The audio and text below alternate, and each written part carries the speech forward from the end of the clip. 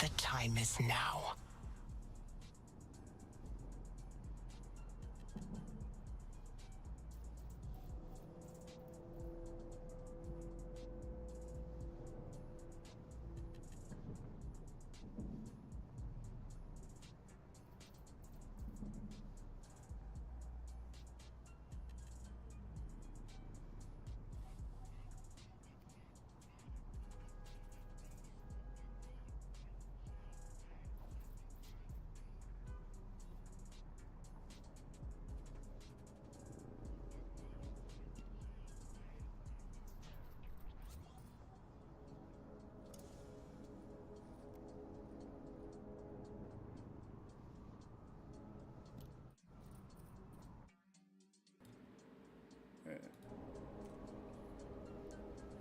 Old haze might be a thing at the moment.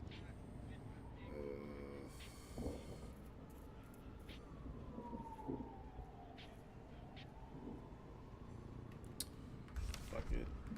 I haven't played haze in a while anyway.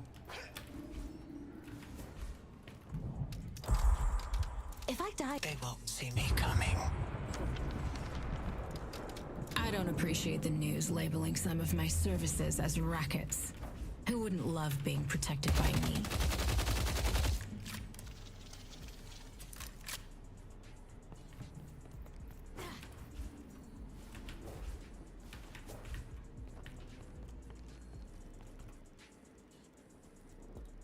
Why is this always street crawls?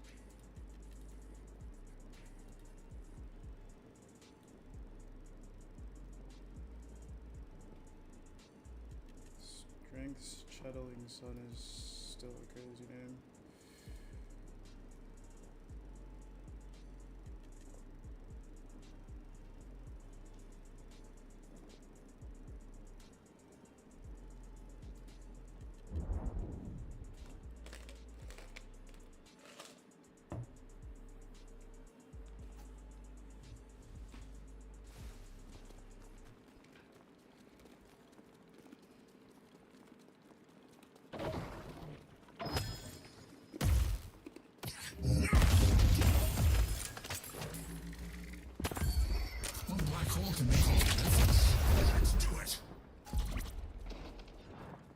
That really takes out the knives too?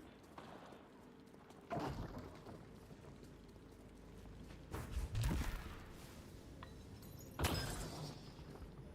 my god, it's literally a dispel magic at tier 3. That's insane. Wow. Didn't know that.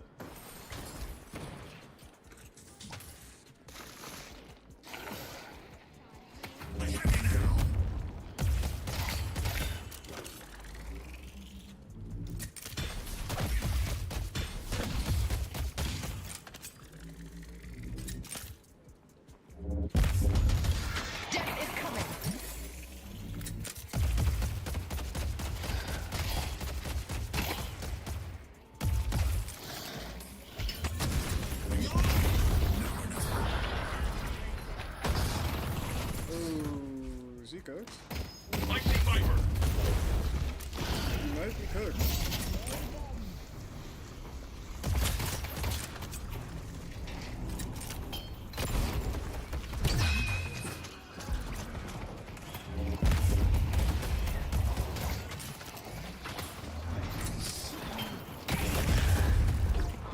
He has so many charges, holy shit.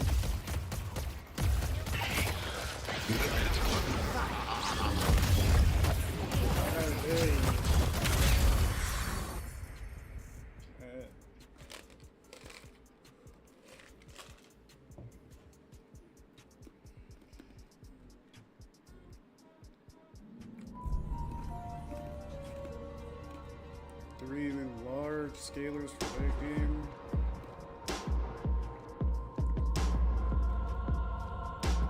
Honestly, it might not be that bad.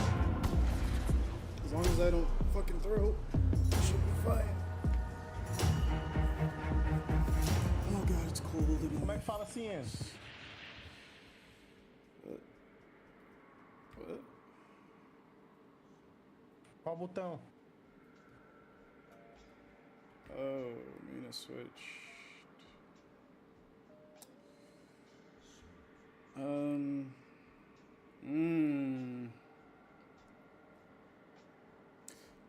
Okay. These guys really want us to not win this thing.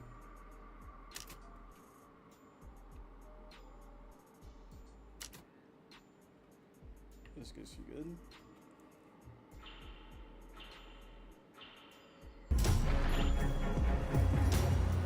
I don't know what this guy's doing.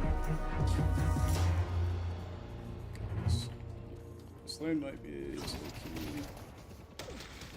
There's literally bleed and fucking burn. That's actually is.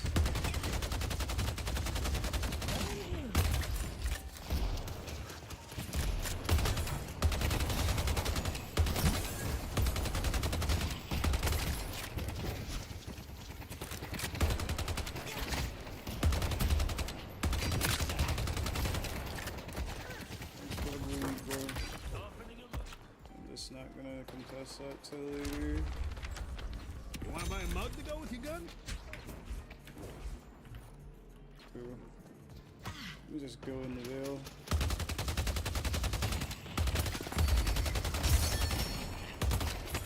You'll be running from me in no time. Oh! That comes in many forms. There's nowhere to hide. I gotta hit the heart curfew. Oh, yeah, I'm not doing that no more. This guy's. Oh. Lash breeze.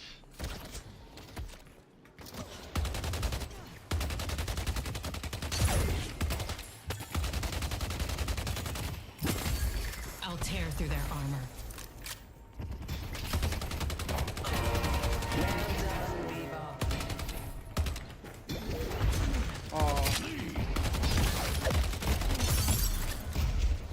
That's annoying.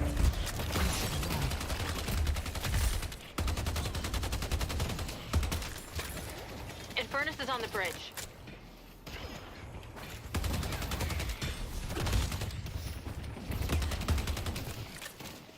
Well, this game might just get extra harder.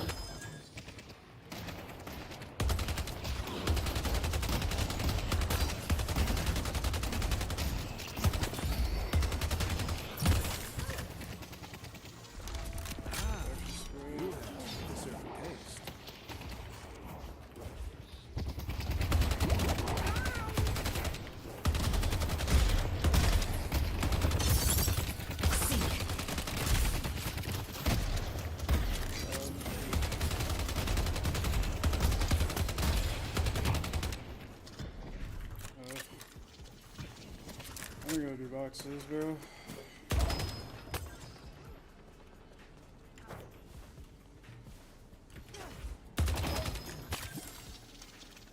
Ground strikes ready.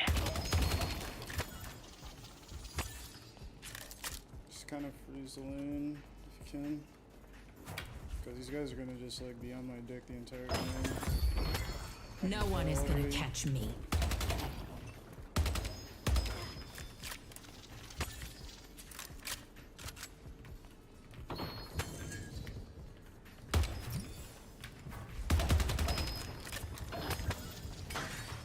Come back.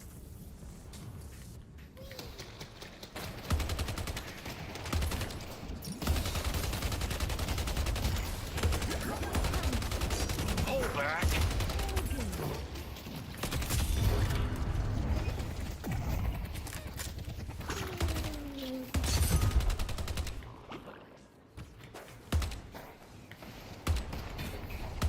Find them.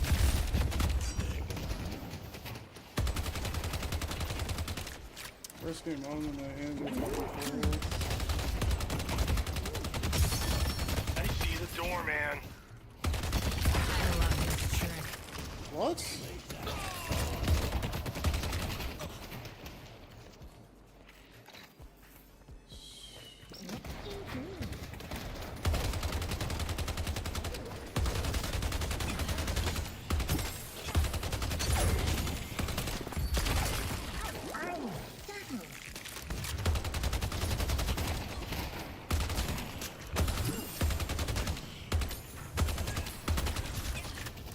clear this way, we can go both. I wanna get both.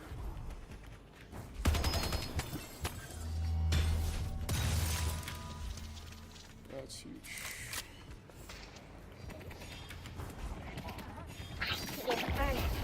Oh. We're winning this.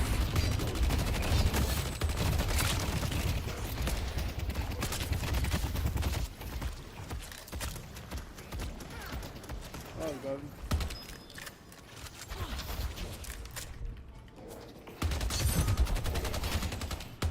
I need QSR. I also need a champion ammo knocked out.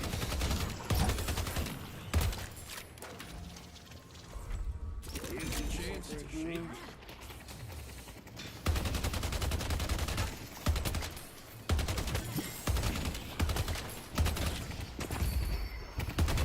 Dealing. I see Shiv. Cards out.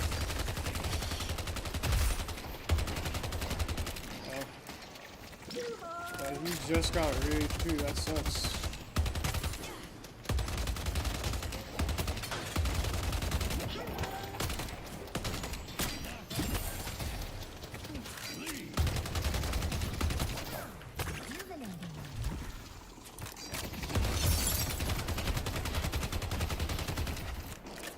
Yeah, he's gonna crack it real good.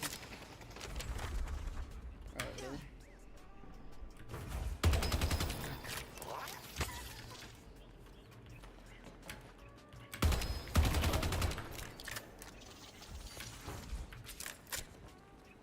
You got some like a little bit lower we can kill them, but I definitely need enchanters here.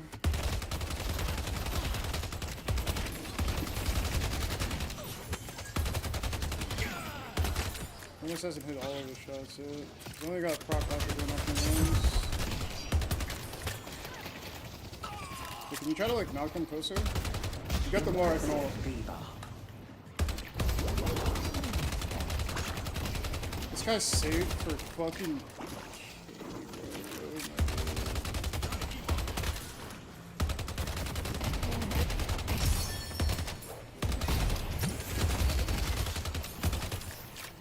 Okay.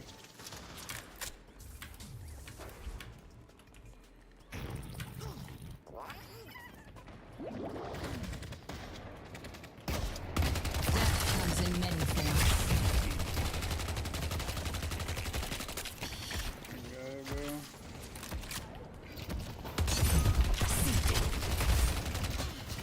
This is gonna be fun.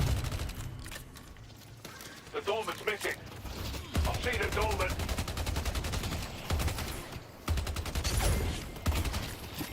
They're playing so safe, but yet they're not. I don't think so. Oh, this trick. Good shot.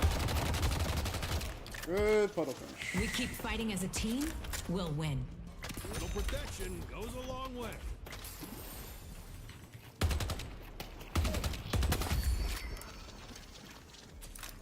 Shiv is missing. I see Shiv. And we're gonna go do our Hyper beam's series. almost ready.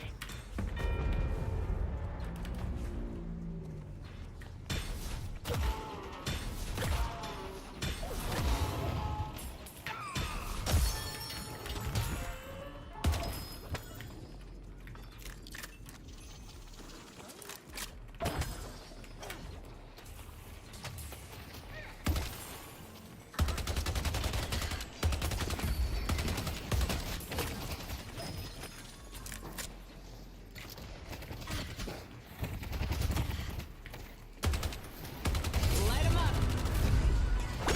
Keep rocking,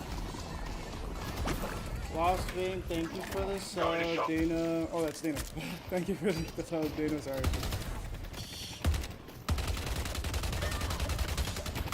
I don't miss. Of course.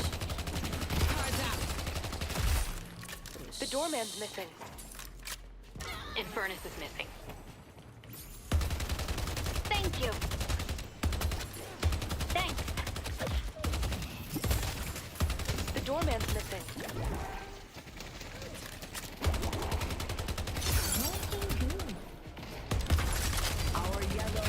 Guardian has been destroyed. Really not getting any lucky cards here. Holy fuck. Mid-boss has arrived. Tell Kev I said what's up. What's up? Yo, Lash, can you come? We're winning this. Why not?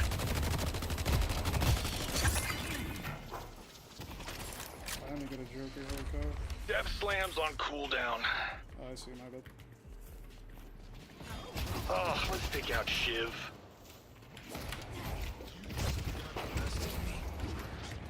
The spirit earns. Stay where you are.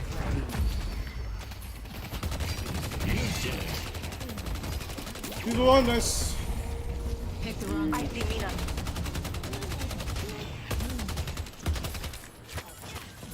Thanks, Lash.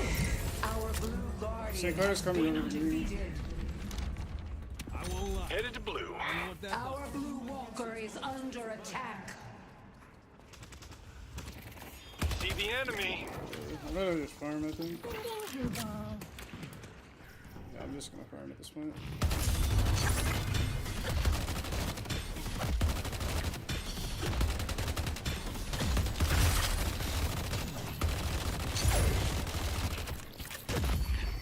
My mind is a weapon.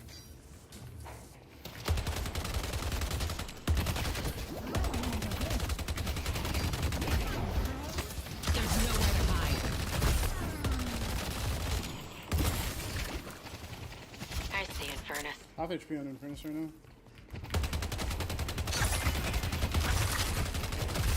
Very low, very low. I rolled in 50.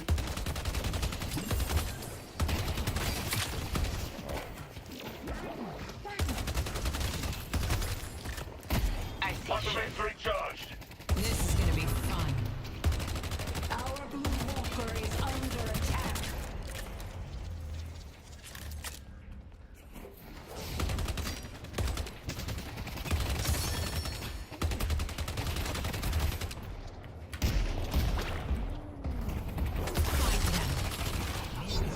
Now you see me.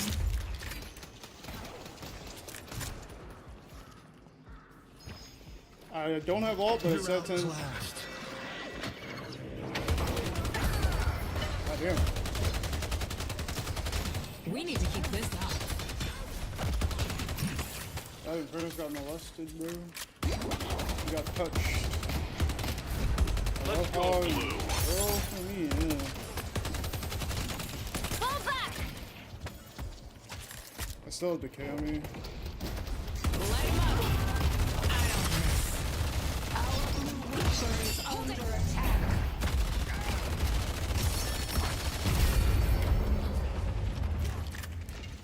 Alright, that was good. Why are we didn't feed that lane? We're trying, honestly.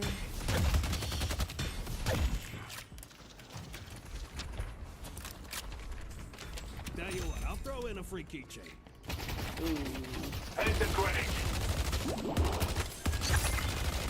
Our yellow walker is under attack.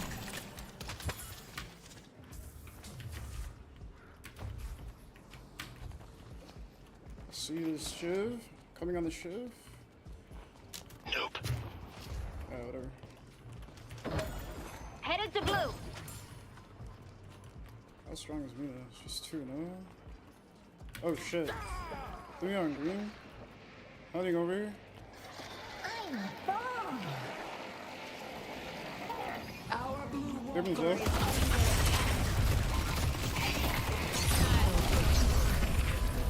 There's no one better at what I do.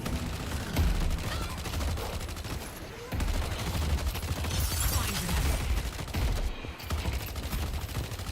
Animating defensive.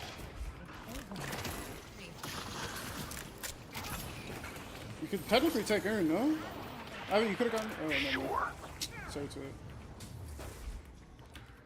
They're about to get lashed. Yeah, I was about to say far. I don't think so. If they got Aaron like a while ago, I think. Headed to green. I don't think it makes sense to do it now. Need not help. there. I don't think so.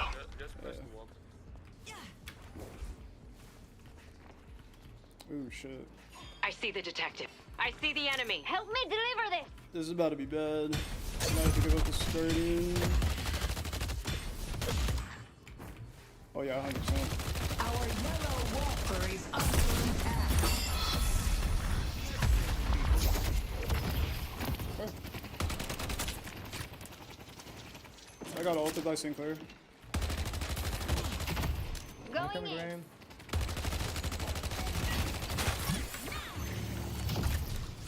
Thank you for the heals. I need to. Take him down!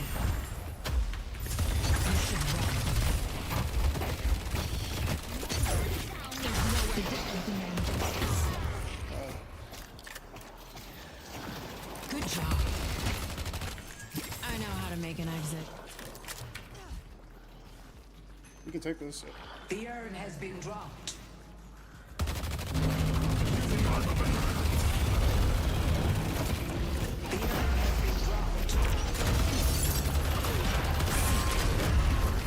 Gotta move! They delivered the urn. That's okay, I guess. We did get Walker out of that. I think that's huge. We might lose Well, Blue. someone's looking to make a statement. I'm gonna save up for disarming hex. Sorry, not disarming hex. No, But thank you, mate.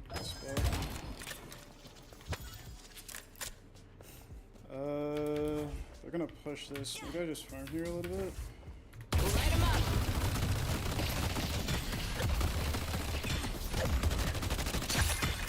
So Loki, I might die because St. Clair is strong at the moment. And I'm very low.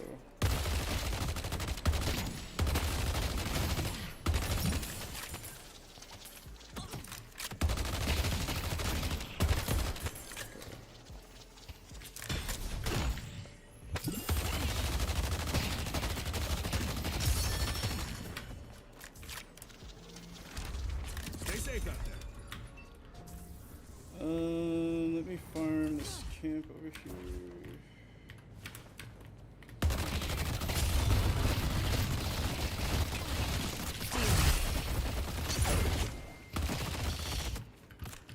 And the lash agrees. Good. I'm here, don't worry. Take this gift.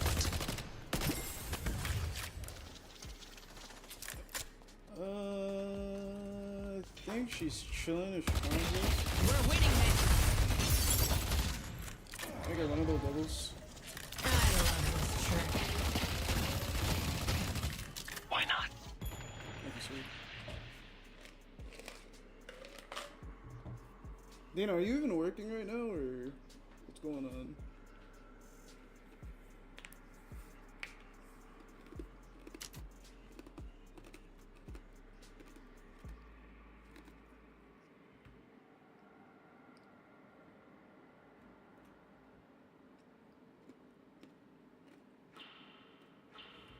Ah, but you're chilling with the at work with Kevin, right?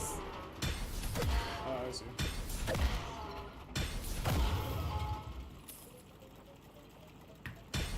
Tiana's on too right now too. She don't gotta work today. I could go yellow, but I feel like there's so many people already there, dude. Fuck. I've seen it, Dolman. No. Let's go to York. Ready to show them what Lash is all about.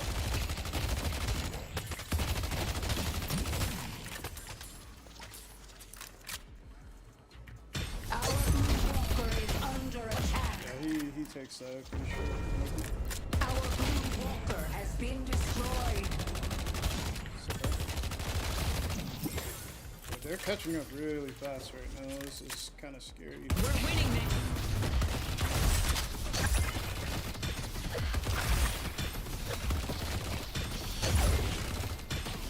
Clouds out!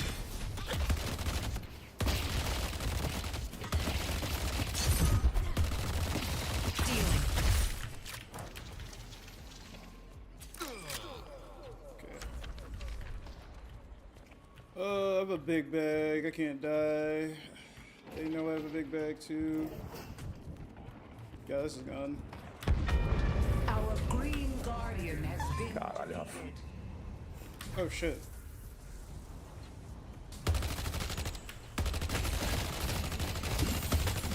Driven and Furnace might be going to blue. Might TP also.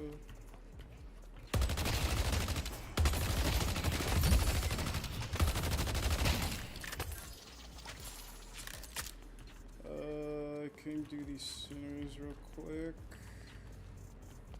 I just do not want to die here. I've got that 1K bag.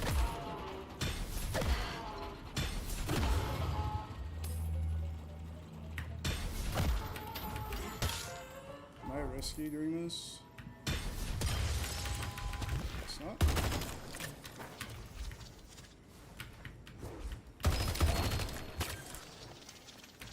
I'm a giga farm now. Let's go.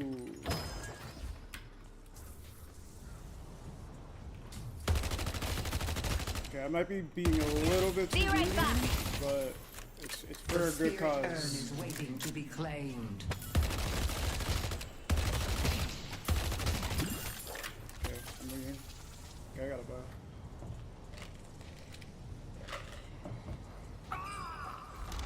Alright.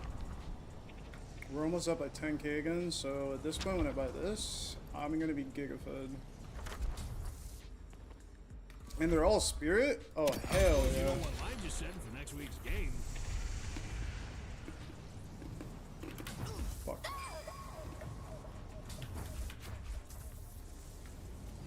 My team is chilling, they do not need me on green. I mean yellow, I am colorblind. Your arcane mastery will grow. I guess I just keep farming. Team really doesn't need my help, there's a fucking giga fed. Having one of those good days, I guess.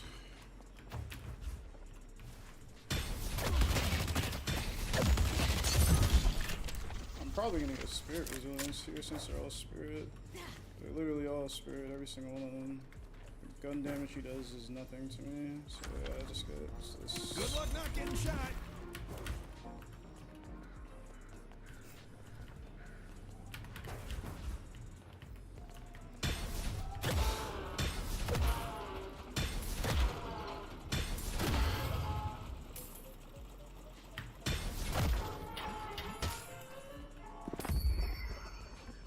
Handling something at the moment, but once I'm free, my squad and I will pull up your stream, add me on Discord. What?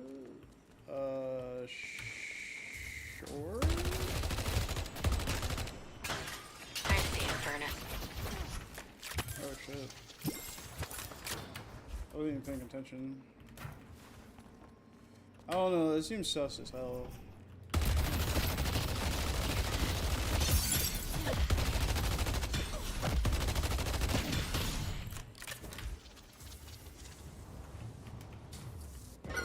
They're gonna come here, pretty sure. Pretty sure they just used all Going to shop. so if they tree me, I'm gonna kill him.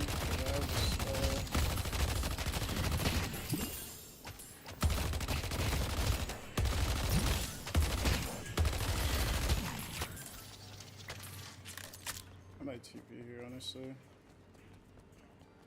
I'm probably gonna TP. I'll just get improved speed and TP, like I said. Alright, I'm TPing, Excellent bro. graves. Let's take this walker and get her in. I'm here. They might take green in the process, but let's get this walker and get her in.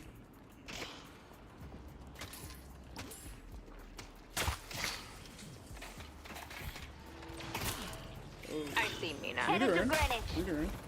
Is this in Furnace? Lash breeze.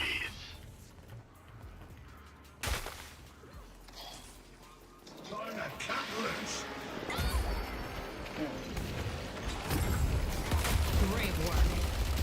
Our green walker is under attack. Find them. Lift it.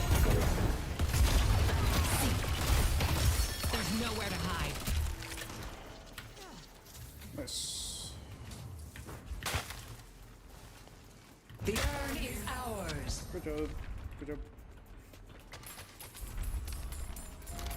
Dramatic, stylish, I love it. Okay. Only thing we gotta do here is just not throw, and it's kind of just free.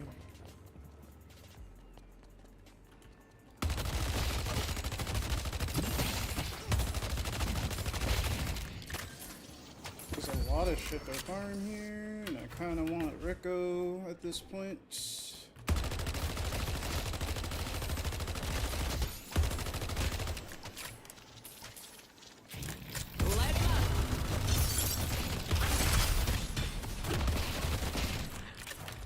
Go bigger now.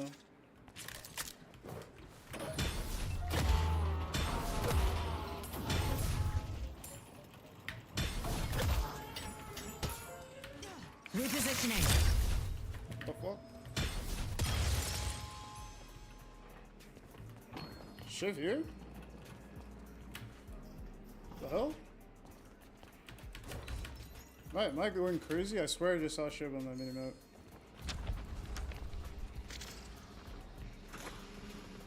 The spirit urn is waiting. You're mine. And I'm a bunny. I bet the kids at Blackmore are gonna talk a lot less shit now. Find them. Fuck your knives, bro.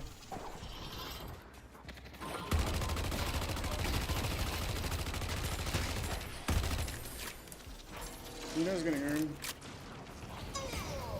This is gonna be fun.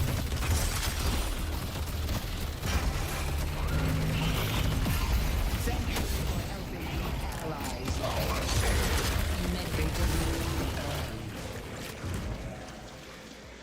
Doorman. I see the doorman. And Unforgettable. Can we help him?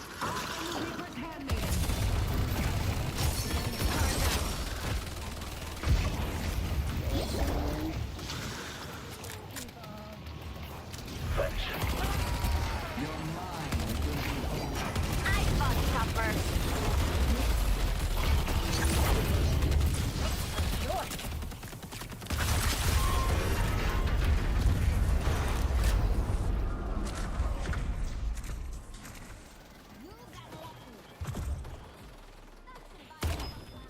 Okay, we could do. Let's go mid. Yeah, we could do mid.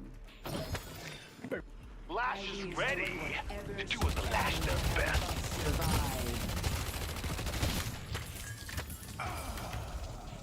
Nice hook, bro. Nice hook. Thank you. You know it's clearing blue. We could do mid. I'm gonna go do it. I think me and Lash need to take it. Let's go mid. Mid. Or not. You should run. I love this trick. There's nowhere to hide.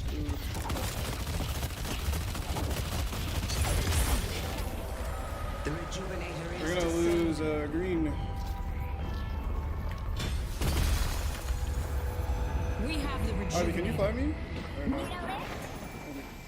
Our green walker is under I'm gonna help this kid.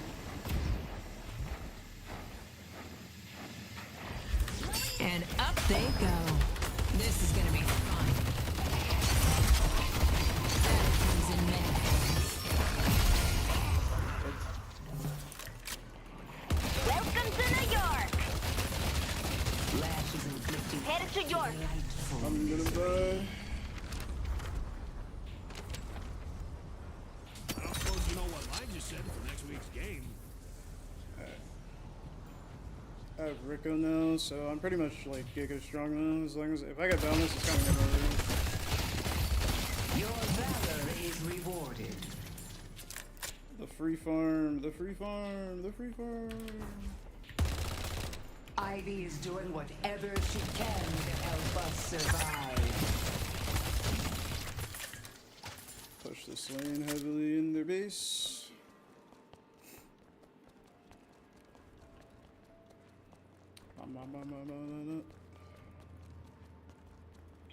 They're gonna clear that out, so I just go blue. I could get balanced here, but I don't think I'm gonna be able to. There's nowhere to hide. That's game might flip you over. For your pitiful life. Thank you, vehicles. I got him.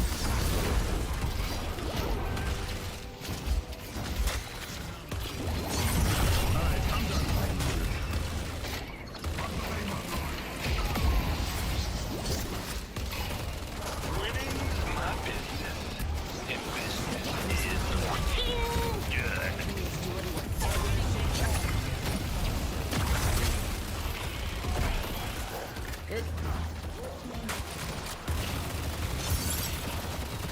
You should run.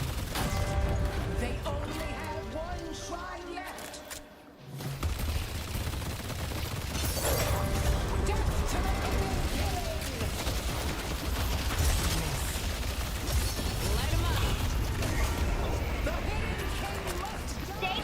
Stay or not? We have three up. We have three, no? Oh, Bebop up though. The spirit urns waiting to be claimed. I'm done.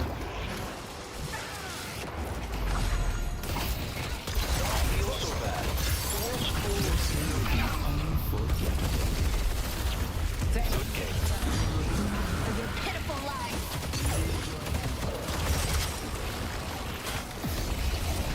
Locking him down.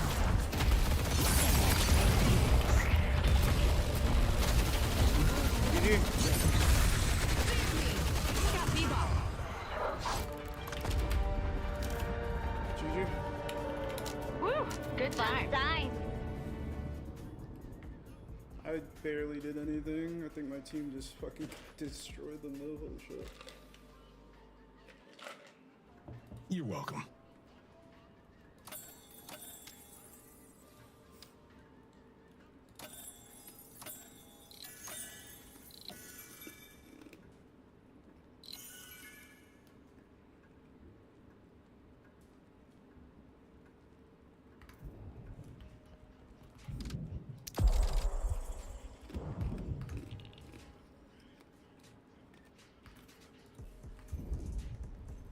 Alright, hold on.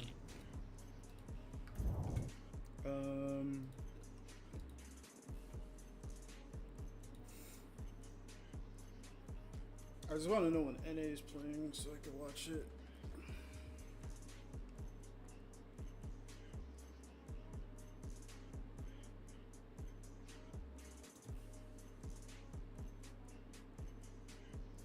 Okay, it's still EU being played, so we didn't really spoil this.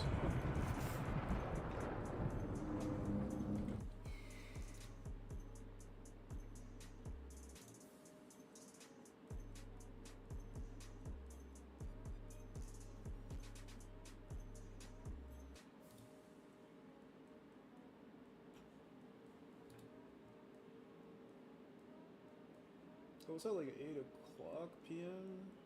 EST? Is that right? It's like 6 my time. Okay, I guess we can watch it around that time, that's fine.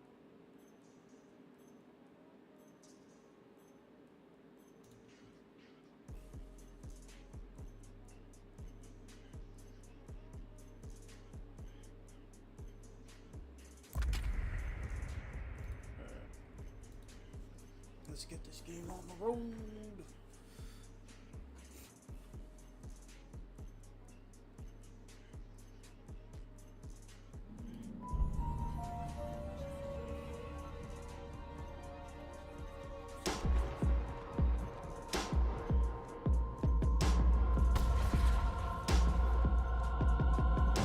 I didn't realize we're listening to Celeste, Calvin, Graves. We had a lot of these two literally only get online late. Well, Venator is kind of strong early. Same with these two. Same with Lash. But they have seven Celeste, guys. Oh my god, this song is like. Alright.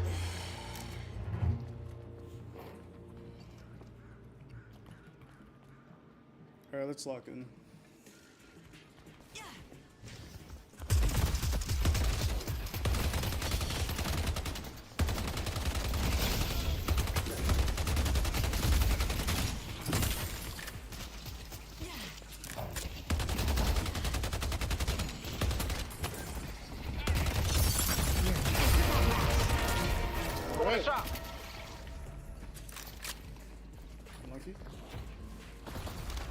bit of advice.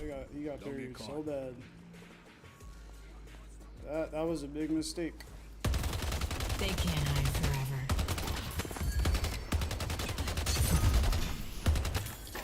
I'll seek out our enemies.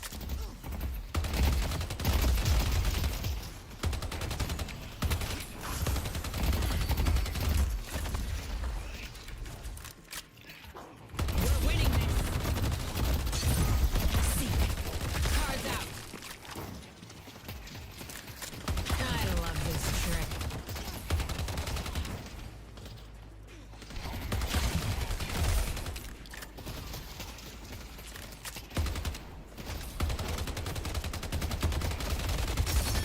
There's nowhere to hide. Half HP until then.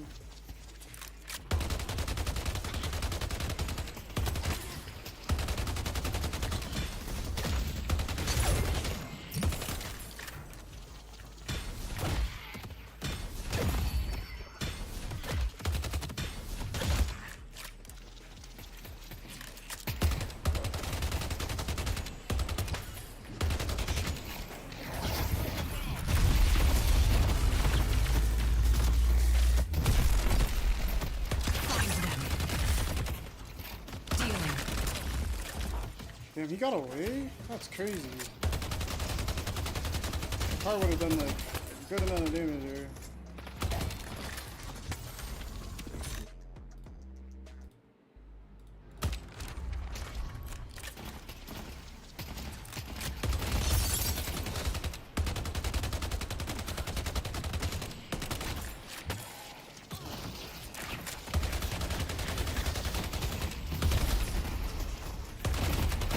You should be done.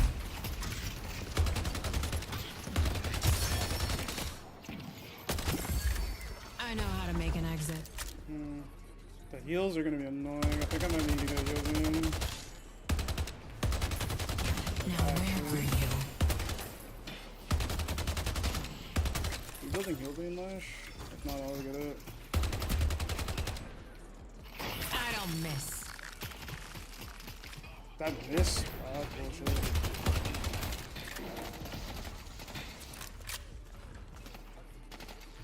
I want to do boxes right now. Fuck.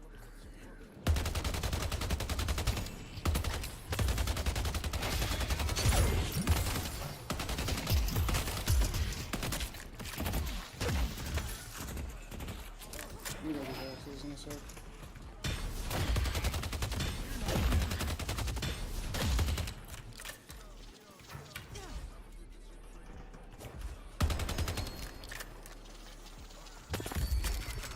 They're not gonna like this trick.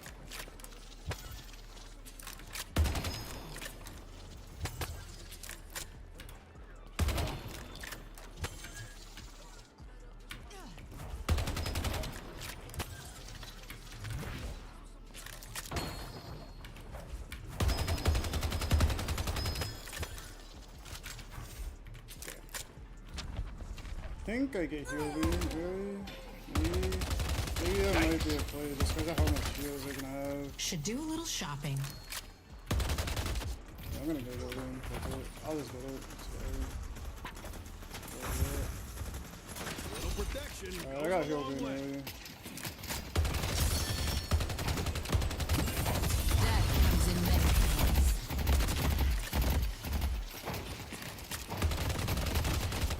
That comes in many forms. Getting both.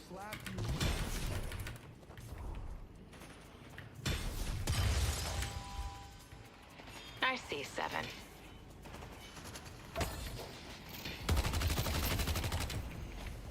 I see the enemy.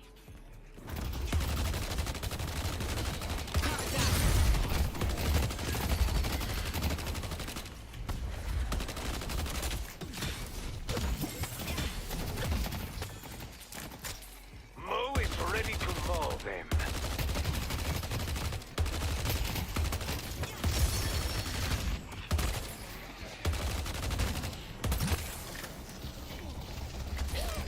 Light 'em up.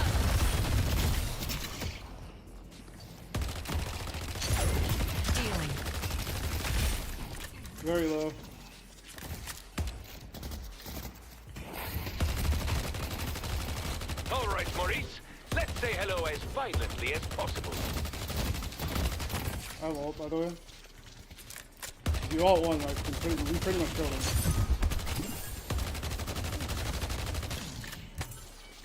I see Geist. Oh my god. We flashed a fucking all here.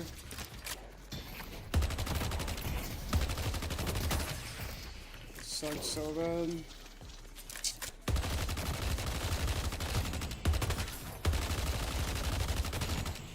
On my way.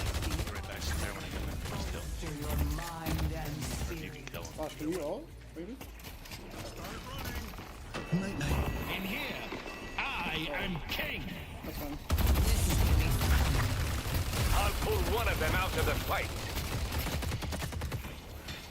It's all good, we lost, don't kill it.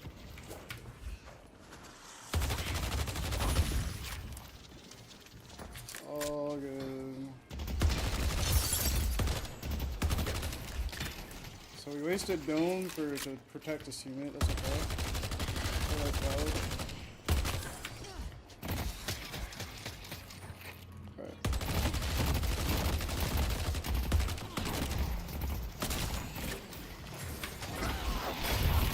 Locking him down.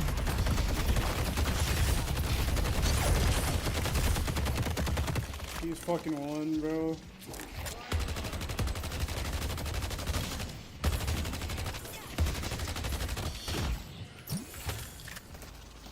I see 7. That sucks.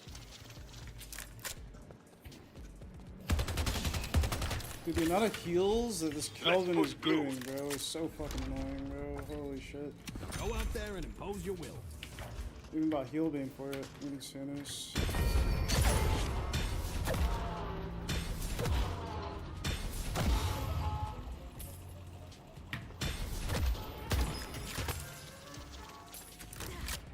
Seven's gonna use all of you. Geist is missing.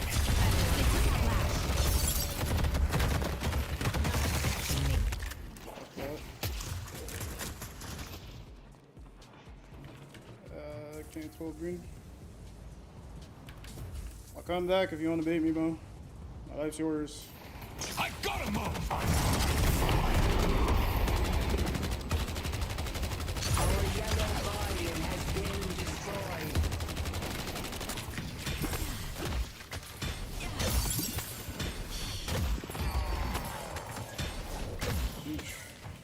Let's find another. Oh shit, we almost lost that. I'll hit as many as I can.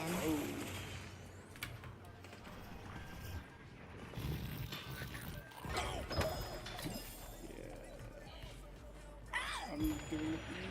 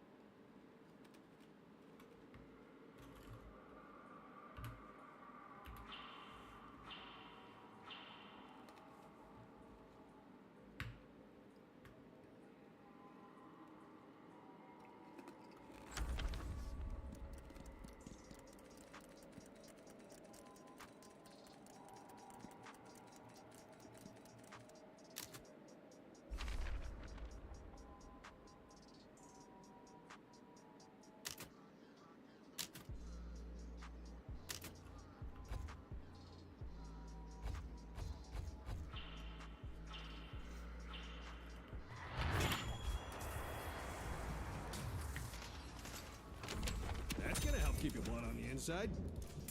I'm just gonna sell this because that didn't help at all. Thought it would work, but it didn't. It just didn't help at all. It didn't fucking help at all. They're gonna take this dragon.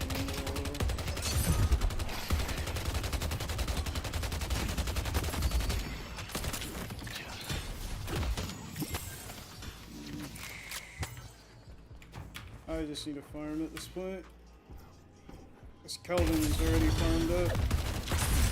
Headed to yellow. Miss. Mid-boss has arrived.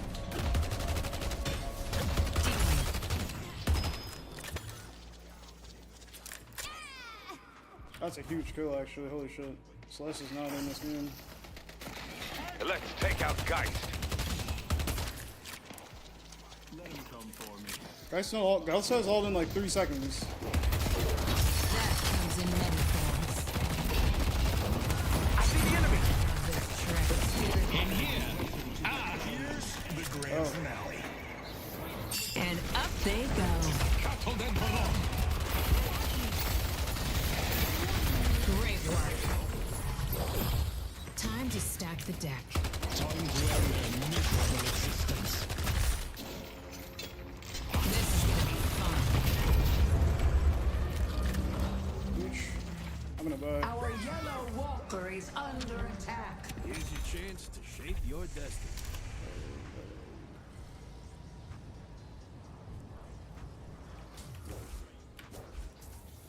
On my way to yellow.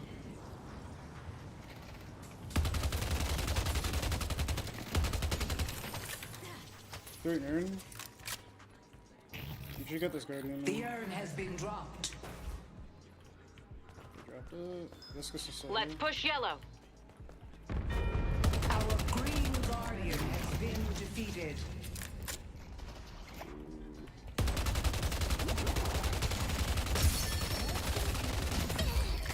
Gotta remember to use this after I have someone lifted. Wait, we have urn. We have urn.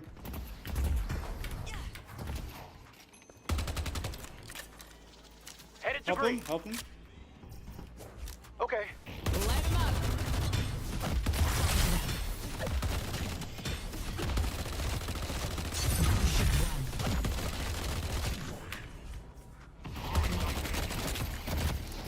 The urn is ours. That's okay. I'm okay with this. I see the enemy. There's about all here. Our can't yellow hold this. walker is under attack. Weird. We're winning this. Cards out. Our blue walker is under attack. I love this trek. Our yellow walker has been destroyed.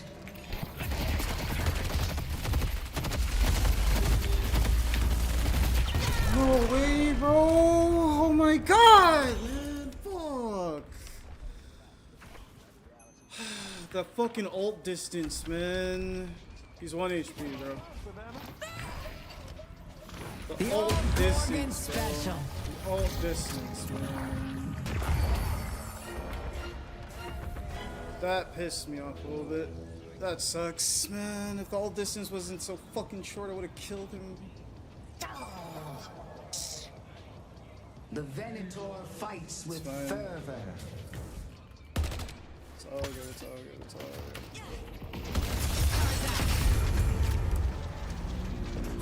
It's fine. We're chilling. Thank you. Such arcane mystery she will show. Alright, we're gonna have to hardcore farm now because the 7 just got 14k.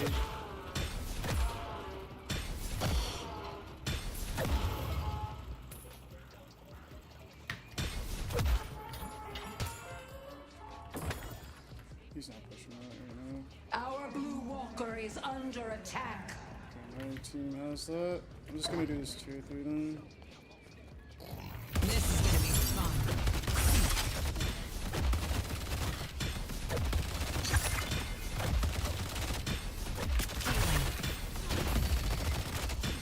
They're about to find out who they're messing with.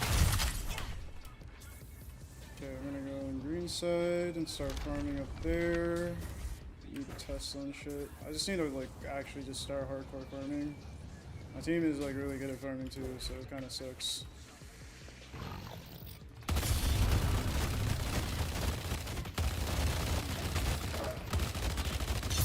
That comes in many forms. I don't miss. I hope we find someone Our walking blue alone. walker is under attack.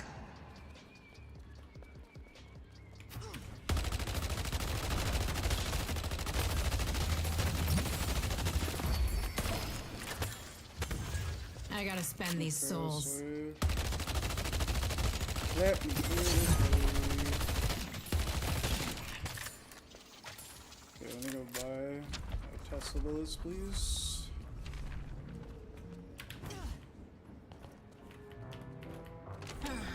Good luck. Yes, 7 has to go Viper. clear blue. 'Cause Slaughter there's them all. everybody over there. I'm gonna just like literally shred this market with it. Could probably shred this, I'm not gonna lie. Push both at the same time. Let's get to That's work, fair. Savannah.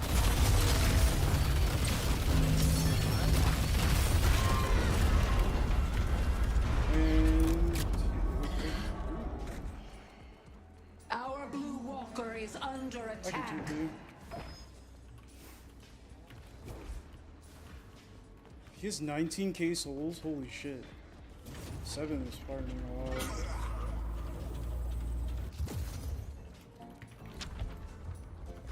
I need MM like ASAP. 7's farming up a lot. We should try just invading the jungle and bully him. Yeah, at this point. Except we have this as a Probably on the left side. Bro! Fuck off, man.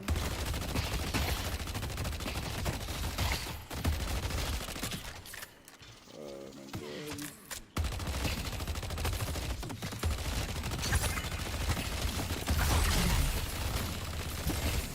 I will be delivered to the I'm trolling with that shit. He's gonna be such a problem.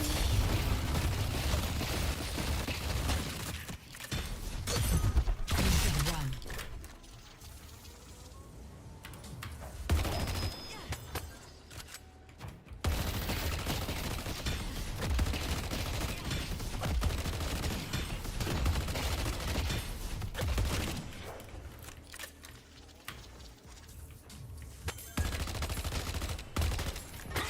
I see the enemy. Yes, Sinclair. Show them your greatness. There's nowhere to hide. Wait, what? How the fuck? Enchanters. Enchanters is a strong ass item.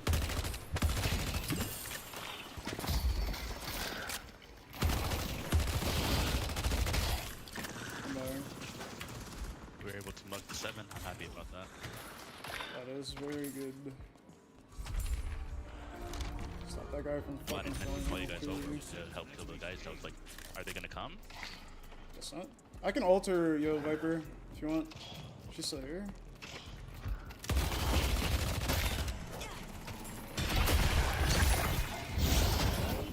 We're winning this. It's Graves, man. Yeah, I know she's annoying. That comes in many forms.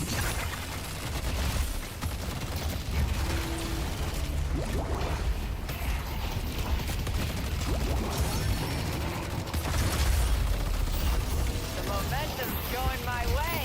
We'll win. Headed to Broadway.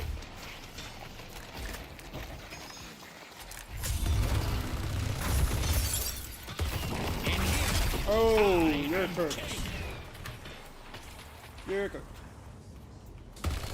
He's cooked. Help him if you can. I got ult too.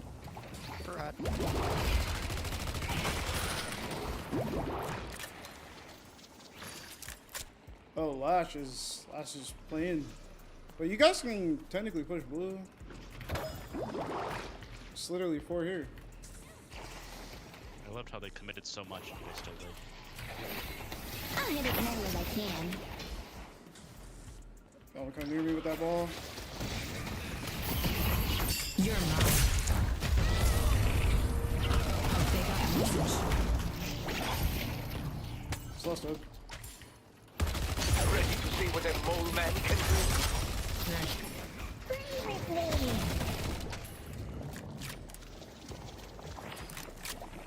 Headed to York. Let's push green.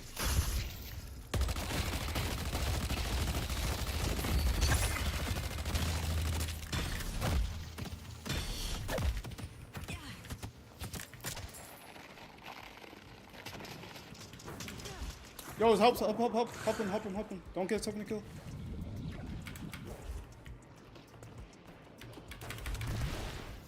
Help no. Mo. It's not safe in there.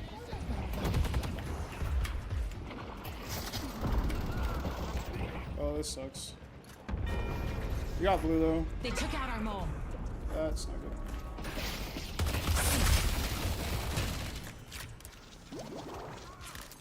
Stay alive, don't die here. Oh, big ult!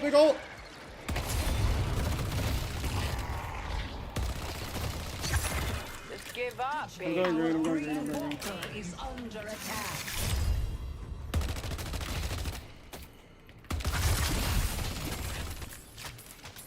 You got her in? Pull back.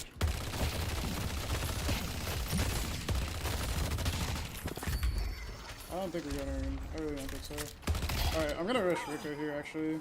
I'm just gonna rush it. I don't even care. Push green, we could probably just make the whole like, on the map right now. Pretty strong. I'm gonna make them Someone come is up to blue. here. I see Viscous. Graves is here too. Oh.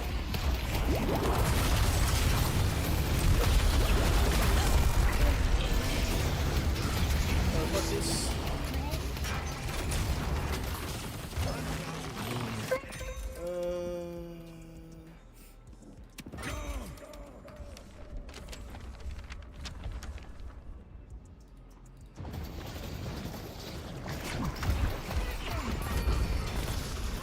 You got the walker. Say hello.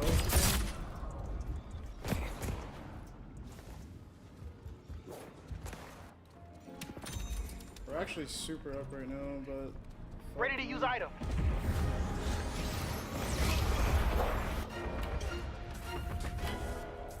I have to defend green. God. Our blue walker is under attack. Light him up.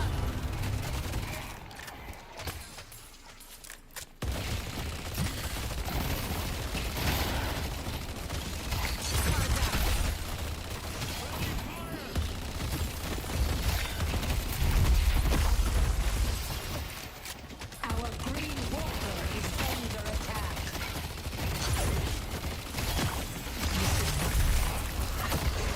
I'm out of here. Defend Greenwich. Yeah, they're going crazy here. They're going crazy.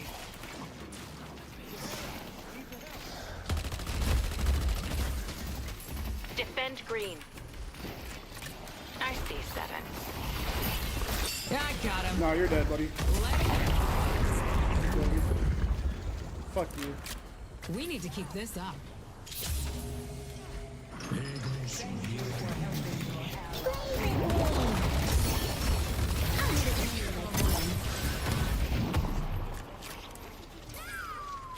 Alright, I'm good.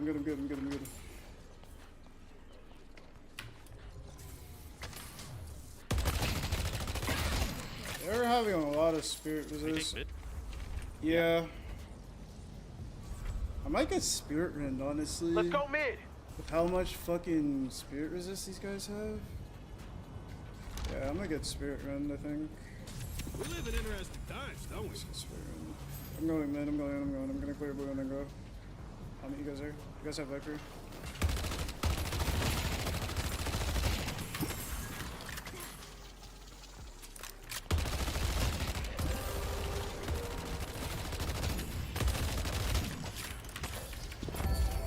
I'll ice. The regenerator is descending. I see 7.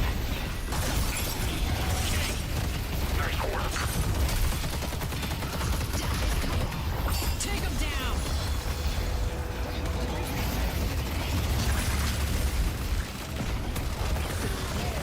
Let's take a kill. Our green walker is under attack. Our green walker has been destroyed. I'll hit it as many as I can. Oh fuck. Help him? I'm gonna clear loose. Death brings consequences once more.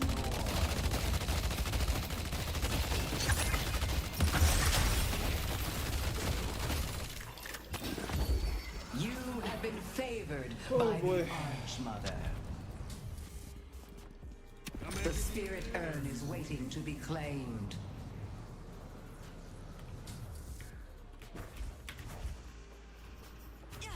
Is Mo dead? Are you good?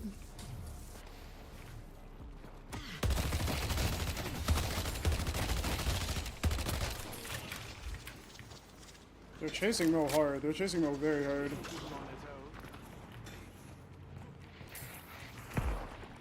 Guys has ult. Guys has ult.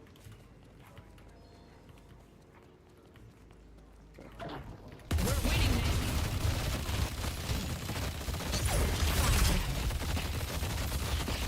There's a lot of farm in the map. We should be taking advantage of it. Yeah.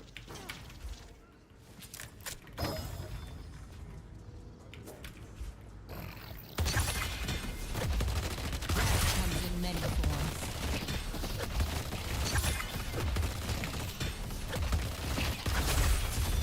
See the enemy.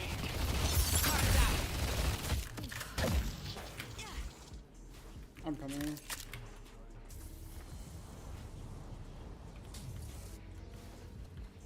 Oh, that's...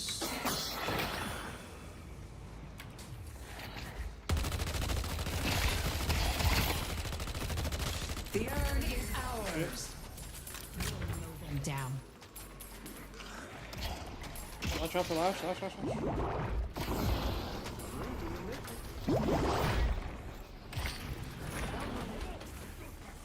I'm gonna go to center, dude.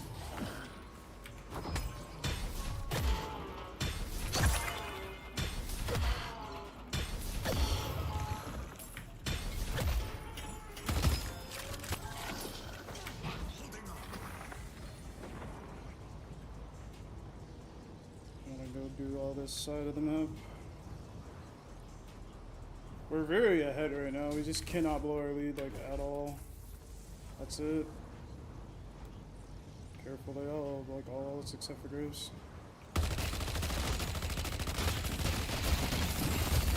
The Archmother extends her hand to you. I'm gonna go do our doubles.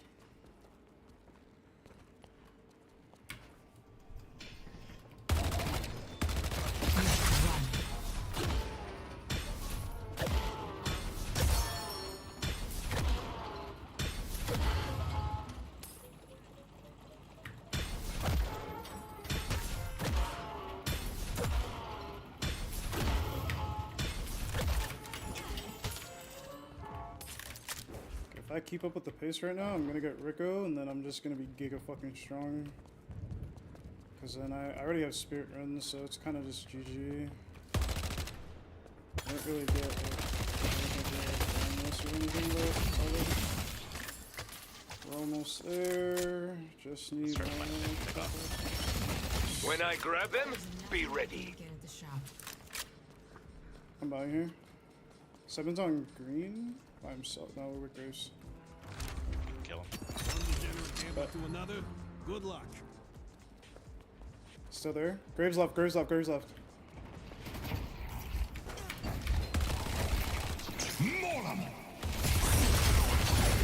Rich. Stop 7. I'll clear the wave. Just focus on pushing. I see Viscous.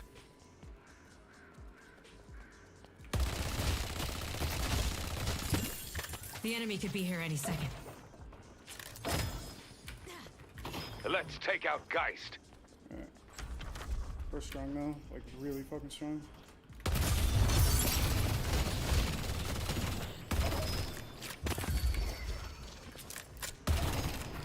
Need a build up for fucking,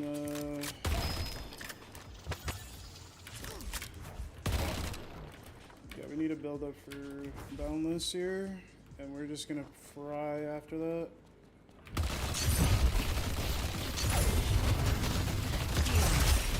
Okay. Just start getting that now, actually. Good luck completing the ritual. I need that gun buff. Not today. He didn't call it. Thanks.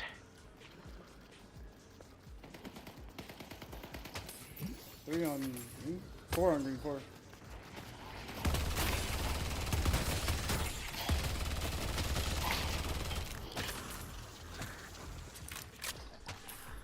The spirit urn is waiting to be claimed. They're in like try to force a fight. They took out Sinclair. This streak going.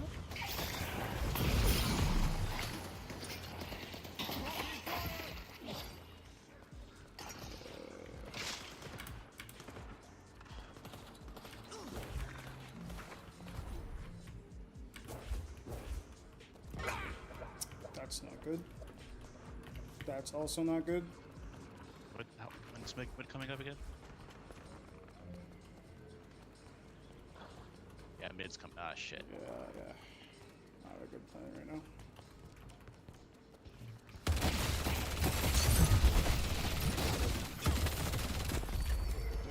Mid-boss has arrived. Should you guys contest it or just play it safe? We don't really have anything that really crucial to help us. Slash is him. I'm out. Under attack. Yeah, Viper. Flashing him or what? Yes, go for it. Let's take out two boys. Is descending.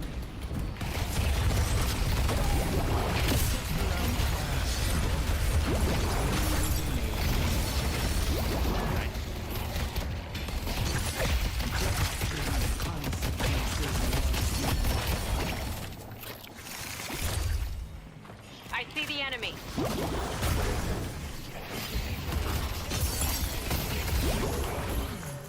No more rejuice for anybody? The rejuvenator has expired. I see Viscous.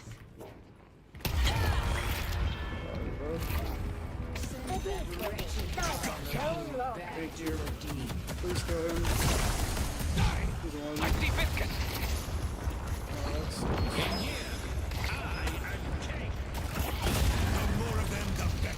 Sorry, didn't have any support.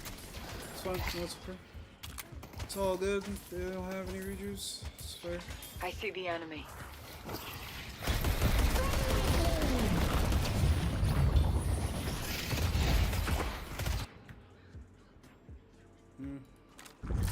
Let's take out Kelvin.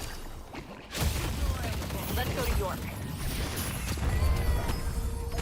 They would have last 2 minutes in a prison. I see 7. Has been dropped.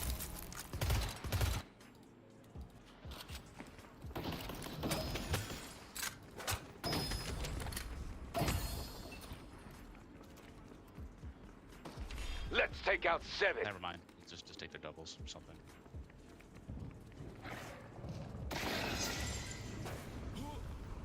Help me deliver the thing.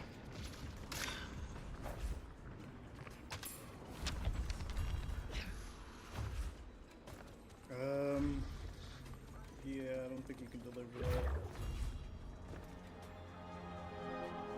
I can clear yellow.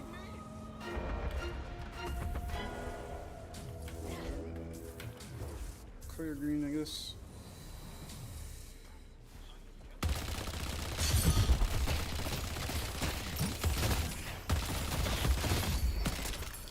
Sometimes there's things to be said for brute force.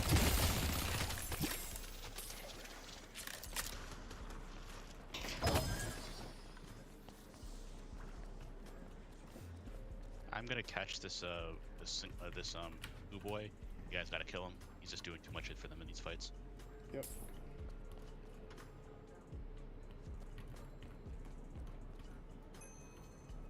We have a lot of sinners on the map. We should be taking that.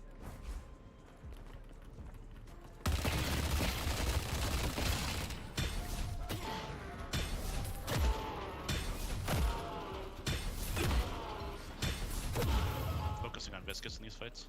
You throw him over, Flash. I'm here. Oh, it's Kelvin. We're kind of weirdly positioned right now.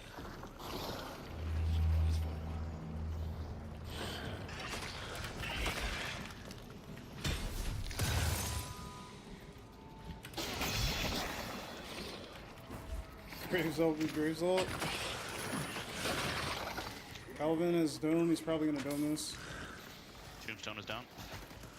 Earn reset, by the way, guys. They took out Viper. I see Biscuit. I got Biscuit. Please kill. Oh, bro. The Venator fights with fervor.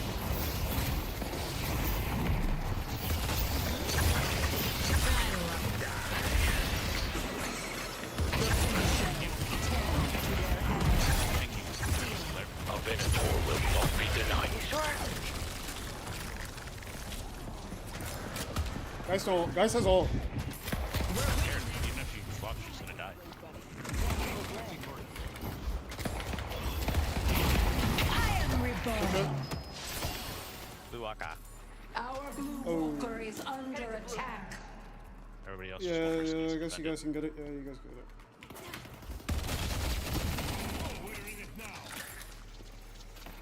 There's his ult.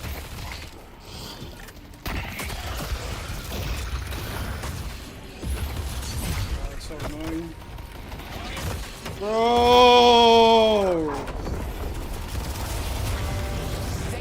Oh my fucking god! I'm gonna fucking tweak.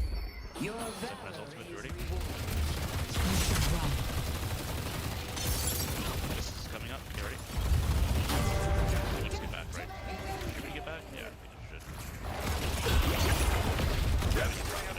Down.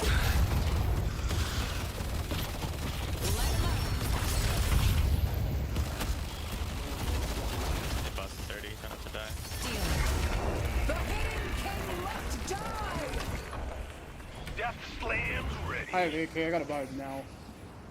No. I'm gonna have 2 important buys here. 2. One degenerate gambler to another. Good luck. Aw, you're trolling. I don't have enough for that. Okay, whatever. Doesn't matter.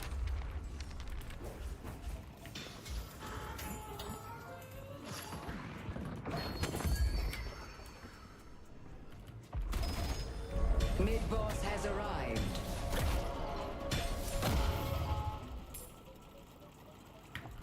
I'm with you, Lash. If you throw anybody at me, I'll grab them. I'm so fucking $200 off. I see 7.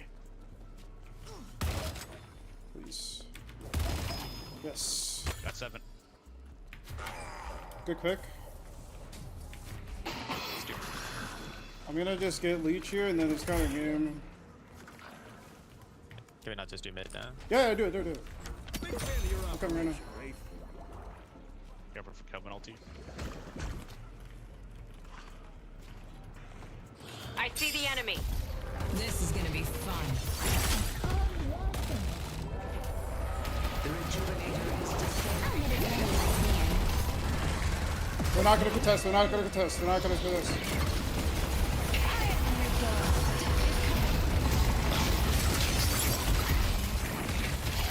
They're down. Oh, she actually contests. That's crazy. That was dumb. The Venator strikes fear in We could push our him in here. enemies. Yeah. That was fun. You need to make a stand and stop them.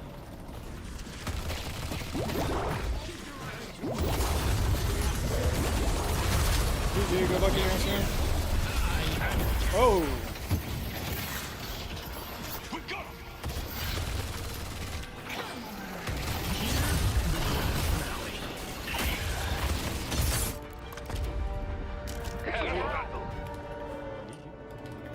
I won't forget that Great lane anytime sync. soon. GG's. The Lash approves.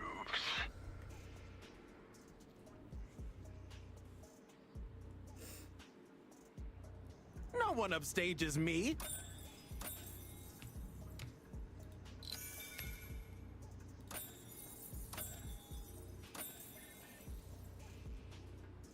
I did 42k player damage, but I just couldn't get kills. It's kind of unfortunate. Whatever.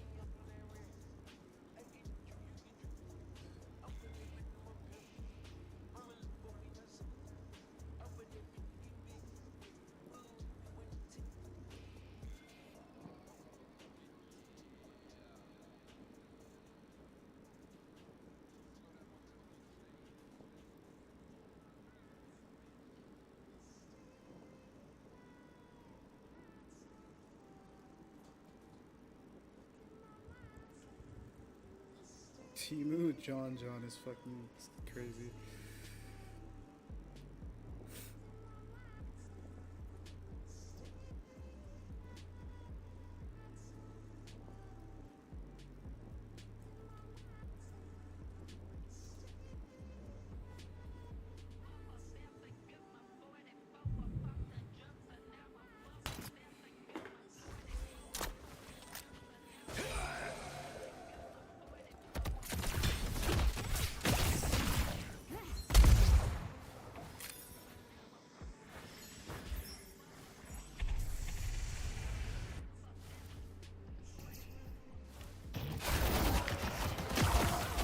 The urn has been dropped.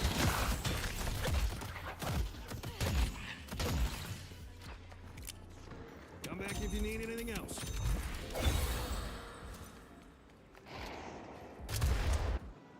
The urn has been dropped.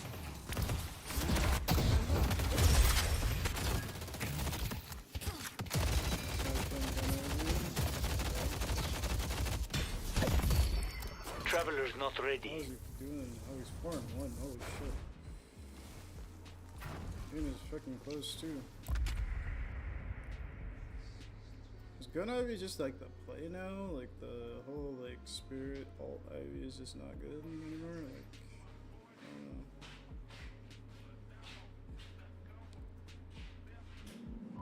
don't know. Oh my god.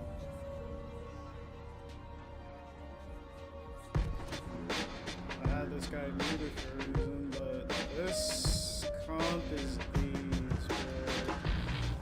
You're torn between your desire to Oh be feared my and your god. desire to be loved. Today you will be both.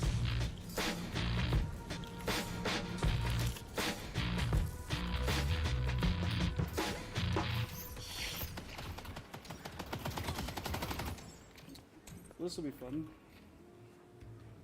This will be legit fun.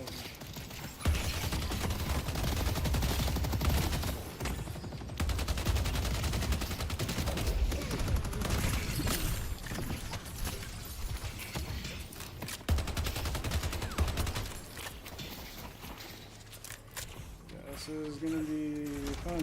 I don't like versing Celeste, but did she get? She did.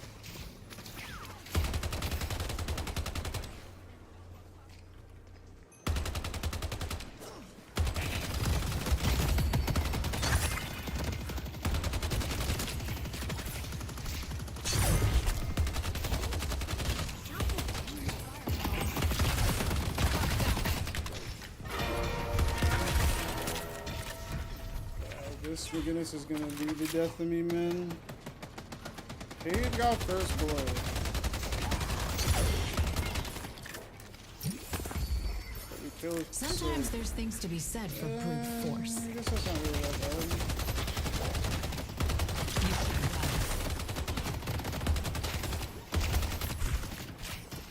Oh god, they have so much wave pressure, it's actually really weird.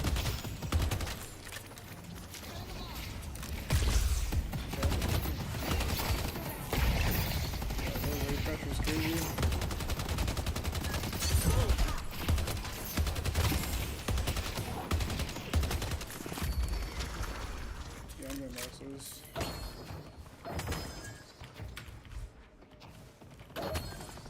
There's no point. They just will always have wave pro. I don't even think I'm gonna be able to get buffed, like, in all honesty.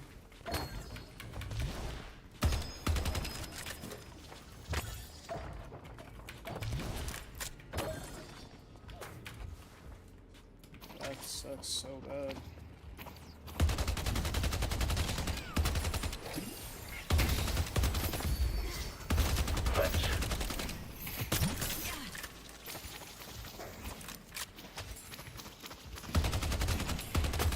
Death comes in many forms. 2 heavy melees will break it. Wonder what I can get at the shop. A little bit of the line right here in your hot little hand. Hi. This is gonna be fun.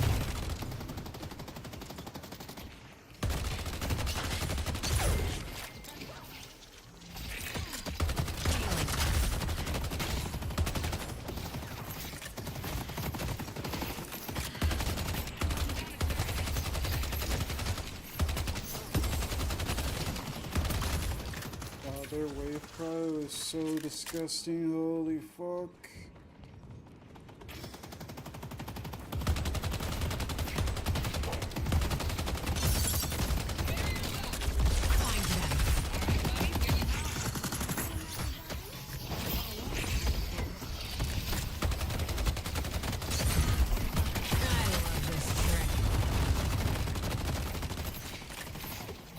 Oh, this sucks, bro.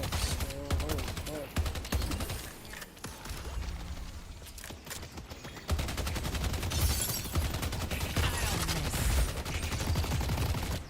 Holy fuck, man. There's just so many turrets.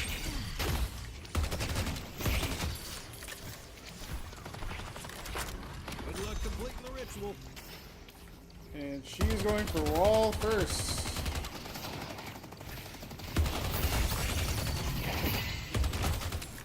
He's legit going for wall first.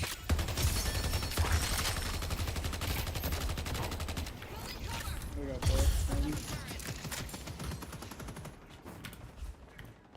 We try to contest it, I guess. She's coming. What? I'm not getting caught.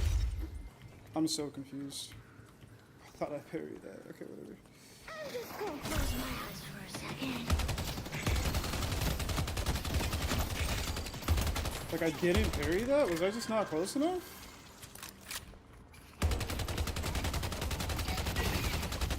A green walker is under attack. Alright. All good, bro. I understand. Thank you.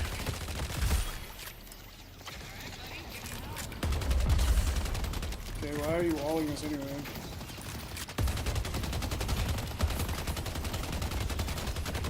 Singularity's out.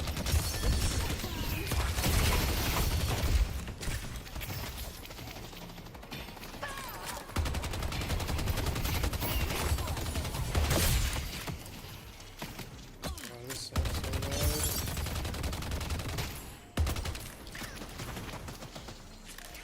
This like legit sucks so bad, bro. This lane is so aged, bro. Holy fuck. Plus she got that buff. What the fuck was that? God damn. Nowhere to hide.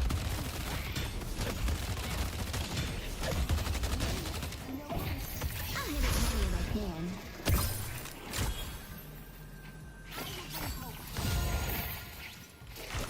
See the enemy.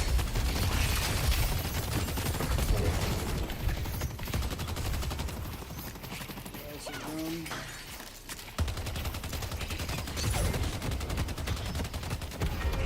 They destroyed the Guardian on Greenwich.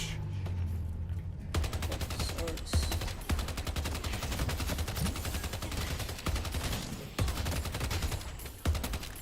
Celeste could be roaming right now, guys.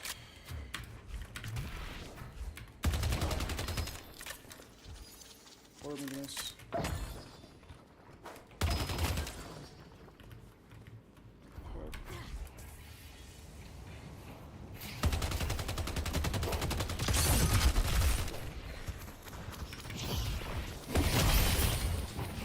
I see.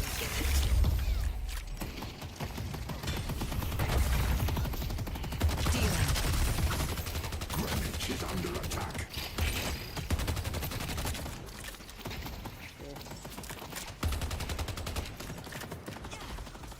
I'm going for their Sinner's Wraith. Yep.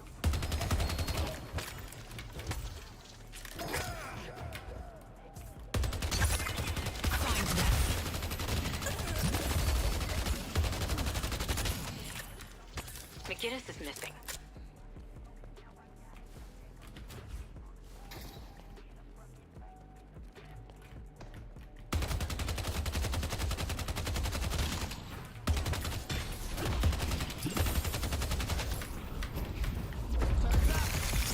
Control is early is so great.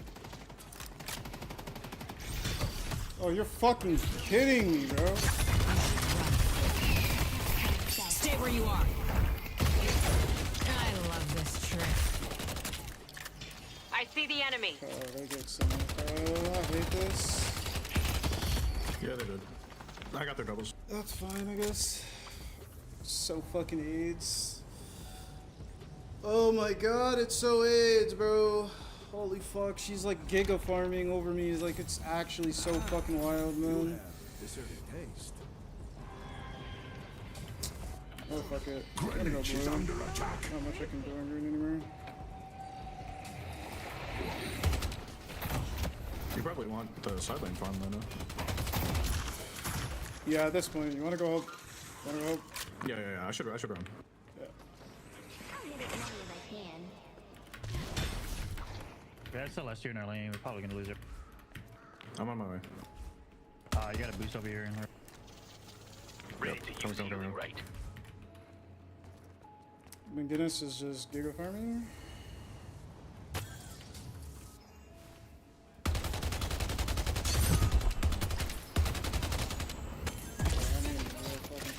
Well. Got both.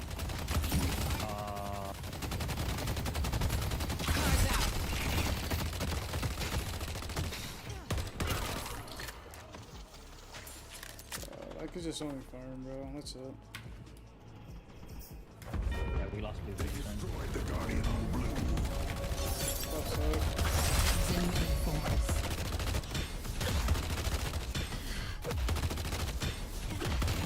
I'm gonna be able to contest that. A blue walker is under attack. Oh, bro, just let her push it in. I'll deal with it when she comes back. I'm gonna wave over here at this point. So they're The spirit urn is waiting to be cleansed. I took the right side ones already. oh, never mind. What the fuck, bro? Oh, I'm getting tilted, dude. I gotta chill.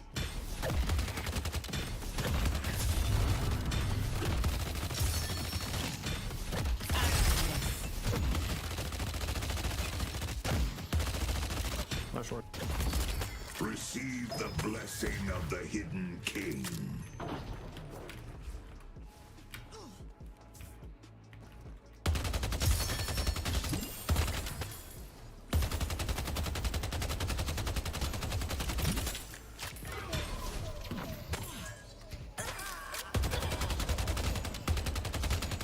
Infernus, your fire will only burn brighter.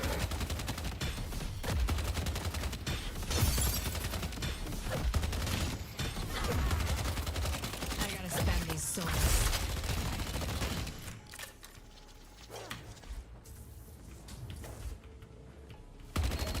This is gonna be fun. Almost him back. Nowhere to hide. Death comes in many forms. I have nothing to say.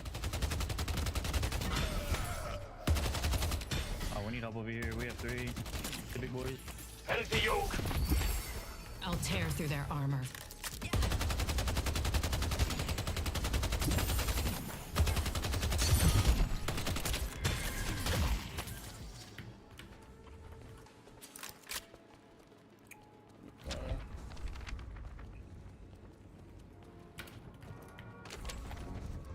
Stay strong, buddy.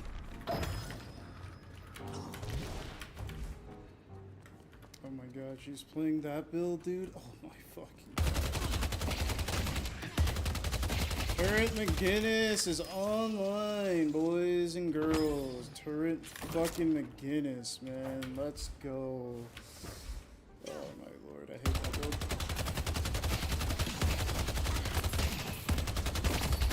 The hidden king's strength will be yours.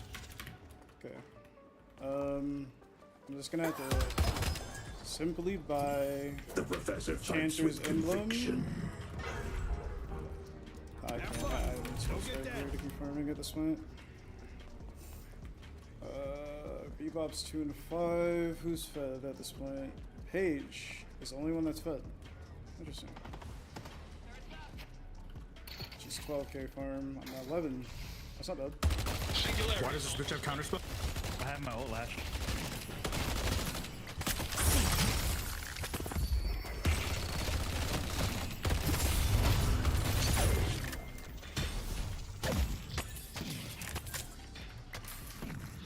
not killing her, but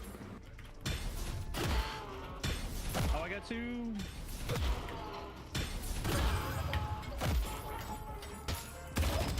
I killed that Yamato 3 times, please. I'll isolate them. swing by anytime. Okay. We're kind of back in the game right now, which is huge. We can low-key 1v1 her if I don't get fucked over by a bunch of turn setups. Wait, that's huge. That's huge. We got Thank you, we blue. did something, dude. Holy fuck. That's huge.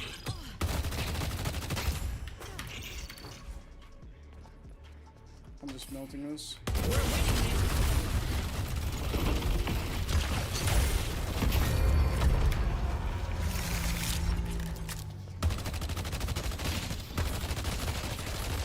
I don't need minions anymore there, everybody. Don't need minions anymore after I get Tesla and Surge. You can literally just completely farm that real easy.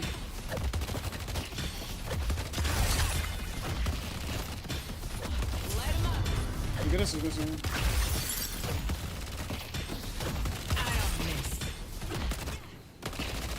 You should run. Is it out? I'll slip through their fingers. Page is missing. The spirit urn is waiting to be claimed.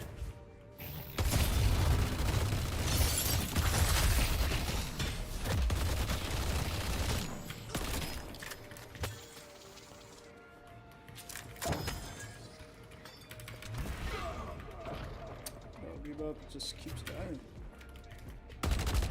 They've taken our yellow copy. They're doing urn, guys.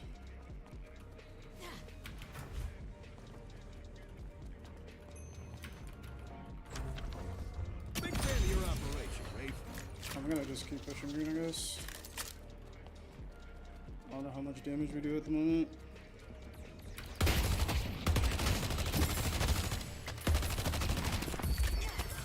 I really do not know how much damage we're doing, but I am farming right now. If I can take this, this will be huge for the team. Let them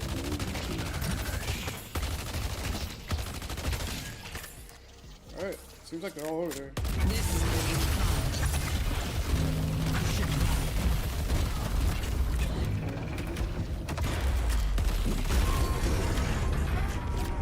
Wait, we got her in too? Oh wait, that's huge. Yeah, I'm gonna go over to blue. Coming over to blue. Oh, never mind. Slash.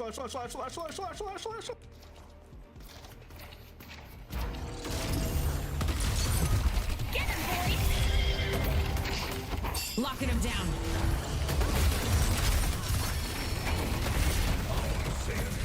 As many as I can. Oh, that sucks.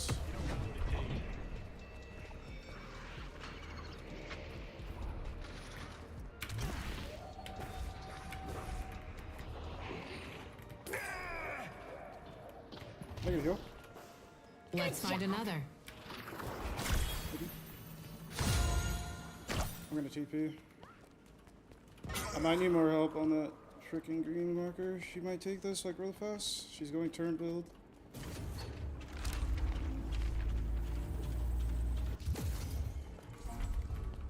I'm just gonna save it for Walker right is now. under attack. I'm going behind her.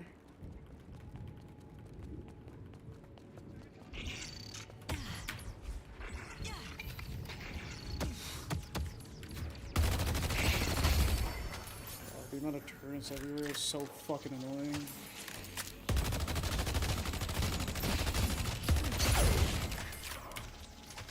Alright.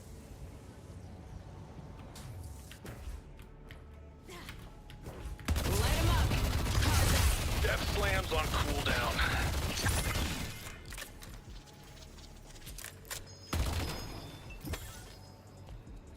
Death comes in many forms.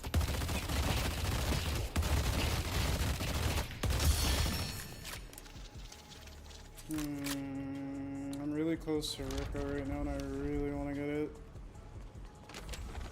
I literally get Rico right now. Like, I actually think that's big, like super big. I see the enemy. And they're all spirit. This is a spirit resilience game, 100%.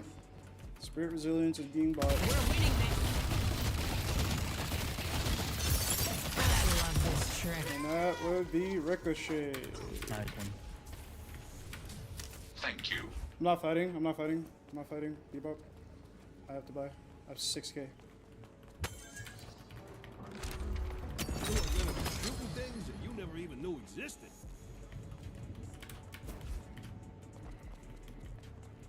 She's still there. I can ult Mirage him. is on the I bridge. can ult him here. Go in, go in. And up they go. Ooh. Actually, stop it. The ley lines course through you.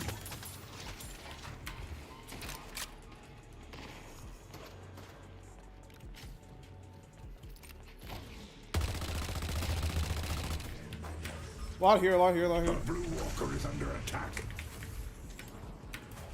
This is my chance. No! Fuck. My movement was ass there.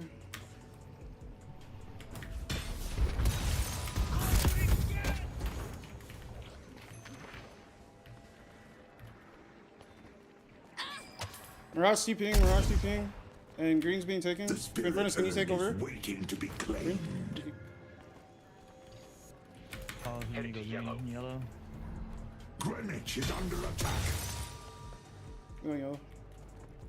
I'm at his ult though. Our Yellow Walker is under attack.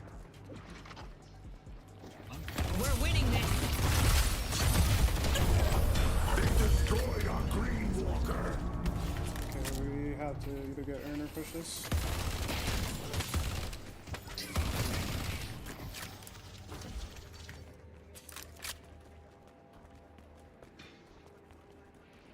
Someone's here, Farmer. You're mine. Oh, nice. They chose the hard way.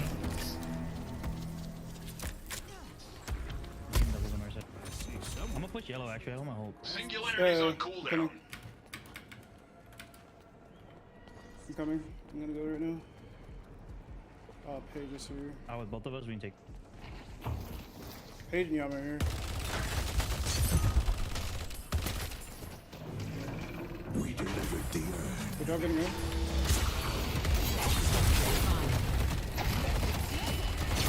love this trick.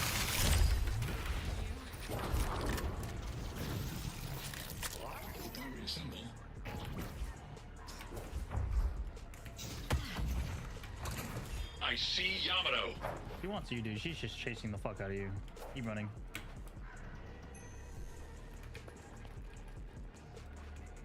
Rampage is looking the fuck out of you, dude. Yeah, I'm already out. Yamato's in our farm. Right here, right here, right here. We can game, we can game, we can game. Come. She has ult, by the way. I see Yamato.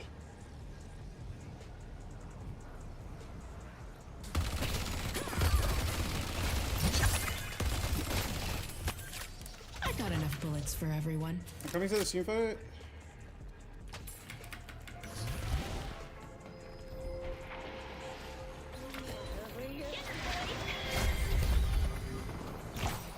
I see Paige.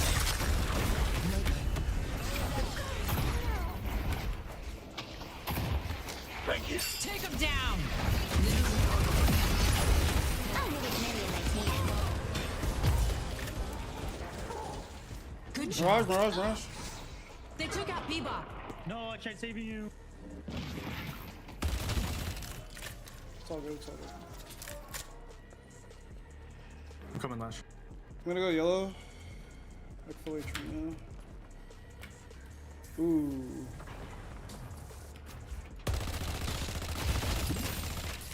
I'm gonna just push this.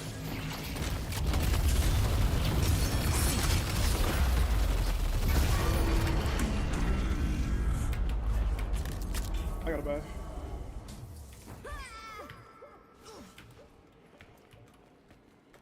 Y'all let me farm, bro. They let me farm. Mastery of the occult. We're scaled. We're heavily scaled right now. Mirage, gets out. Mirage.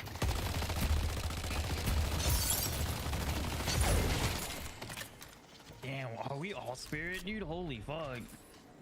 Silver there. Oh, except for silver, I guess. That's about it.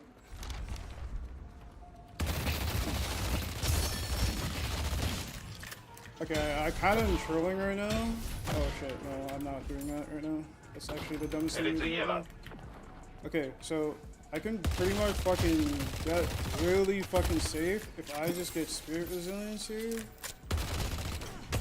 gonna take the sinners. Sinners or not sinners? She just took it. So if I get spirit resilience here, dispel magic, I'm literally so safe. The fuck?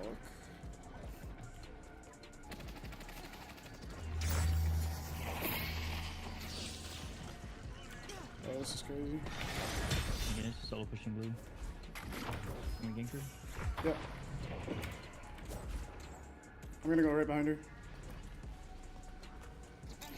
I see McGinnis.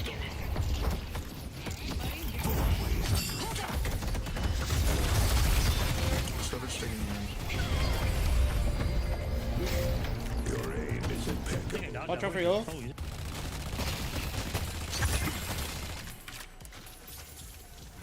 Yellow. Our yellow walker is under attack. Oh, gotta help the furnace. No, he's good, he's good, he's good. Yama's 1 and 8. Yama is 1 and 8, 24k souls. I think he wins that. That's gonna help keep your blood on the They inside. claim the urn. That's not good though.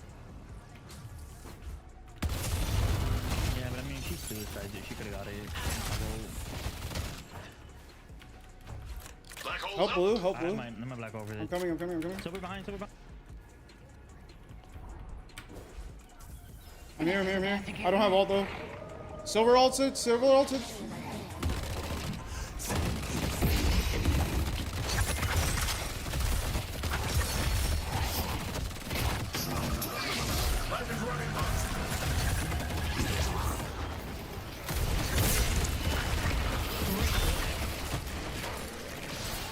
They took out Levi. Demolition time. Repositioning. I think we retreat. Yep, I'm out, I'm out, I'm out. Wait, are we still fighting? What's going on? McGinnis is low back. McGinnis. She dead?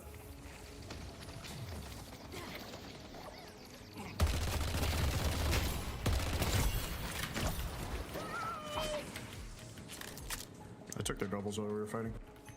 Okay. Good shit, good shit. We're still really ahead. We can be able to win this.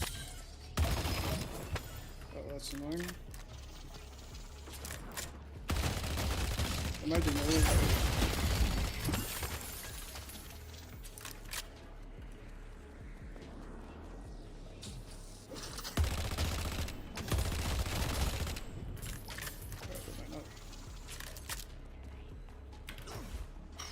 I'm gonna do our doubles. I don't really have anything to push right now.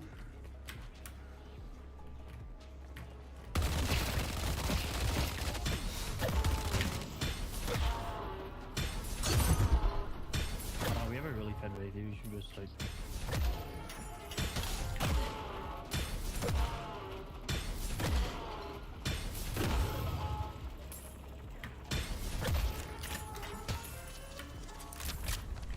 Are we have boundless too? I didn't even realize I got boundless this early. Holy shit.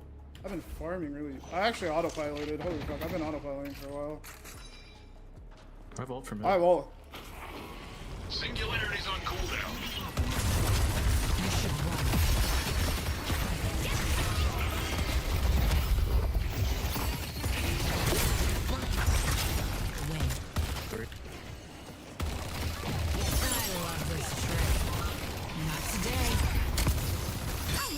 Think so. The professor fights with conviction. Okay, the ball is away from all of you. Coming back. I need spirit resilience. Someone's using their noodle. Oh no, I said coming back. Initiate. Help in furnace.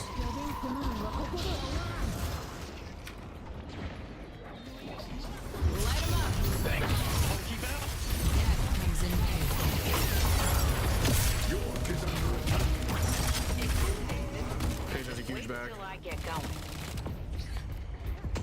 I see the enemy.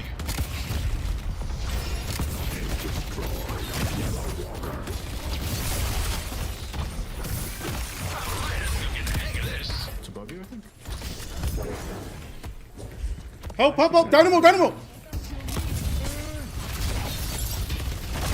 Bro! I'm like trying to fucking run to you, man! I had no idea.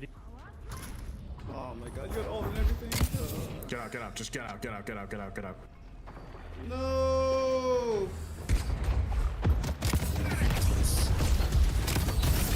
Has its advantages.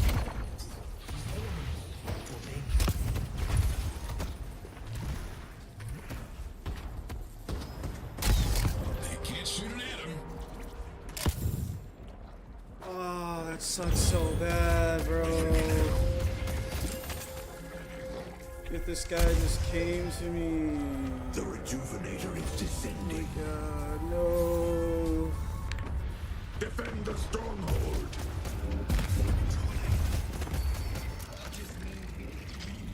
Broadway is under That's attack. unfortunate. Oh, that's so unfortunate. I can't fail.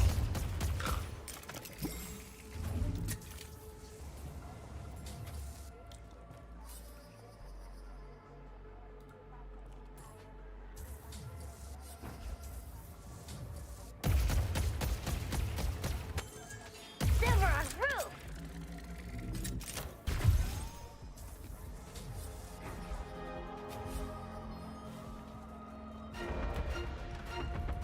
Passive. Very passive. Wonker or something. I have double ult though, so.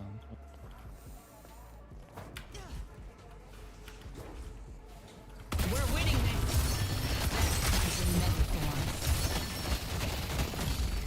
Headed to blue! After I have someone lifted. Blue too. I have Rico. Bro. I might need Spearman, I think. A blue walker is under attack. Nowhere to hide.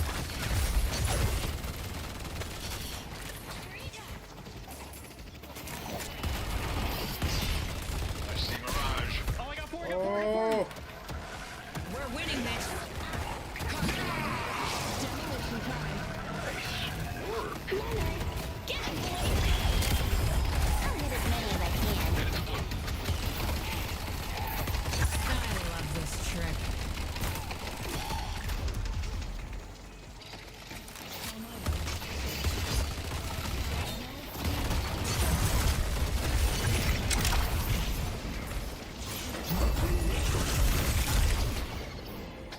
Yeah, I'm disarmed. The stronghold. Lift it. Light him up. They've destroyed our blue walker. One where you do. 1 HP. Almost.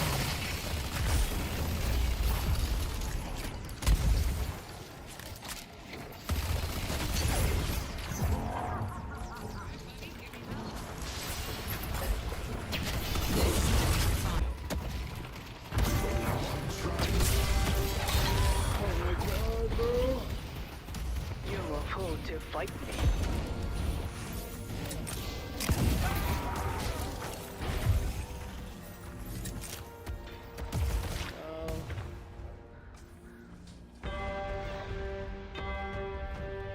That one ran.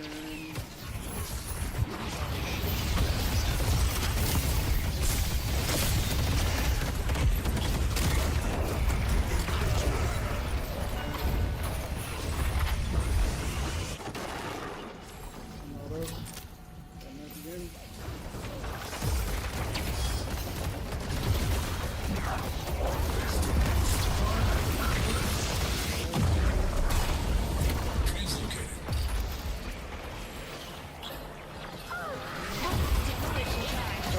hit.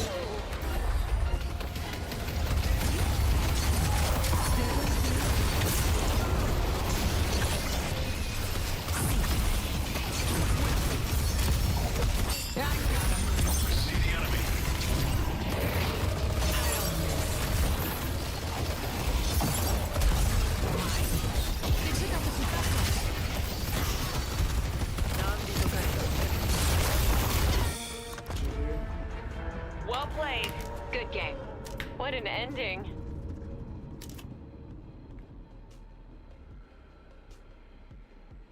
God damn it, bro. Fuck. That was amazing.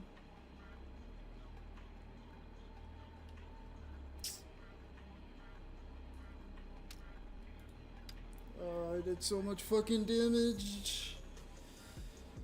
And it still wasn't enough, bro. Fuck, man.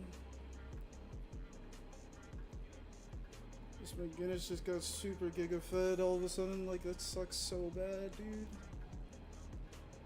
Oh, man. It's all good, though. We moved past it. It is what it is. It is what it is. It is what it is, man. That game was so fucking close. What could I have done differently though? Could I have like... that's such a tough decision.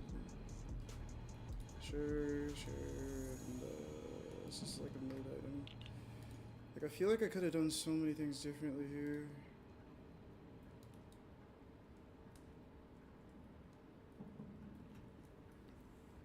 Like, yeah, I was doing damage, but like at the end of the day, it's like this guy, this guy.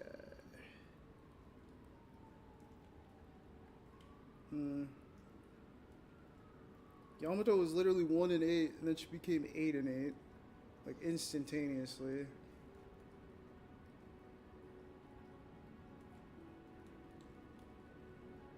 I don't know. Maybe I should have built debuff build in this case, so that way they didn't get, because they were scaling so well, bro. They were scaling so well. Oh, it sucks so bad, man.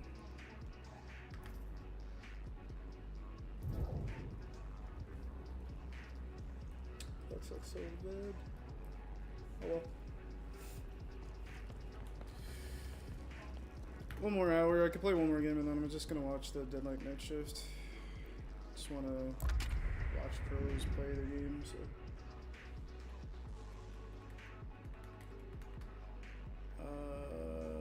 And we're versing him again. Oh my god. Okay.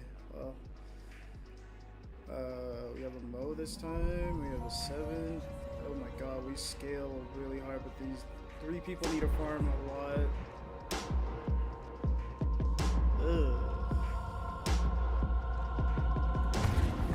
Thanks for coming along, boys. How could we say no to forced conscription? Hey, of all the people I could call markers on, I chose you. And that should count for something. I guess I'm not on a side lane. All good. All good. It's alright. I asked, but he didn't want to do anything about it, so it's okay. Now I'm versing the 2 people that fucked us up the entire game last time.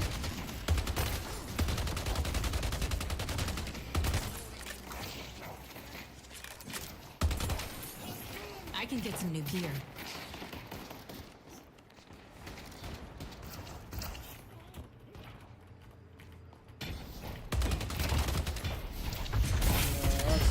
That the best you got? I would have kept going, but I would have just died because Mirage is just that strong. I got more where that came from.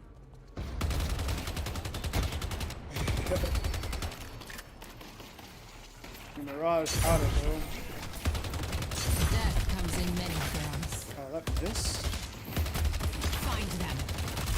Is he playing Scarab though? I don't know yet. I love this trick. Half HP Mirage. I just took 600 damage from 2 scarabs. No, I know.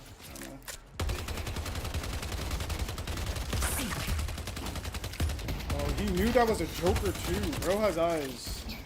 Bro has eyes. He does have eyes.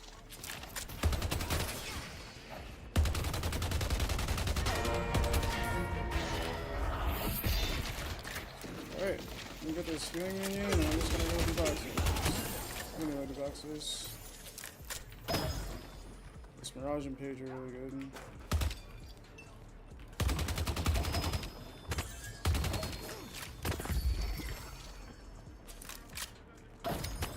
Just let no farm at this point. Get the Don't healing. just wait. I'm freezing. I'm doing boxes, you can get it. For now.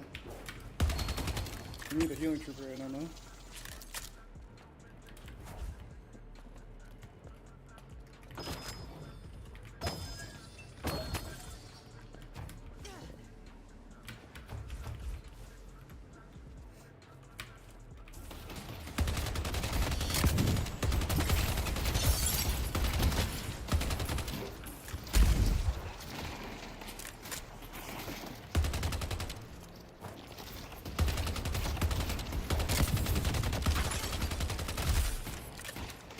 I say Mirage. God, it hurts so much to fight this guy. Like that, I got some other stuff.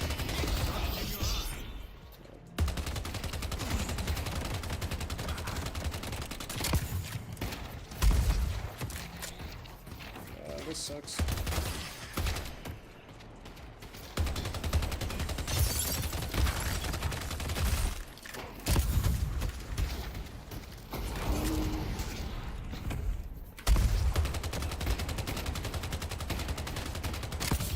This one.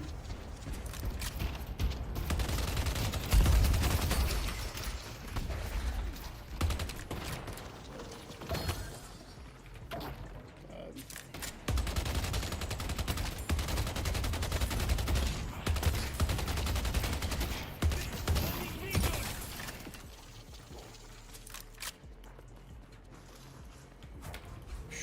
Surprised I didn't take this. Really surprised I didn't take that. I see Shiv.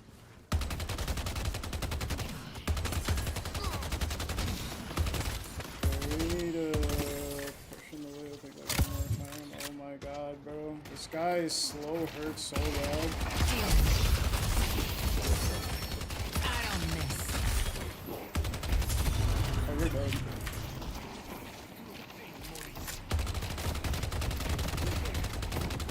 I have to go back soon. Yeah. Go back. This sucks so bad, bro. Oh my god. Who doesn't love a good card trick? There's no. Oh my god, this flip shot is crazy. Really trooper attacking you. That's right. Going to shop. Ah, you have discerning taste. Actually, I'm gonna go get it, I guess.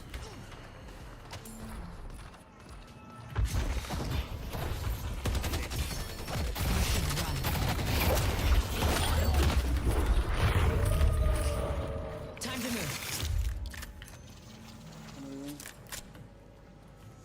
Silver and Page, we're going to yellow side. I'm so low now.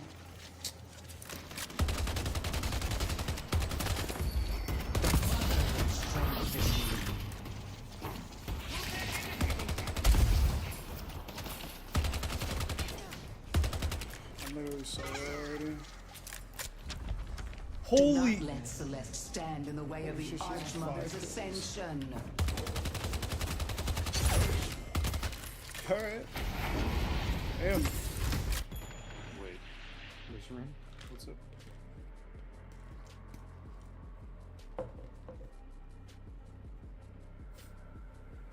I don't know, but I guess How you long has he rage been for it. gone? I don't know, he just died.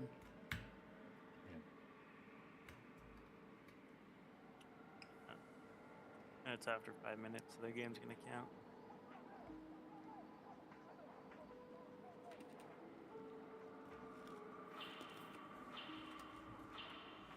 Alright, well, that sucks.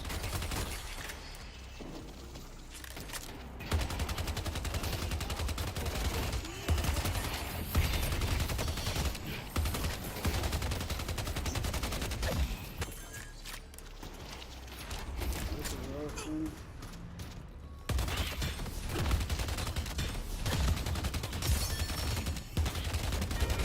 Our yellow guardian has been destroyed. They'll probably come to. Mirage is missing.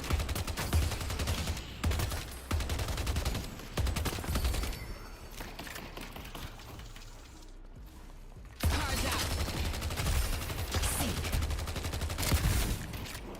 I see Paige.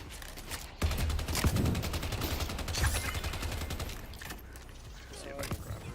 Oh my god, I got 3 stacks on me, Celeste is bro. here. And poop.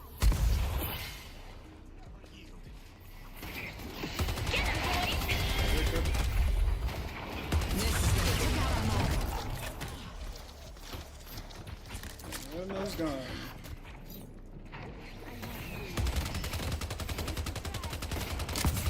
Alright, bro, I won't fucking contest. God damn, holy shit. You can't. Our blue guardian has been destroyed. Might be cooked.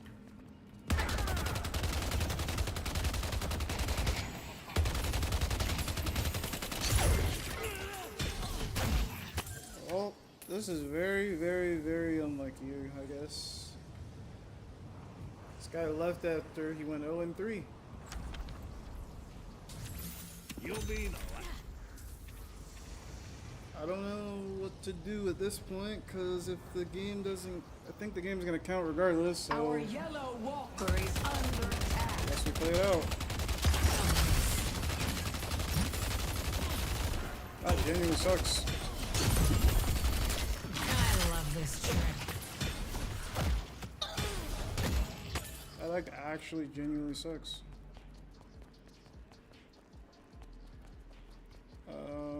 I think I can take... I don't think I can take this out here, you know?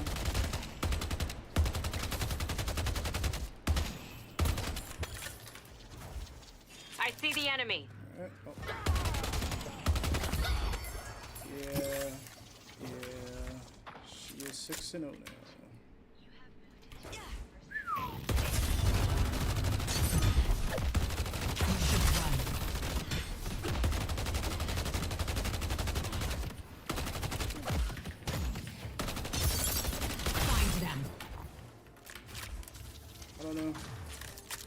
I don't know, man.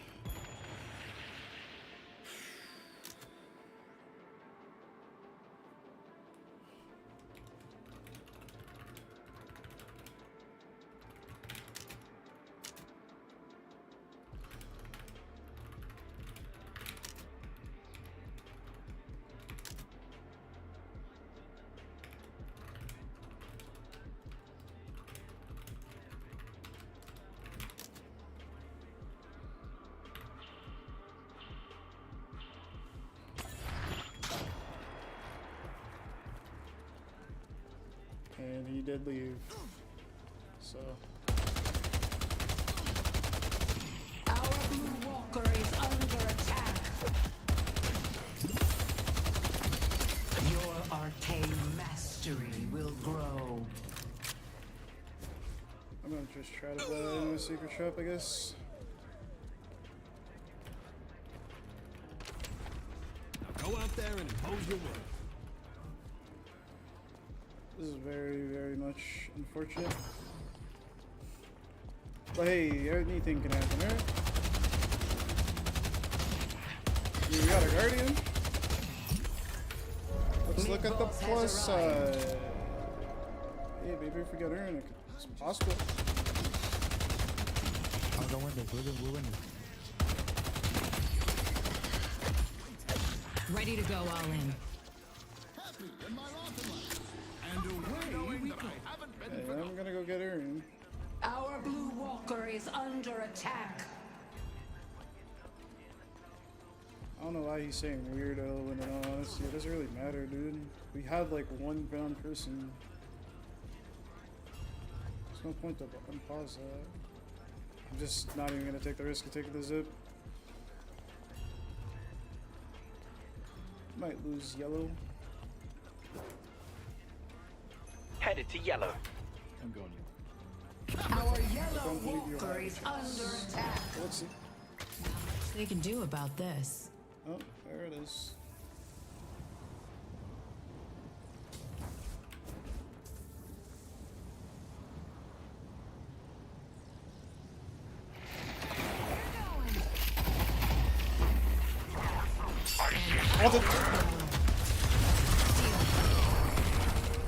Never had a chance.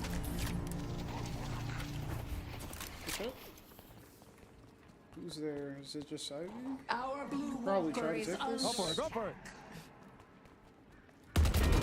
Our green guardian has been destroyed.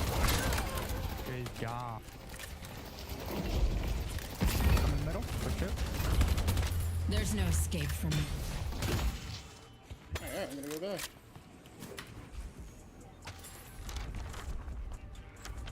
Alright. Loki, this is kind of winnable. Good luck. Loki. I'm gonna try to help out on blue. Try. I see Our left ship. ship's super weak. He's super weak.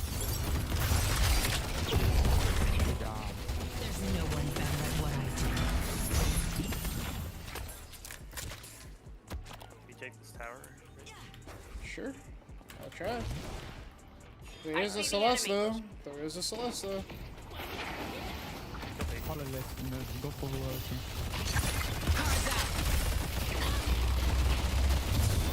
Let's push this.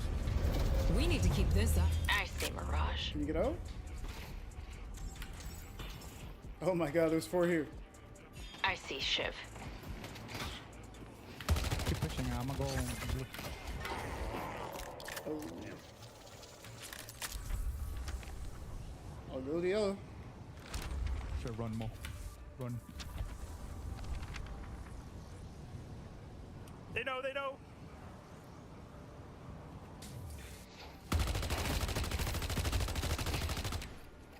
I see the enemy. Silver's farming our camps.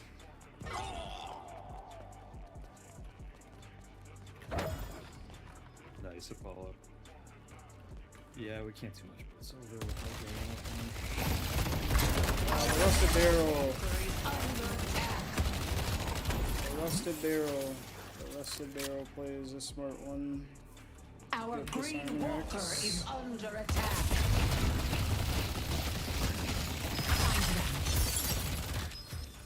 The only way to really counter that is to get Dispel Magic, as always.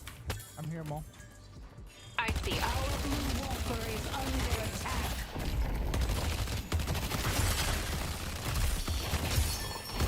Let's go blue. I gotta buy. I got blue. Page is super Oh, low. well, I might lose yellow. Unfortunate. Good job. Swing by anytime. Wait, I have speed boost. It's possible I might still die though, but let's try anyway. Our yellow walker is under attack.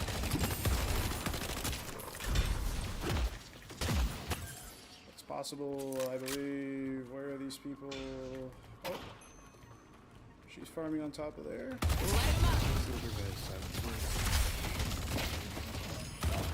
All right, Maurice. Let's say hello as violently as possible.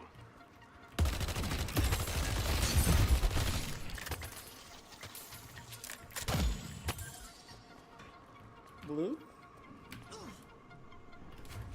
Our blue walker is under attack. The world leaving one behind so it doesn't spawn. What a good play. Good play. And they even took our triple camps. Okay. Can't complain about that.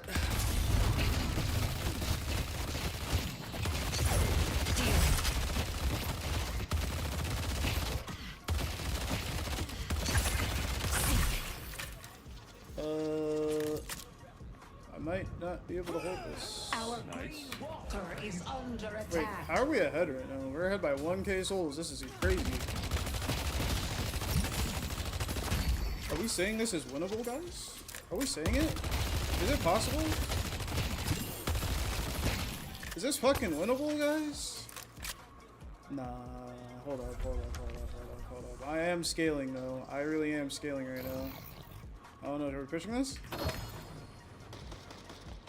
It is just I'm not here for Walker. That's okay, great, okay. I'm just kind of like forcing them under their farm.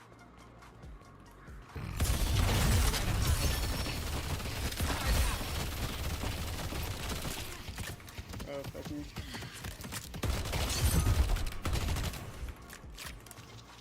Shiv is going to try to stick us. Let's take out Paige. Jump from the Shiv. She's gonna dunk that hard. And then they're gonna push this hard. I see, Mirage. They delivered the urn.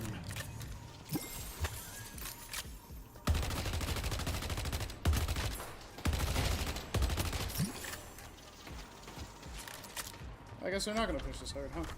Alright. I don't really have anything to farm on the side lane at the moment. Only got boxes. Sucker. Our blue walker is under attack. Mirage was here. Un blue.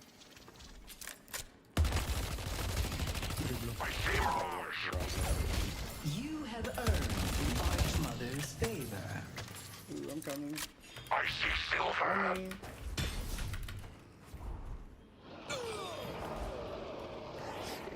They will Coming. go to fear Apollo. Stay where you are.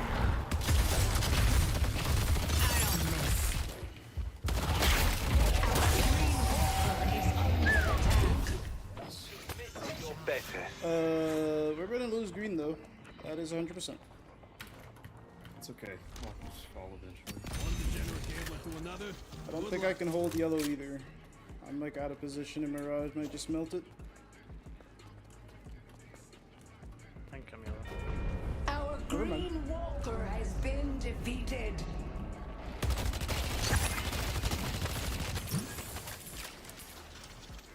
Mirage is missing. No, all the way, by the way. Our blue walker is under attack. You know, that green walker push might be nice. Might be. It's 3 on blue. Oh shit. Oh, he's not even gonna give me a chance. Coming? He's not gonna give me a chance. I don't even want you to fucking do your Digimar for one.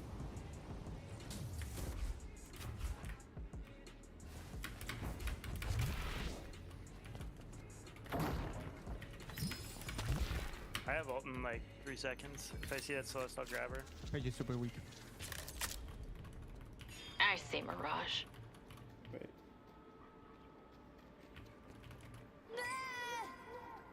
Shiv is going to try to stick us. I see Celeste. Our Mirage is by himself here. walker is under Yeah, I'm coming. I gotta do the wave. Good behind you guys, please. Locking him Got down. him. That's what I was waiting for. Oh, get that shit off me. Woo! Let's go! Let's go! Let's go! Let's go! Let's go! We killed him. stand and stop them.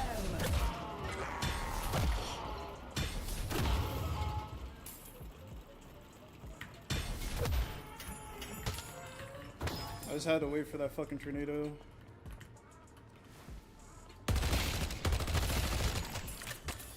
Oh my god. I don't think I can really do anything here, but let's try. I'm coming blue.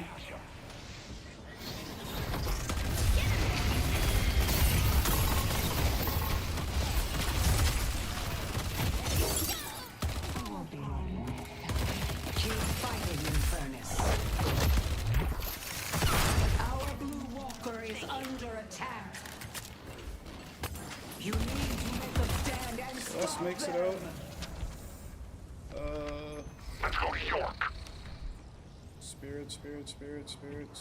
Silver's not, but whatever. Ah, the old New York tuxedo. Hablo, hablo. Okay, someone clear base. Okay, base. Oh, fuck. Bro, she takes so much HP. We keep fighting as a team? What does she have?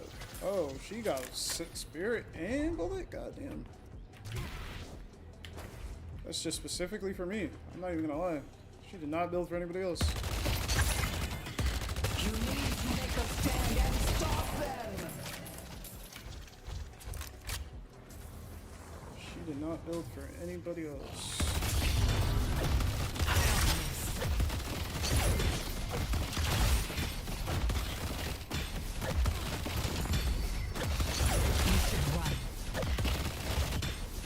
They're about to feel helpless. Actually, I should probably help them fight as best as I can at the moment. Like, there's not much we can do now. I'll just try to stun you a bit. Combos on cooldown. I will. You need to make a stand and stop them. I see the never enemy. mind. She's gonna get burned at the moment. And there's like Almost ready to grab it. Can we can't push green. Can we kill Mirage here? Yeah, I can come. Let me get there. I'm here, I'm here. The urn has been dropped. I don't think so.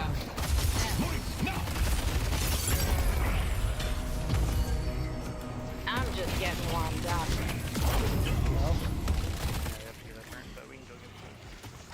Probably. You need to make a stand and stop them. They delivered the urn. Sucks. We can only get one pick, but we can't push. Sucks. It really does suck right now. This is gonna be fun.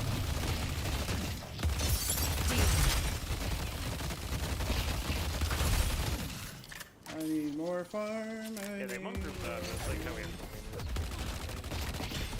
We have very strong team fight counts. We do.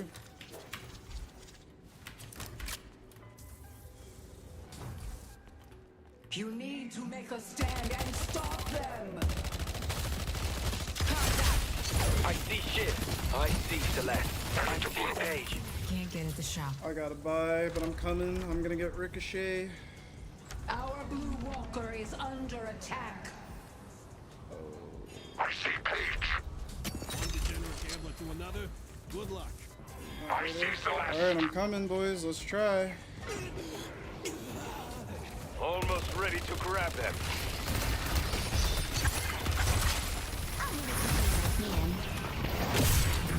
You're mine.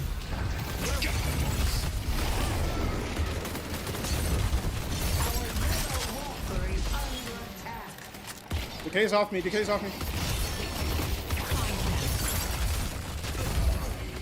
Good job. This is only the beginning. He went down. We should just get mid. Let's go mid. Can't get mid. Our yellow walker has been destroyed. Let's go Telling mid. you, man, every time we can't go. Okay, sure. Let's run it. Let's run it. Maybe you're right. Maybe I'm stupid. Let's just go. Fuck it. Yeah, I guess I'm waiting now. I saw silver.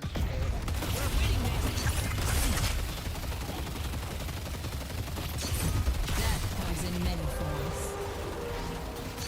So you guys get that. Combos on cooldown. Mirage is here.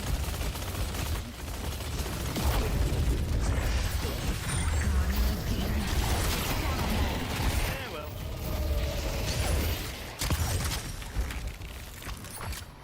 This is my chance. The enemy could be here any second. Yeah, this just sucks. Our blue walker is under attack. Got mid. The Nike. spirit urn is waiting to be claimed. They got the region. Not great, but we can still work this out.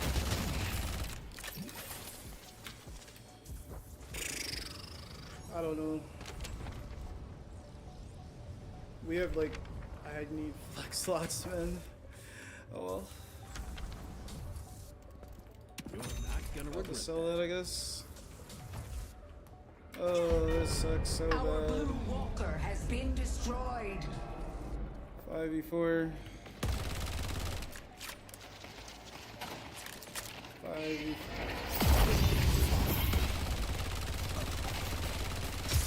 Okay, here comes Big Masad and Grill. We got this. There's nowhere to hide. That's all. They delivered the urn.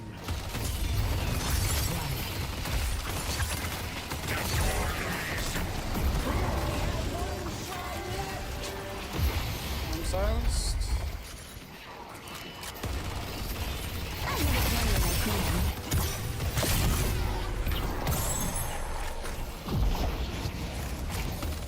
You need to take a stand and stop them. They took out our...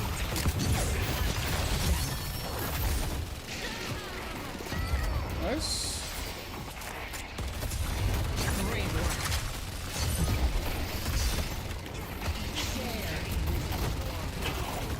Without your efforts, they would not die so easily. They took out Infernus. Consequences once more.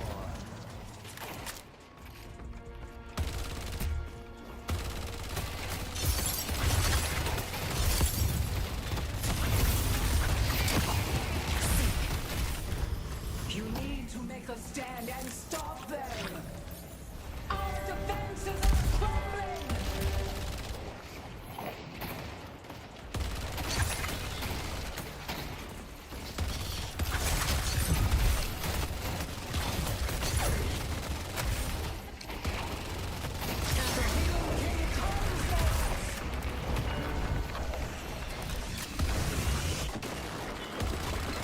You fought off the part of the hidden king. But now They're coming, Maul. Oh god, I'm being...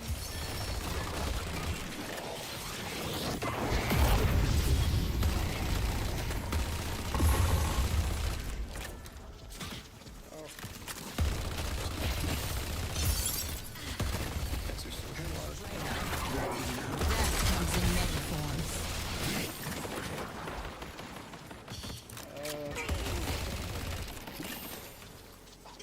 Oh, Your mastery of the occult will go down in legend. I see the enemy. sucks. I see silver.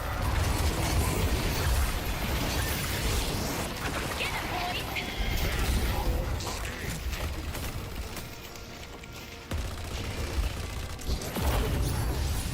Hold it! Find them. They took out our mall.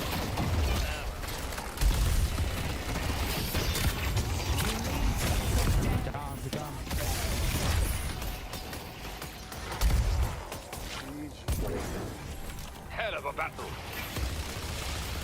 Get in there, Wraith. Get in there, get in there. Just gonna die, bro.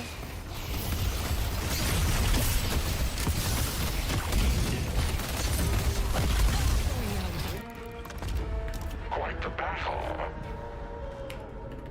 Woo! Would've Good won times. this round. For sure. It's so annoying. Let's do an encore.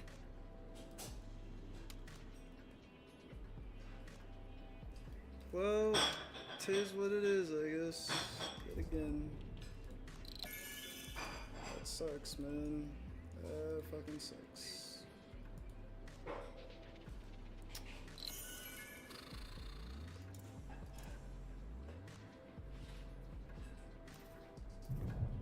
Can't help if a person leaves the game, so I think I'll just call it from there actually and just probably just watch the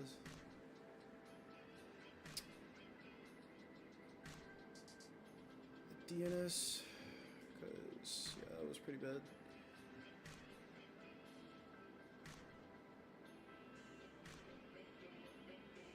Okay. Where's the stream? What the hell? Deadlock. Right shift. There it is. Forces a game 3. Unbelievable endurance from these teams, and we have a lot to play for left in Europe. A 50-minute game where, you know, if you weren't a conspiracy theorist, you could just say, yeah, this is for Saya, where there was the wonder of, like, will NA start before Saya gets home?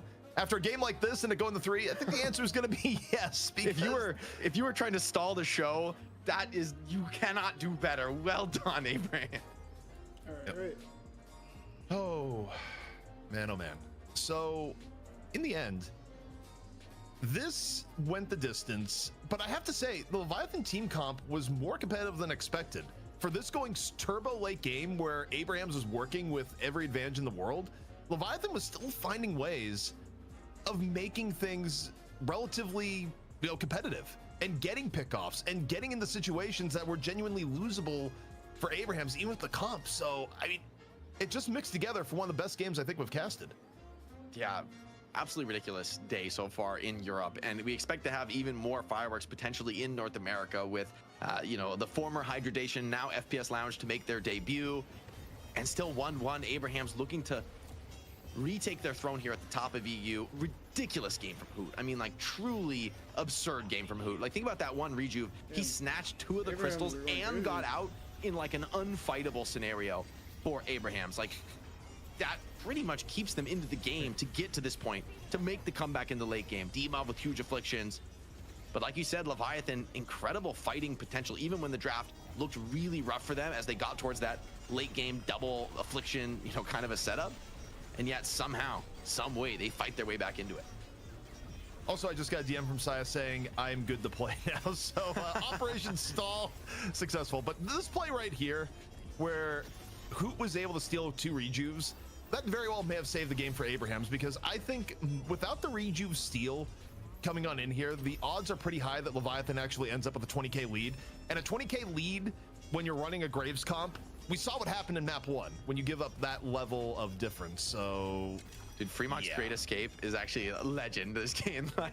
like this ring around the rosy he's pulling on them is insane. It like keeps them alive. Like, so many individual players had to make these hero plays to keep the game in contest, to go this deep. I mean, this was honestly, this might have been one of our longest games ever on the night shift.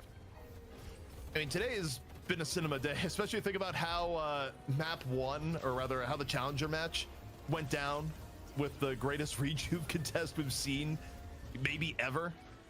This has been a day, and you know, it's Tuesday, as it were. Yeah, man, just another Wednesday night in night shift. This affliction was tragic. Dude, if he hits this affliction on like Graves, like, honestly, they probably just win right there. But finally, in the end, the triple clean rejuve this deep into the game, it's just too much, right? But even this final fight, if Graves lives here, like if she didn't get afflicted, or if she got a DB and was able to reset, this patron fight could have been a lot scarier. Whew. Give us some stats here, and oh my word. 99, dude, he almost hit 100k. I've never seen 100k. Not in competitive. 99k damage. What in the hell? I mean, the damage numbers in general were And pretty lost, juicy across the board. I mean, you know, D-Mob at 94,000. I mean, Oh, I'd expect be Pocket so with multiple pissed. big afflictions to be up there. 80k on the Venator. Dear God. I think the main thing is that you don't see a comp match at this level usually go to 50 minutes, period. Yeah, this was an that's incredibly long very game, negative. but for all the right reasons. Yeah, wow. Props to Abrahams, right? I mean, they've had 2 close competitive games. Like, that is genuinely unheard today, of. right? And after how game 1 went, I wouldn't have blamed them class really this for long, struggling 50 in a minutes, game that's crazy. this deep, this endurance focused. The fact that they still get the win is massive. That being said, Leviathan, 60 kills to 36. They stuck in this game way longer than they had any right to.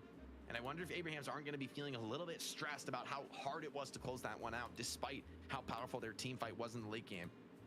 For Leviathan, maybe the draft adaptations will be enough, whereas we go to game 3, man, like, it's anybody's game to win.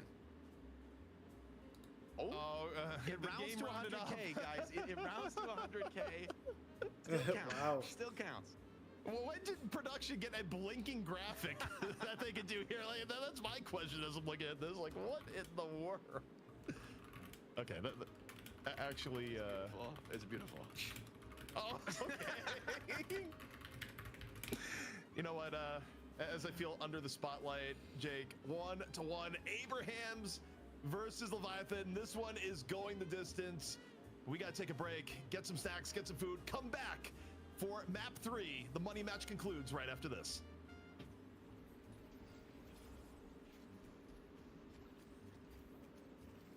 That's actually crazy. This game went to 50 minutes, dude. What the hell?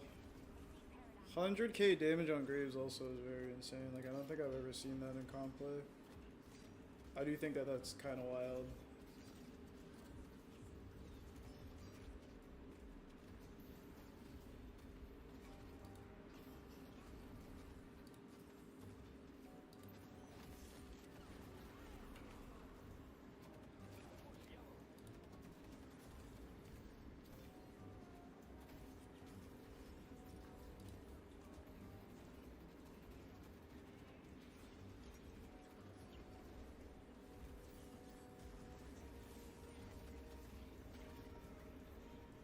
That's fucking crazy.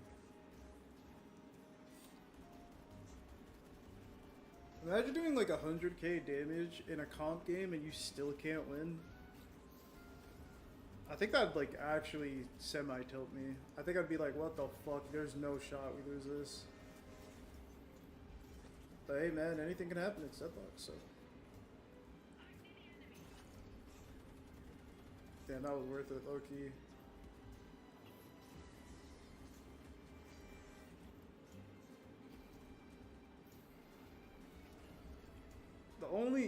The only M1 hero you'll ever see in this game, I swear to God, is Venator in comp play. Like, you'll never see Wraith again anymore. Venator is just him, I guess.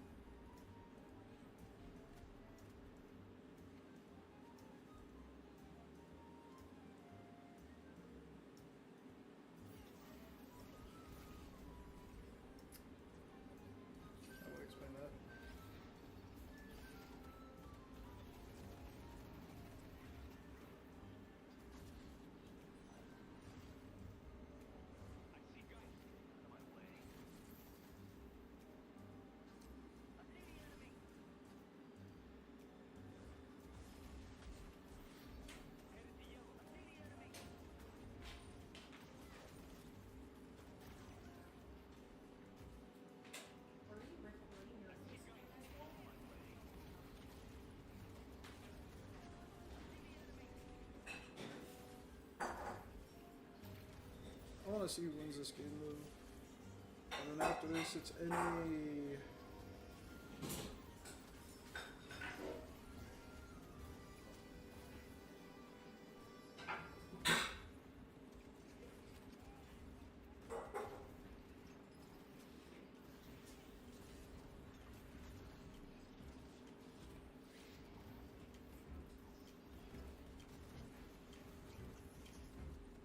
Wait, I'm so confused. What?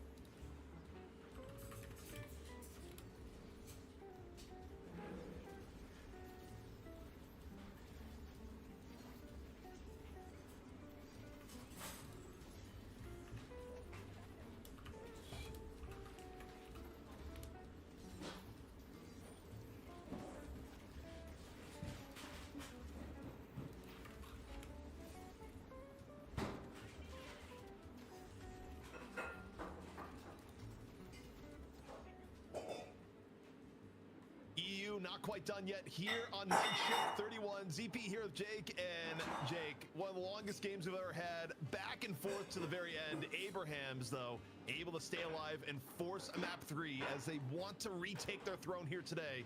But Leviathan proving that it is going to be hard fought no matter what. Yeah, this one is pushing me to my absolute casting limit, man. Like 50-minute deadlock at this level of play is a beast, man. It is a beast of a game to follow and to cast. But honestly, what a treat.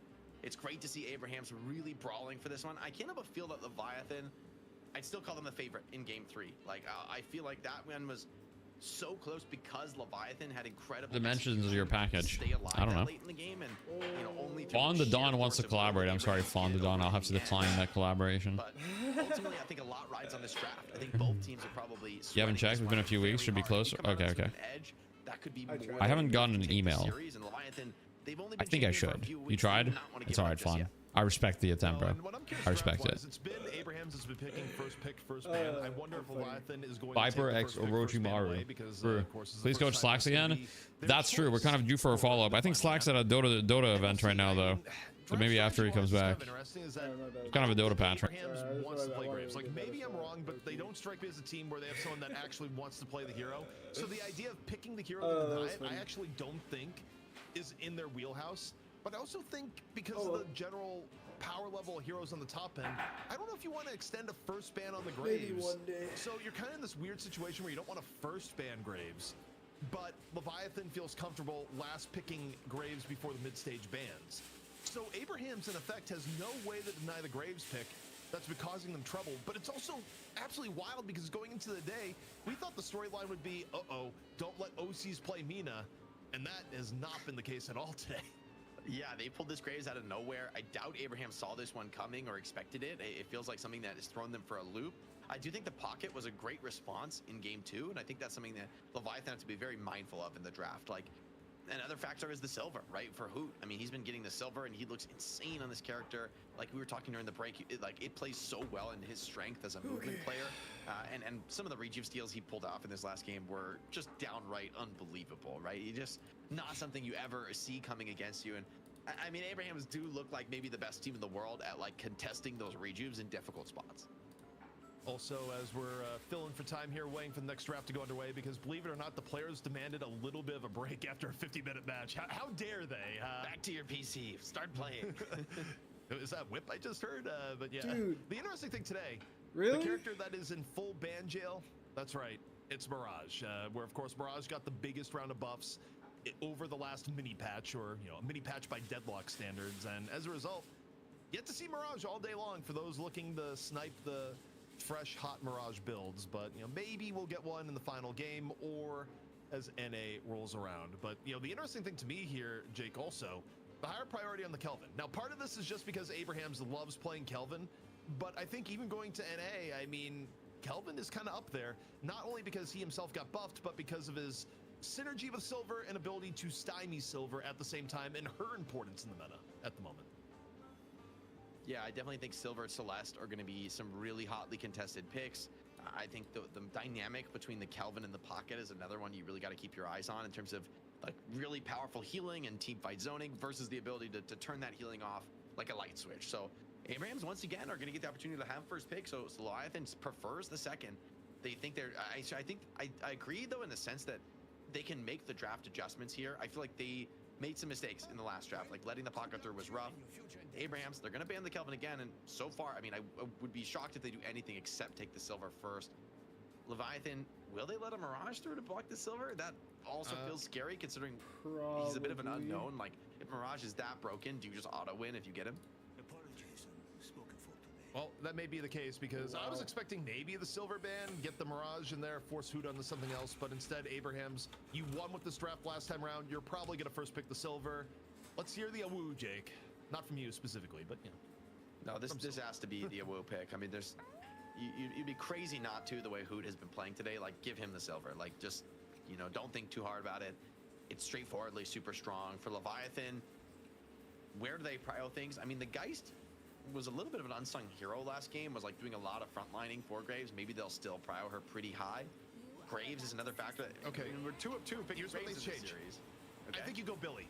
I I think that last game, if you have Billy instead of the Geist, you feel way better. I don't think the Abraham's comp does nearly as much with the Geist. Billy was the heart and soul of a lot of the theoretical combos that they had. I think you go Billy here, and nope, they say screw it, we go Geist. So I like your read, ZP. I would agree with you actually. I think the Billy could have been a better pick here because, like you said, those combo threats. Another way to look at it though is you give up the Billy, but maybe you deal with some of the more threatening combos. I think especially Pocket. I think the other way to think about it is without the affliction, those burst kills onto Geist and Graves wouldn't have been possible last game. All right, so the Billy's going to come on through. For Leviathan, you have to imagine their final pick is going to be Graves because they want to be banned out. But, you know, so far it has been a complete run back, Jake, of the last draft that we saw. We'll see if Abraham's... Do they go for Graves of this? Oh, they do! Oh, my. Okay! Wow, they brought it back. They're cooking. They're cooking in the lab. Graves is on top, baby. Graves is meta. I feel like we have to say that now. This is 3-3, the best teams in Europe. At least in EU, Graves is a meta hero. I love to see it. Now Leviathan, what's their response? They snagged the Mina for themselves, which, in fairness, they haven't pulled out all series, but we know this is an absolute weapon in the hands of OCs, and I think this is a very good matchup for Mina. I think Graves is actually pretty bad against Mina since, you know, like she just kind of evades you, plays out of your range, and it's just super difficult to actually stay on top. No, okay, the Van also makes sense. I mean, they could have picked the Ven themselves, but yeah, I mean, that's the price of going Graves here is that you've given up the ability to go Ven, but I think in this case they feel like they can play the Graves and they just want to deny it, which by the way surprised me. I thought for sure they would still like go Ven. It's not the case. Apollo gets taken on the mid-stage bans from Abrahams, and okay, you know, I guess the question is, are they going to run Graves as basically their M1? Do they get something else to compensate? Yeah, I wonder if there's ever consideration of something like the Pocket now for Leviathan. They go with the Rem. Maybe they just don't want to give up the Rem plus Graves, like macro Giga Pressure combo. I think the sleep can also be nice. Graves usually doesn't build counter spells and mobility tools to help get away from that, so could kind of set you up for some good initiations, good starts to the fight. Okay, so Paradox comes in, and Abrams, by the way, has picked Paradox at this position in the draft every single map today. Like clockwork, you're going to get Taz on the Paradox. I do think, though, Pocket would be reasonable here because there's a chance Leviathan could steal it. But instead they go GT. GT was banned in mid-stage bans last time around, and I mean, look, you think of what Hoot did earlier today. Although, you know, the thing is, it can't be Hoot on the GT in this case. It's going to be Hoot on the Silver. Oh, interesting. On GT.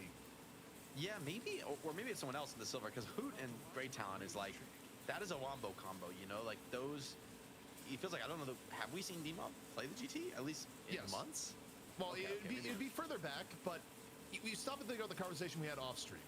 Part of why Hoot on Silver works so well is that Hoot is arguably the best movement in the game, and putting the best movement in the game on someone that, you know, takes advantage of positioning like Silver is really strong. I don't think you want anyone else but Hoot on the Silver. I mean, in theory, you could put a D-Mob on the Silver. I mean, at times, I think we've even seen. I'm not gonna lie, I think Leviathan has like a pretty squishy comp. He gets like an Ivy last pick here. Go Page. Okay. I know Shiv is technically the front line, but go that deep in the draft. Page has not been played today, right? Which a little surprising. I guess Kelvin is looking really good these days, but honestly, Page was prioritized over Rem for quite some time, recently. And so, curious to see how Abraham's handled the draft they have here. They've got a decent front line. I think they're a little bit light on setup control for Page, but maybe the Paradox is going to be enough for that. For Leviathan, I feel like this could be a big Mina game. Like, usually when you lack hard stuns and control, Mina can get a lot done, although maybe Silver's Bola and Burst is just enough.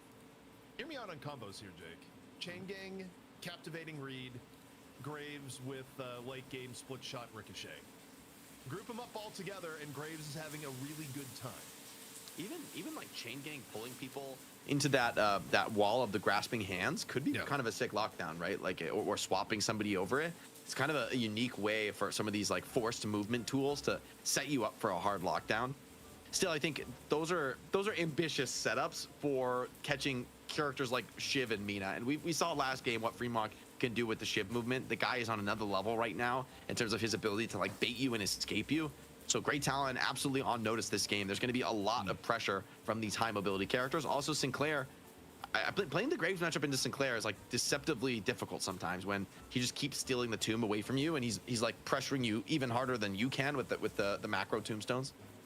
Also, speaking of early game, Leviathan's laning phase scares the crap out of me. I mean, that is a deadly laning phase. I mean, Sinclair alone kind of can make a lane untenable. Rem's early laning is horrific to play against. Like, Rem's not very good. Shiv, I mean, Shiv is kind of interesting where I think people sometimes misplay against knives, where it's like you take a knife, get out of line of sight. Like, don't take 2 knives. But Shiv can still be snowballing lane. Like, I don't know. I look overall at Leviathan, and they have a lot of ways to, I think, get pretty far ahead by the 15-minute mark. Like, Abraham's comes online a little bit later, especially when we consider, like, Graves in particular in these last few games. It's not Graves taking over the game early, it's Graves coming online as you get deeper into the game. So I think Leviathan, tempo-wise, actually goes into this with a pretty reasonable edge. Yeah, I think a lot rides in the lanes. I mean, it's so interesting because in NA, I've come to expect that, like, no one's going to have a big advantage coming off the lanes. Like, people are just playing super stable, consistent Deadlock. But EU has become the region where there's a lot more willingness to gank, rotate, find kills early. They like to fight. Still, despite all that chaos, it feels like in all the games today, the teams have still come out even. They've just sort of traded much more aggressively, and yet the end result is sort of the same.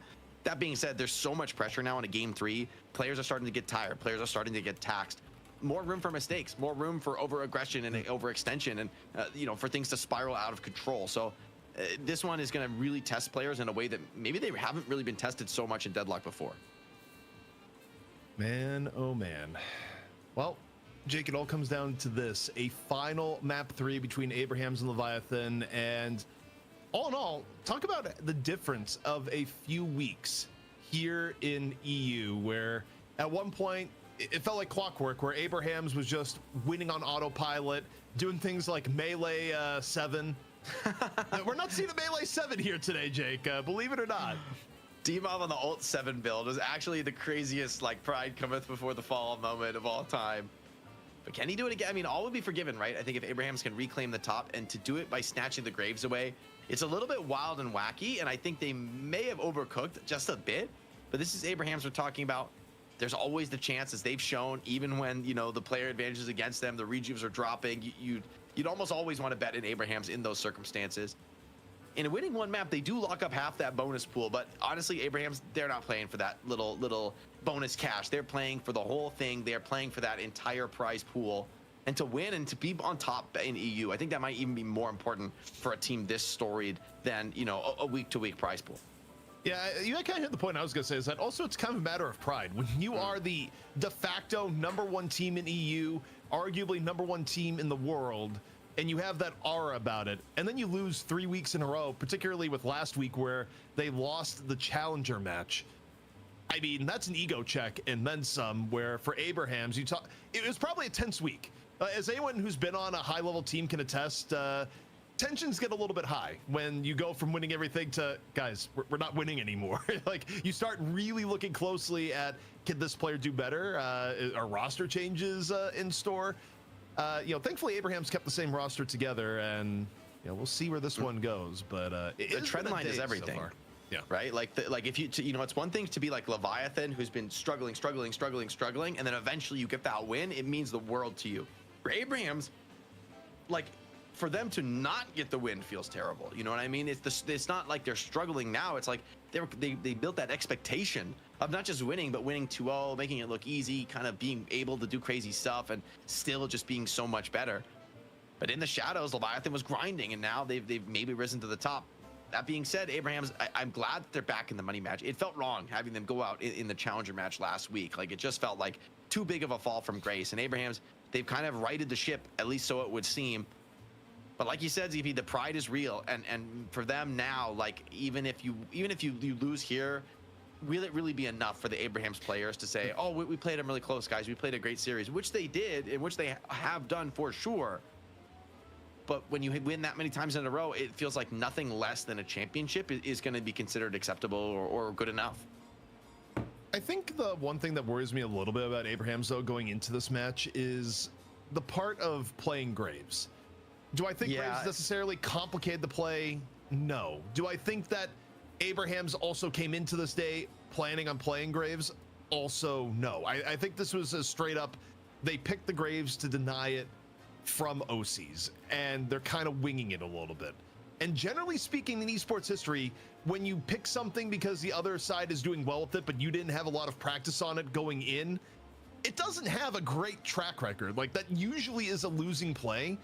So I think there's a real danger here that Abrahams gets out-tempoed, and whoever is on Graves, most likely Sanya, never actually gets into a good enough groove to get good farm to getting ahead of the game. And even if you do get some of that farm, I don't know if the execution is 100% going to be there relative to if this was something that Abrahams was playing and practicing with.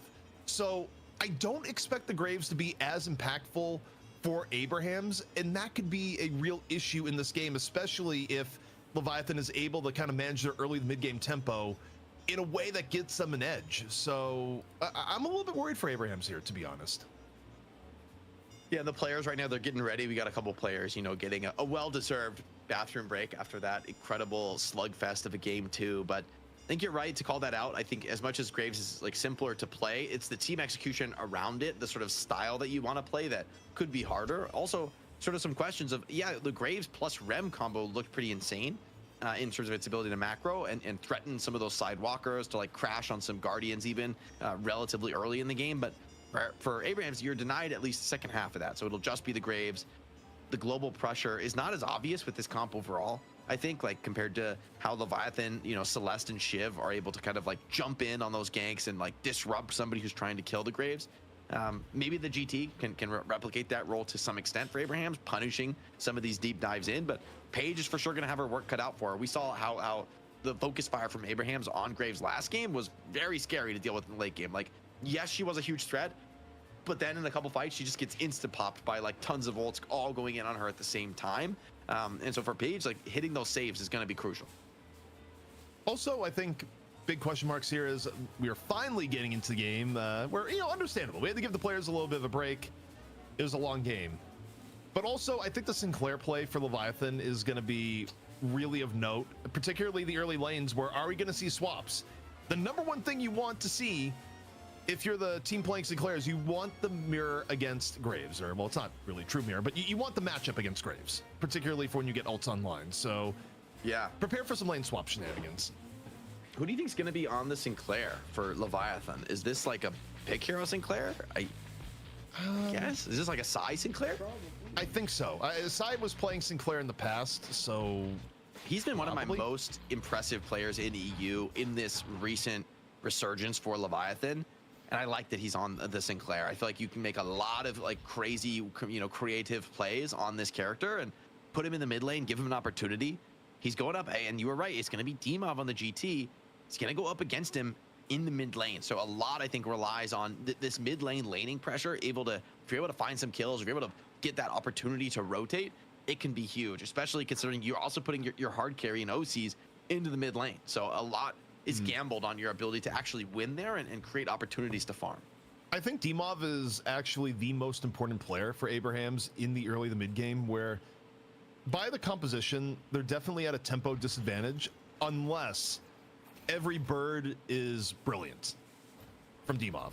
Like, there is a world where Great Talent kind of bends the rules of the game, just like some of the weird color artifacting there. Just merely talking about his power does this, Jake. But once ult comes online, I mean, there's nothing more disruptive to the flow of gameplay in your lane like a bird, but also might have some lane swapping going on here as Paradox and Silver doing a bit of a swap into another. I like the Silver. Maybe Silver wants to lane against Mina because Mina's health pool, right? She's pretty vulnerable to just some of the burst that Silver can throw down in the lane, and that's a little bit of a scary lane, right? You get bullied by Hoot, and then Demo's following up with some power shots.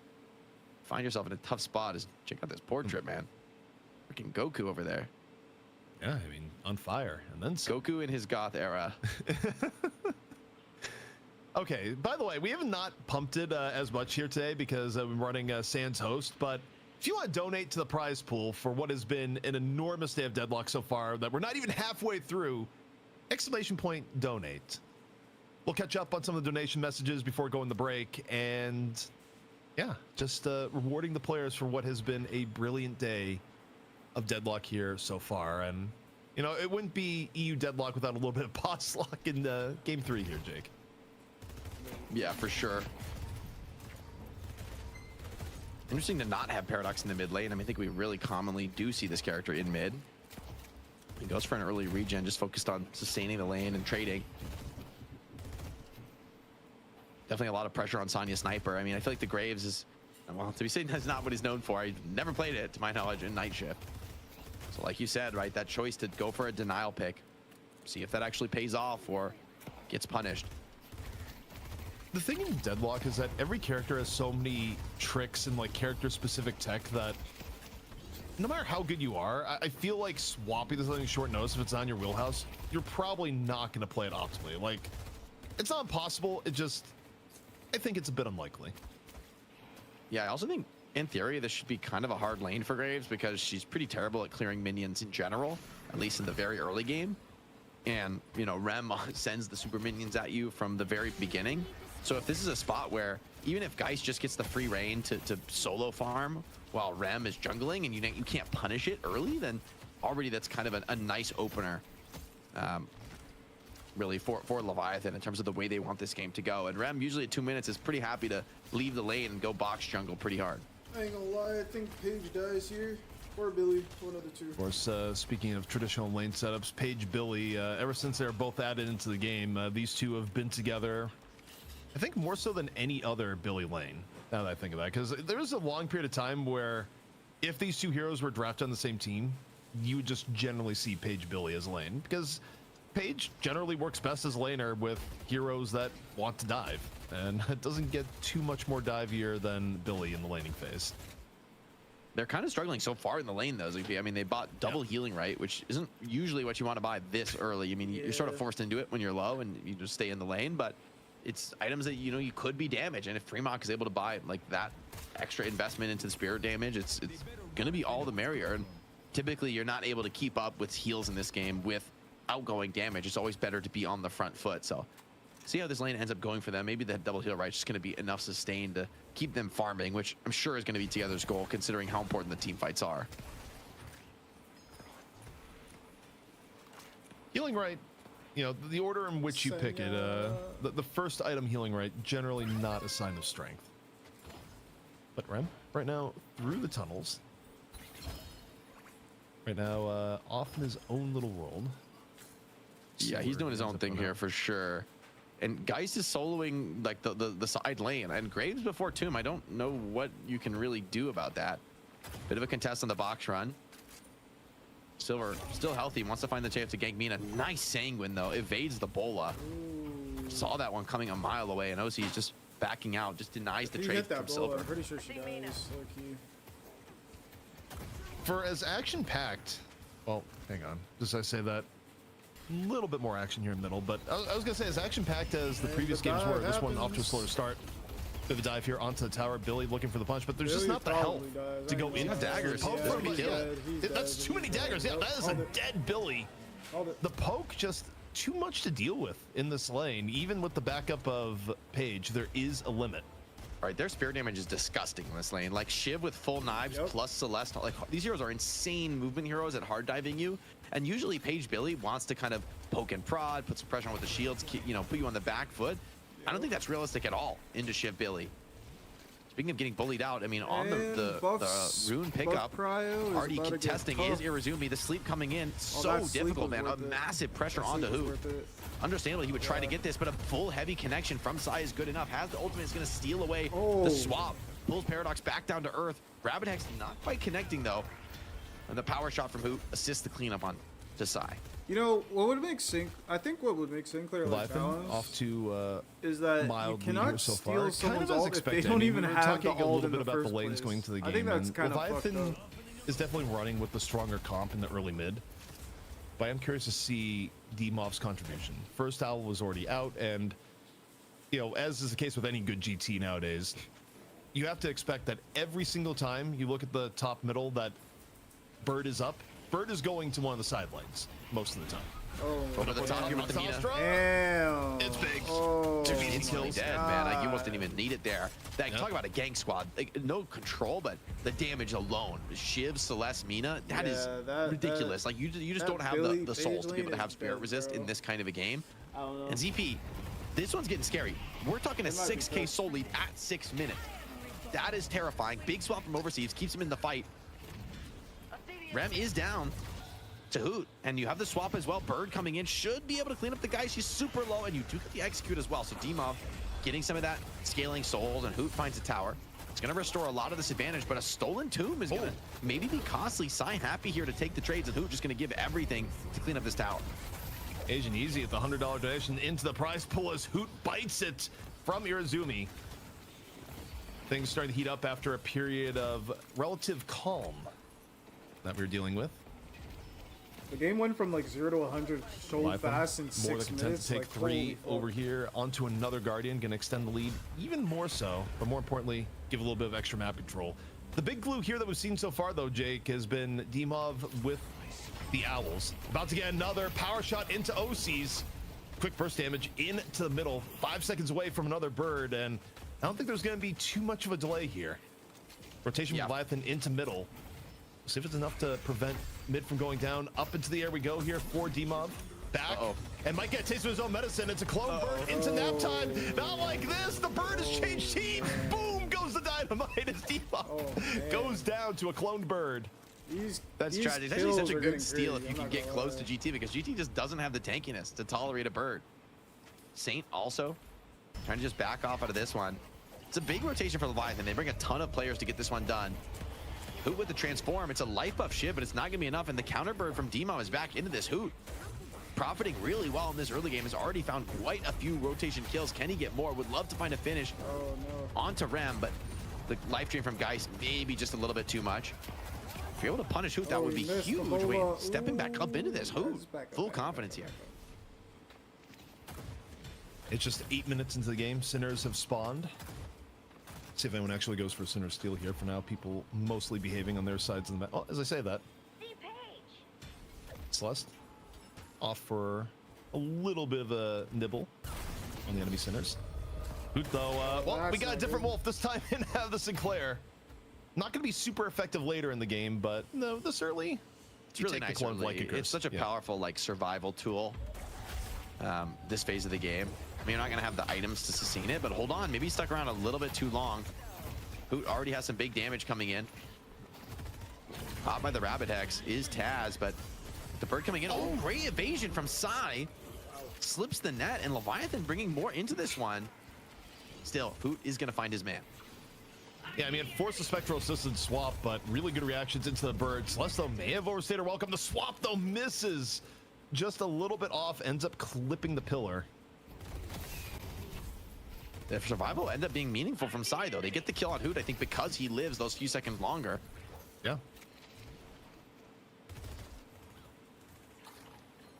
40 seconds till next round of buffs and first earn. Leviathan on a bit of a lead. Again, kind of expected from the composition they're running, but for Abrahams, the fact that they were able to bring it back closer, not get completely blown out, which is what it was looking like very briefly. Reasonable job from them. Mid prio is so important right now, right? With urns and urn and buff spawning in just a few seconds. Abraham's going to commit a lot here. They want to be able to snatch down this tower. Tombstone pressing zombies forward. Taz senses maybe they've gone a little bit too far. There's a deep Celeste into the backline. Rayek in trouble. Are the saves going to be good enough? The Rabbit Hex, don't see the connection there yet. Taz is already down, and the Irizumi bouncing around, supporting this one with the tag along. 2 kills to nothing here for Leviathan, and they hold on to the mid Guardian to boot. Pretty good right now, man. Yeah, also another case of the swap just barely missing. Uncharacteristic from Taz to miss 2 swaps in a row. Abraham's but the net effect for Abraham's, like they are grinding right now. It's only 10 minutes. It's only 10 minutes in the game. It's pretty late in EU now too. I mean, granted, Deadlock players and frankly casters in production all have terrible sleep schedules, but even still, late day in EU. Still, enough for Abrams here to get mid Guardian and looking for a little bit more here. Fremont could the move to ends up living, ends up falling I think to bloodletting though at the very end. Still, Leviathan looking to bring the chase down the other way. Tass in real danger once again, and Osees gets the last little bit of damage to finish it off. While this is going on, the urn is being transported, and this should be a free dunk in favor of Leviathan. Celeste tangling with the Graves at close range. This one starting to look good for Graves, but both are low. A nuke from Celeste would turn the tide. Big dunk, though, from Irizumi. And Graves is stuck around. Now Mina's here, ready to get the chase down. Good movement from Sonya Sniper. Maybe just a little bit too far to catch. Osees has to fall back. But the urn dunk, no counter, no real response in objectives or kills for Abrahams. So a few thousand souls into the bank for Leviathan as their lead expands. Now 10,000 souls here at just 11 minutes. Another bird. I think it is wild just how low the cooldown is on bird, where you really notice a comp play where it's just, observer cam, bird. On repeat. I mean, you're just always active. You're always looking for something. Yeah. Speaking of something, Shiv kind of getting triangulated right now. But man, Fremont's movement has been elite this series, right? Like he's pulled so much attention to himself and gotten away. Stolen Billy ult. Maybe the chain gang is going to pull Billy back down into trouble. He's got that rising ram to maybe pull him away, but Mina has more than enough damage. Osees locking that one in, continuing to expand the streak, and it's just Demov to try to make this hold on the GT. This one's a little bit scary. He doesn't have that much HP. Mina's going to look more for the dive deeper. Players are busy elsewhere on the map. Demov's not going to really get much support on this play, and Mina seems to know it. Rabbit Hex not going to be enough, and the stomp does hit Mina, so Osees going to have to just fall back off of this one. Nox Nostra interrupted by the stomp, but the walker goes down in the end. Demov, another bird is out. Who's going to be the victim this time around? I think it's looking for the Mina. The team will take it again. He's just jungling. He's jungling in front of the bird, man. No respect. Also, Redis and Speed, the donation being dropped in. Thank you very much. And we'll go back and look at some of the messages previously. Not in the position to read it here just yet, but don't worry. We'll get you before the break. Yeah, shout out to the donations, man. Like the community support in these tournaments is huge. We talk about it a lot, but it's because we wouldn't be here without it, right? Like the fact that, you know, folks coming together, making this show possible and building up the prize pool. It's much appreciated for Deadlock Esports. Jake, there's kind of a problem brewing for Abrahams. Mina's starting to get ahead of the game. And we've seen what happens when Osees gets ahead of the game on Mina. And it's generally not good for the opposition. Yep. I mean, Sanya's at 13k on the Graves, so it's not massively far behind, but I still think Sanya's playing with the penalty of probably just not being ultra comfortable on the Graves. I mean, maybe I'm wrong. It just doesn't seem like a Sanya hero. This game feels really textbook for Leviathan, right? It feels like Abrahams are tired and they're struggling, and Leviathan are more than happy to capitalize and play a game that is extraordinarily comfortable for them. Like every hero pick, absolutely something they're comfortable with, that they practiced. Abrahams maybe got put in a rough spot draft-wise, you know, in terms of having to go for this Graves. Maybe they can get deeper into the late game and show some of that fighting potential. But we talked about this like game one. It's so good to be ahead on Graves and to be like running people down, trying to play from behind and trying not to get bursted in the team fight, especially given the amount of raw spirit damage Leviathan can bring to bear, is very difficult. Taz and Tether looking to maybe get active on the side lane, but Sai might see them. I guess the Magician is spotted, but yeah, it looks like he does. He must have seen something. Things slowing down a little bit here where, you know, by the way, the lead has kind of started to balloon for Leviathan. Not super surprising given the comp. Like on the draft, we called out that this could be the case, but I think the scary thing for Abrahams is that while yes, you have Tass and you have, you know, paradoxical swap, some of your options for getting back the game are not necessarily the greatest. As swap gonna get caught here by Sai, throws it out. Raw does not connect. A parry on a GT? What the hell? Already some good fighting damage, but both teams really taking some pretty heavy damage. Here comes Mina over the top. The Nox Nostra silencing two. Taz and Together, they need that rallying charge just to stay alive. Spirit shielding though, keeping Osees healthy. Taz super low. The 2 kills set up by Mina. Already one has been found. Hoot as well out of this fight, just bleeding out. Fremont and Irizumi, irrepressible in the front line, and this is one tanky Shiv already has that bullet resilience. Also, Jake, the other thing too. No way. It's mid, ZP. A 15-minute mid-boss attempt. They're up a lot. This is crazy, ZP. This is Abrahams we're talking about. They've done much more impressive mid snatches than this. surely they have to go for it, but Leviathan not backing It's not down, quick still enough. playing with full confidence. Yeah, this is a team fight. You are not getting free last hits here. Also, they're about to get Bird, and they have Chain Gang. God. Oh, this could be a disaster for Oh Leviathan. my Abrahams Lord. in on the contest. Chain Gang is out. Bird gonna be sent in from above. Rabbit-X. Where's the Bird? Rabbit-X. Rabbit-X of the Oh, gods. rejuves to Leviathan. The Bird is too late, Jake. Demov couldn't land. Wait, Bird also got 3 kills. Like, all rejuves out. Yeah. There's still something to be fought for, but Leviathan are healthier. Hoot is low. Taz is low. Demov is blowing everything. He's got to go back to base, man. He's got nothing more to give in this fight. It's massive that you're able to clean up these rejuves, but in the end, you blow a lot of ults. No one actually goes down for Leviathan. They just expend their own rejuves. And the macro pressure is pretty rough. Taz going for this. I mean, he's going to go all in and maybe suicide for this Walker with the help of the Graves Tomb. That's probably worth it, but it's not the best kind of sacrifice you're looking to make in these games. So Demov had to reposition to line up the Bird, and it led to a situation where the Bird came in too late to interrupt for rejuve contest, but still got there in time to do enough damage that everyone lost their rejuves, basically. So, and an aggro dunk, they're gonna get this. Oh, he does get the dunk in time. Bird's gonna come in and try and contest it. Celeste is a monster. Celeste wins He's this. not What backing the down. hell? Irizumi, the support from the Rem is huge. Celeste absolutely not losing HP, continuing to fight this one. Lycan Curse halfway done, needs to find some kills, but Hoot's dropping low. He has to fall back off this.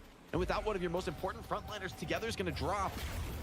Leviathan, blood in the water for them. They're up 20k souls. They say that's all we need. They don't need the rejuves to get this one.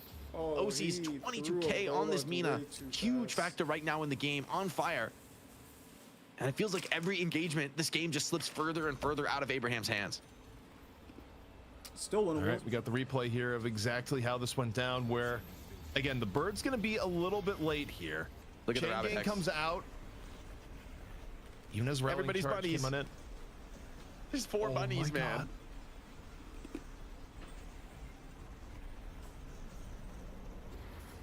Wow. That is a wild back and forth. Also, the Graves did enormous damage in there off the zombies. Like, that was back and forth. The Graves damage there actually, like, way higher than expected on second glance. Absolutely. In the end, though, Abraham's still on the outside looking in. And it feels like they're just kind of bleeding out right now. Another Walker going to go down just from the macro split pressure. Nox Nostra, even bitten, reminds me of Release Mina. Literally almost Bit of a down pressure by though from Hoot, who's kind of 30K. happy to take This these might HP be trades. bad. Procs the ultimate. Slowing Hex comes out from Taz on the Paradox there. Would love to be able to catch OCs, who's already down to half HP. Hoot coming in with the Chain Gang as well. Can you be able to break it? You can't quite. Good catch on the Celeste, who now gets knocked down onto the floor. This could be just the catch Abrahams are looking for. That being said, Celeste still somehow healthy, dancing away onto the high ground. OCs is out. Irizumi's gonna pop the sleep to slow down Hoot, but good start to the fight, and I don't know that Leviathan want to continue to force this. I do love how Celeste gets pulled down, but Celeste is ahead of the game to a degree that's like, well, my HP bar is not going to move. Also, I think that's the real problem that Abrahams is running up against here is that, you know, so we talked about where Graves is the ultimate stat check hero, but your ability to outplay is more limited relative to other heroes. So the fact that Abrahams is so far behind right now is just a pain, because Sanya is not going to have the impact on fights that he would if it was at least even with the Graves being ahead of their own team.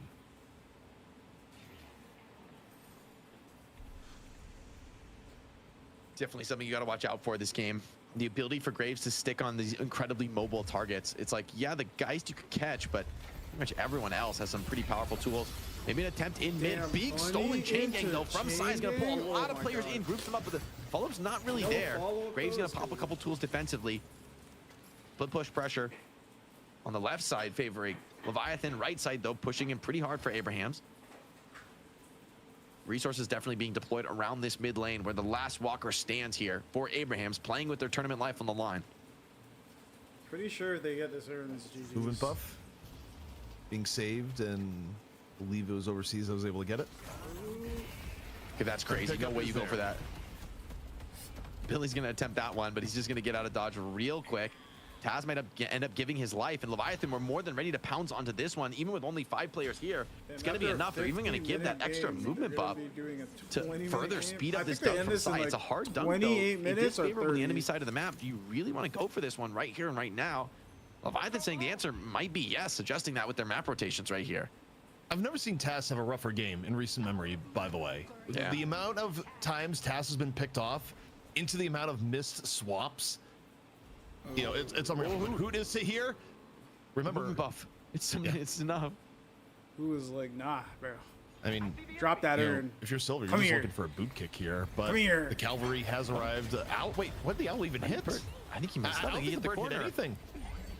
Sai thinking twice about going for this. Oh, the page ult is going to snatch the urn out of his hand. Soren is timed out here, but Hoot, one of the crucial players on this Abraham squad, forced into the Lycan curse, and it's not even going to be enough. Here comes the real chain gang coming out from Billy. It's stolen as well. Stolen chain gang. Sai looks to pull players deep into enemy territory. Now the big Rabbit Hex counterspelled by Page, but not enough to keep Billy out of the fray. But Leviathan are just so powerful over the top here, bringing that damage. And Sai goes back, recognizes his team's in control. He's going to grab this urn and throw the dunk in. And for Abraham's, I mean, they're running, I guess. Like, Saint has no HP, Tass has no HP. It should be an easy dunk, and is. So no comeback urn possibility here for Abraham's. Even further behind, Tass gonna fall again. Get out of the fight. There's absolutely no chance we're gonna test the urn. And, you know, at this point, there is no more urns, so yeah, that's GG. There's nothing to be gained here for Abraham's at this point. He just legit. Yeah, they keep trying to find these kills, and I don't blame them because everyone on Leviathan is low, and Abraham's our team. They know their win condition is finding a cheeky kill in one of those kind of extended exchanges that maybe allows them to flip an unlikely team fight. But now, full map control, urn down. There's not really any key objectives to play for. Big Rabbit Hex on a Hoot, amplifying some of that damage, but this goes to Walker right now, just for harassment more than anything. There's a lot of jungle on the map right now, CP. If she doesn't hit a swap, I think that's game. Abraham's they try to go for mid-walker. Playing a game right now where they're going to have to thread the needle, avoid major team fights for a while, ideally get Sanya to a higher level of farm, and more than anything else, even though it's been a tough game for Tass, you're still kind of reliant on Tass to give you an opening here for a pickoff that you can change into multiple staggered picks. Together, because I don't think Abrahams wins any straight up team fight the way it is right now between the two teams. So you need to generate an opportunity somewhere on the map, but it is easier said than done. Another bird. These birds feel more desperate than anything. Yeah, he's just going to clear waves with it. That's all he can really do. Like, Abraham's corralled it just into the mid lane. They're not farming that much. Leviathan's just pulling the macro lead. Taz, though, maybe he wants to change that story. But Overseas is more than willing to fight. He's actually just running it down on them. And everyone, once again, trying to retreat, trying to pull back. Celeste chasing them with the Shining Wonder. It's bouncing between all these players. Billy trying to pull Celeste maybe deeper than she had signed up for. But without the bird, it's a bit of a scary fight. Leviathan taking any advantage, just running with it. An E-shift on the Mina, but she's so deep in the back line. Some nice dashes to maybe get out of this. Insane movement from OCs. He's gone. He's bro has the schmoove. Also, it was a very early E-shift buy. We saw the. It doesn't feel as much now, but he had that E-shift at 22,000. It was a full-on. I just don't want to die. There was also one of the missed paradoxical swaps earlier where Tass basically had to try and thread the needle and was a little bit off. Still, the longer this goes without a pick, the more it is in favor of Abraham's at the very least. Just you know, proportional difference in farm gets less and less as time goes on. Yeah, they're getting a bit of comeback souls, but it definitely feels clear that there's a real danger for Abraham's. Every one of these fights, it really feels like it could go explosively against them. Some big shots, though, connecting on Overseas is going to maybe slow his roll just a bit. Fremont also in trouble. A big soul exchange, though, onto the Billy. Gets Overseas back and healthy. The key team fighter on together in massive trouble, getting run down. Cost Fremont his life, though. 1-for-1 could be decent. Hoot also Lycan transform now into the back line. The rest of Leviathan trying to turn and burn onto this. I don't know if this is a good incredible front line, but he's full stacks, massive damage coming in. I just don't know that it's going to be enough. Celeste, now that the ultimate's out, she's going to be happy to turn and run this one down. But with all these Graves abilities bogging up the mid lane, it's not going to be easy to go for a chase. Guys, one of the few heroes to not instantly melt when a silver is on her just because of how powerful Life Drain is at the moment. If you're wondering, the fight goes like, how'd Overseas live? It's like, well, guys, Life Drain actually pretty good at the moment.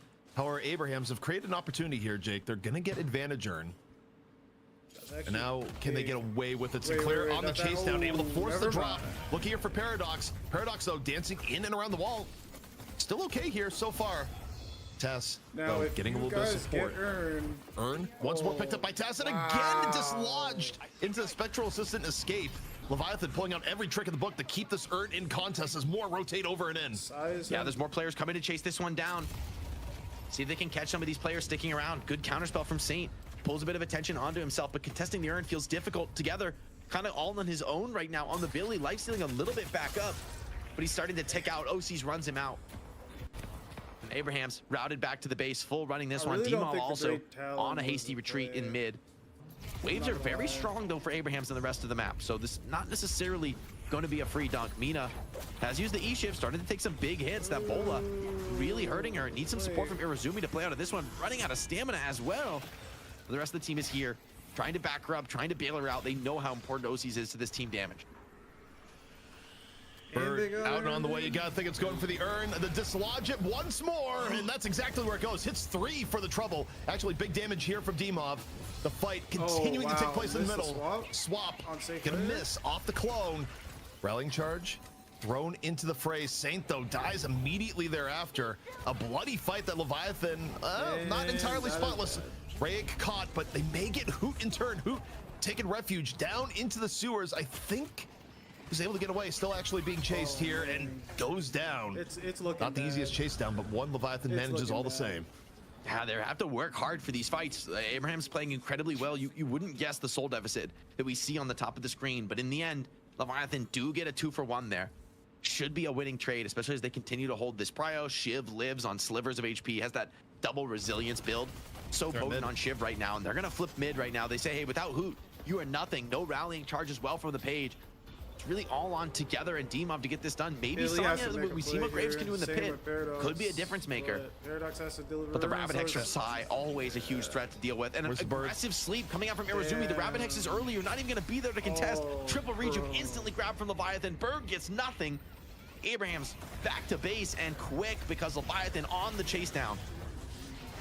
Urn for mid-boss is cold comfort for Abrahams here. It's not the trade you want to take. Graves Tombstone dropped here for a little bit of chaos. So we see Sanya looking for the way out. You don't want to lose the Graves here. You do! The rank from OCs prevents any hope from escape on the end. Leviathan taking every step necessary to defend their title. Swap in for Paradox towards the very end. Leviathan, 1 Rejuvenator left. Not the biggest bounty of rejuves at this point, and Hoot actually thinking there's a little bit of blood and water here up in middle. Yeah, do you really want to transform right now? It's kind of in a passive spot, but Hoot just a little, oh, he's actually gonna get forced to transform here. He has to send it, has to get aggressive, has to force some kind of a trade, but can he actually take this one? It's wolf on wolf action. Sai with his own wolf form, pulling a lot of aggro on himself, insanely tanky despite being a Sinclair who hasn't really built for this role. Shiv is in right behind him, and Sai end up making a lot of space into this one, enough to claim that mid walker. Lead still at 30k. Leviathan working with 1 Rejuvenator. Wow. Not quite as big of a Rejuvenator advantage as you like, but still enough that you can hang out here, go for a little bit of sieging. More of a scouting bird. Dropped here from Demov, but should be able to land with a little bit of damage onto the Shiv, who doesn't really care and is still going to continue to do a bit of gambling. There's a lot of jungle on the map right now. And for Abraham's, right, to staying back is almost not an option because the eco lead is just going to continue to pull against you. Everyone full split right now on Leviathan. Abrams, it feels like you got to make a play. If you let people just full split 6 on the map, farming all 3 waves and a ton of jungle, you are going to go really parabolic in the worst possible direction on that soul grab. I think Abrahams is cooked. I think cooked. It has been a relatively passive game for Sanya so far here. I mean, granted, part was that you're out getting farmed, but 0-1 and 4. Not a Graves that's been in a ton of fights. Shangang, though, going to be used by together. Sanya moving in, not really full committing as Nox Nostra comes in from the top. A fight that Abrahams decides wisely to go for a disengage on. Hoot getting chased, but they decide, no, not going to full commit onto the silver here just yet, as buffs and a new urn spawn. And Jake, you think about how long the last urn took to get resolved, we may be looking at more of the same. Yeah, definitely to pick up a crucial moment though, especially for Abrahams. They would love to be able to grab it for themselves. being contested. A bit of a front line here. A sleep onto 2 might be enough for Irizumi as he comes with the tag along now. Assisting Fremont, who's pumping that damage. Disarming Hank's not going to make a difference to this Shiv, who's just raining in skill after skill. A beautiful parry as well onto Together. Billy starting to drop low. The heals so far good enough, but Jim now locked down in a really rough spot, surrounded by these grave zombies. And somehow, despite that advantage coming in, Leviathan may be in real trouble here. OC's just got healed up. Wait. Graves power right now. Senor! Oh my goodness, the captivating read into the grasping hands. It is the you do not get to move combination. Swap over. Damage still being pumped out here by the Graves. Needs a little bit more onto the guys. Gonna get it. And the lockdown from Abrahams in this fight. Actually a bit unreal, Jake. Leviathan down 3, Abrahams down 2, but that was a great fight from Abrahams, and I still can't get over what happened to Fremont. That was a 2 rallying charges into grasping hands, into captivating read, but hold on, the chase down. The Graves threat is dead.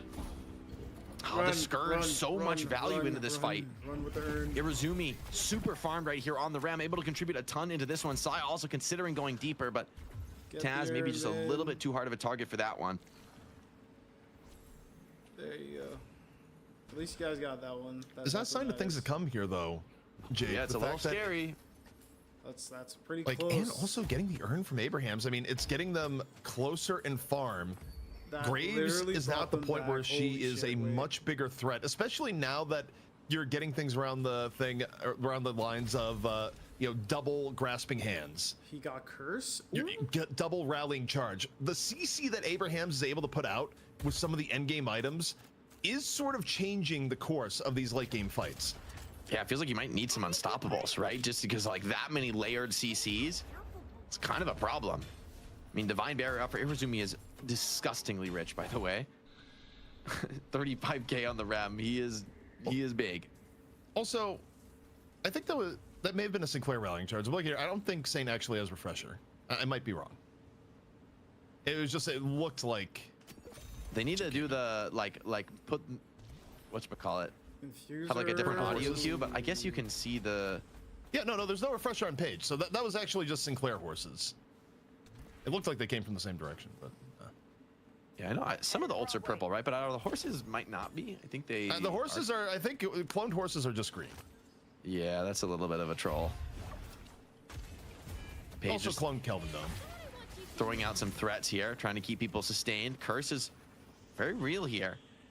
But Irizumi, I think, definitely going to have the advantage in terms of his ability to sustain some of these players in the team fight. He's got a lot of powerful defensive tools. And once again, it's like, Abrahams, you're in a part of the map. There's not really any camps here.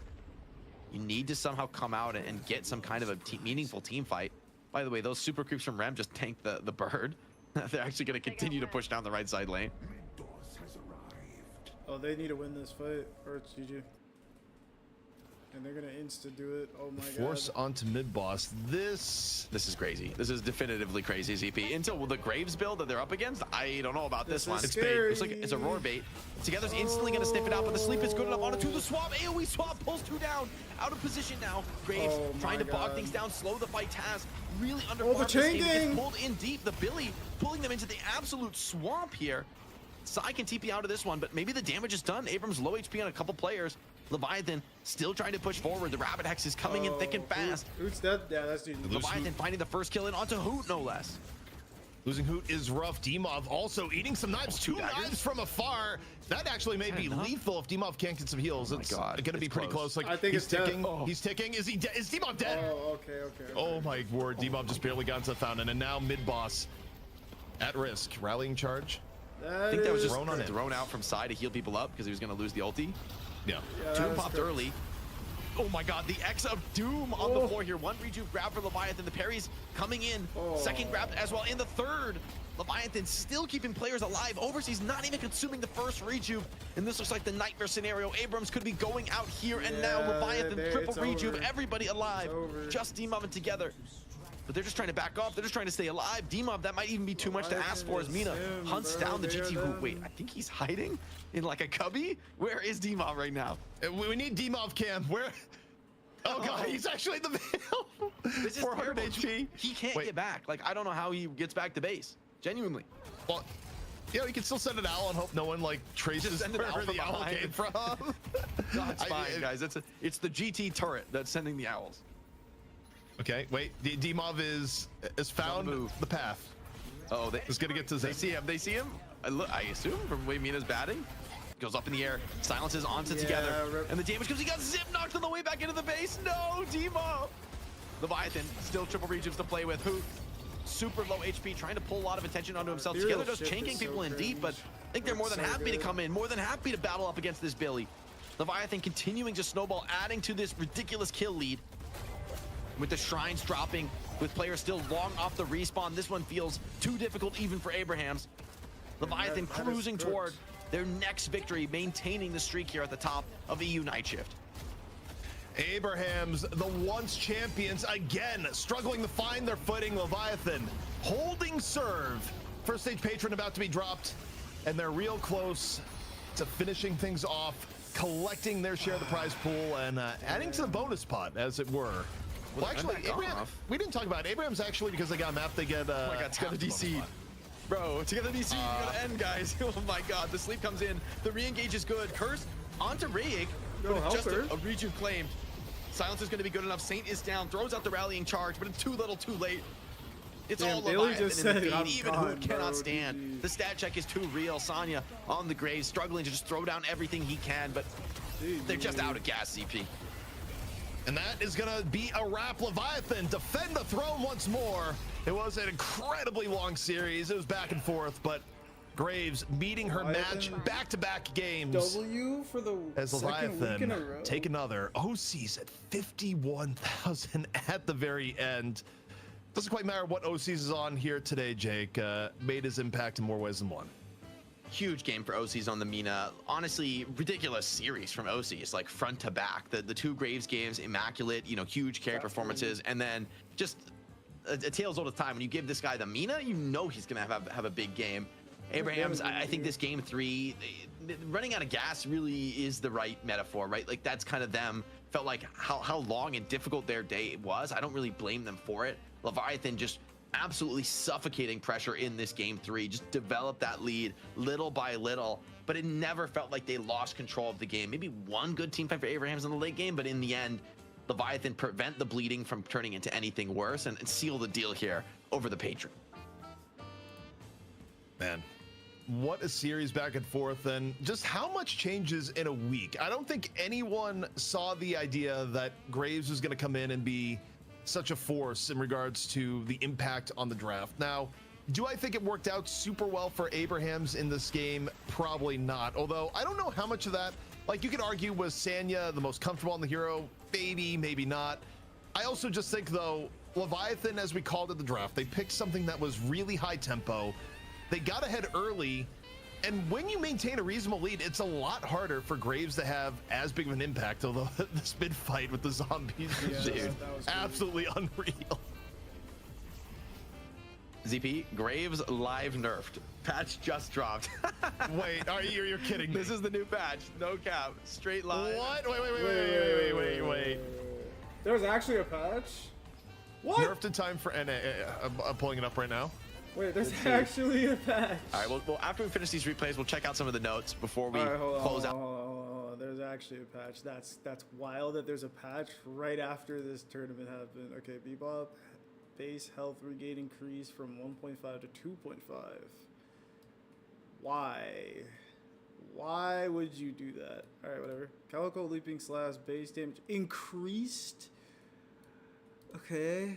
Base regain reduced. Okay, that's good. Dazzling trick T3 silence duration reduced from. Okay, that's actually not bad. Call bell slow increase from 30% to 35, dude. What the fuck? Okay. They increased his bell radius? Doorway distance. What the yo, okay, I believe the devs love this character because what the fuck is this? Alright, luggage cart, okay, that's fine. Gasping hand, spirit damage, okay, so this got a nerf, which is huge. I'm actually happy about that. Tier 3 reduced from 2 summon to 1. This is huge, actually. This is huge as well. Burrow Decree Ghoul HP health reduced from 200 plus 12 boons to... Ooh, I see. Not so many souls anymore, but that's okay.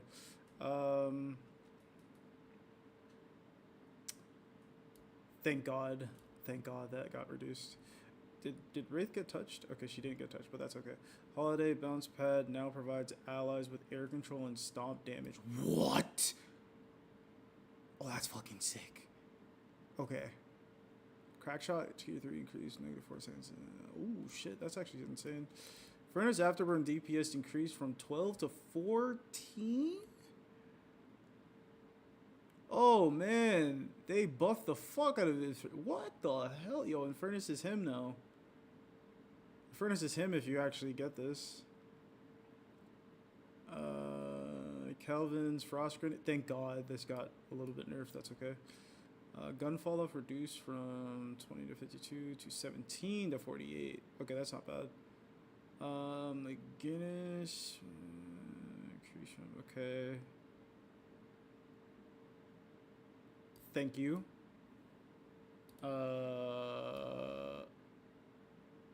Thank you. This isn't really like a nerf. This is like the babiest touch I've ever seen. Scarabs, tier 3, scaling reduced from... Oh, that's huge, actually. This is huge. Okay. The Genmark Spirit scaling reduced from... Oh, thank you. It's over. I don't have to deal with this guy anymore. Let's go. Rev Nap Time tier 3 now also provides unstoppable well channeling. Interesting. This guy's gonna be played a lot more. Bullet damage rescaled from... Wow. Okay. Okay. Editor concentration impact deals damage. Okay, that's fair. Oh damn, they nerfed the wall stun. Okay, that's like 0.5 seconds. Well, I don't know. We'll see. Gutshot damage scaling reduced from 1 to 0.8. Interesting. Victor restore health per boon back is 46. No longer has 30% life steal. Oh, thank God, he's not gonna be Thanos anymore. Oh, thank God. Jumpstart tier 3 no longer purges non... Oh my God, you're serious? This is so big. He's pretty much nothing now. Victor's pretty much nothing now. Oh, but now it adds tier... Wow. Plus 50% debuff resistance and cuts existing debuff duration by 50%. That's really good. That's really good. I'm glad this is gone, but this is actually pretty good now. Or I was suffering radius reduced. Okay, okay. Alright, that's not bad. That's not a bad nerf. It was kind of like whatever. I'm okay with Love that. in the world and a man of his word. Mr. Wizard TV, $5, been loving Night Shift. When they gonna add techies to the game? Damn. Never, please, God, no, please stop. Goopy Noopy, $25. Massive week of games in both regions. Thanks to everyone behind the scenes at DLNS for putting on a great show once again. Cheers and GL have fun. Sunsball, 10, $25. Congrats to Floormen. Wait, that was last week. Never mind. I've gone too far back. Those were all the donations this week. I was like, what do you mean congrats to Floor? They haven't played yet. Jake, final thoughts before we throw the break and we get NA going. And also an interview from Elizabeth. Oh, wait, we got MVP first. Yeah, of course, we got to take a look at our MVP. We got to celebrate for Leviathan. I mean, another big week for them. It shouldn't be any surprise here from OCs. I mean, top of the line carry performances, you know, through the entire series. Game 3, I think, really put a cherry on top. This guy was so deep in the back line, like the entire game. He's pulling so much aggro to himself, slips away on just shreds of HP time and time again. Game 1, debut of the top like farm carry Graves here in Night Shift, and he single-handedly warped the meta, you know, like mind controlling Abrahams to pick the Graves, and the hero looks very good. I'm curious to see if the patch changes that or if NA just has a different take on the meta, but definitely a well-deserved MVP performance out of OCs. Yeah, and it's kind of interesting too because again, we kind of went in with the storyline of a lot of people going, oh, OCs has to play the heroes with the free escapes, and granted, you know, being able to throw down a wall, you do have some escape ability on Graves, but it's not a hero known for her high mobility. She has to buy superior stand pretty early and, you know, get out on her movement without really iframes, and not a problem for OCs. No Mina, no problem. Massive performance on the Graves, and still the same Mina you know and love for OCs with a really good performance in map 3. Yeah, what a nasty little rake there to finish off Sonya before popping the rejuve, and well-deserved win for Leviathan. ZP, they went, what was it? It's like 10 straight losses against Abraham, grinding, winning, I think 2 maps over the course of that. Like, few teams could have stuck it out and stayed together and kept building through that kind of a beatdown, but finally now it's their day in the sun, winning another one straight here on the night shift. And like you said, maybe the beginning of a real dynasty for them. They're earning these wins. This is not coming from, you know, 1 or 2 players having big games across the board. You know, everyone hitting new levels here for Leviathan. So a lot of love to this team, sticking around, a long time appearance in the night shift, and finally getting their flowers. Oh, there's, because I scrolled down too much, we also had a donation from Redison Speed, $10 that just said slay. Jake, though, we're not off the hook just yet.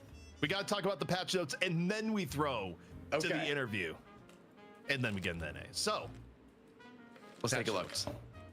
All right, little buffs to Bebop. I'm down for that. A little regen on Bebop should help the early game. Bit of a buff to Calico. I mean, does Calico need it? She got some like nerfs here and there. I think NA was still liking her, so maybe she'll be played a little bit more in NA. Doorman buffs. I don't like this at all. Like, even bigger radius on Call Bell, and a little bit more slow, more distance on Doorway. Huge. Doorway distance. The base. Okay, wait. Doorway's going to be crazy. I know they nerfed all the ability range stuff, so maybe this just. But he's going to be able to kidnap you across the map now. I'm pretty sure. Oh, that's actually massive nerf to Graves. Given that people have been going Echo Shard Grasping Hands constantly, you're getting 2 less ghouls per rotation. This is the build that Sonya did. This is not the build that OCs did, though. OCs was playing the conventional carry Graves, so he's like playing for the passive. So I think this matters, but I think it sort of depends on your take. The way Sonya's build absolutely is hard. Like, I think the Echo Shard stuff is gone probably. Then again, 10-second less cooldown, maybe buying that CTR, you're gonna kind of get a lot of spam out of it. Also, it's still a really long route. Like, the ghouls made it over the top, but wait, what is the holiday change? The holiday, it's got to be buffs. Right? You get air control as an ally. That's sick. So you get like the holiday crazy air control. That is legitimately a massive buff. I mean, the tier 3 crack shot. Yeah, I don't think this matters, but I think the bounce pad, dude, imagine like bounce padding your entire team like into the team fight. You bring like 6 guys all like jump and land on you all at once. This legitimately is massive. I actually think that could single-handedly make Holiday pretty sick, especially because that's probably the best in competitive play, where like everyone can plan to take the bounce pad together. Like, that is legitimately a crazy tool. That air control is unbelievably powerful. Wait, also tier 3 crack shot just got buffed by 50%. I still skeptical about this carry Holiday build after the gun nerfs, but I know of all people, ZP, you will will this into existence. Okay, here's the thing about Gun Holiday.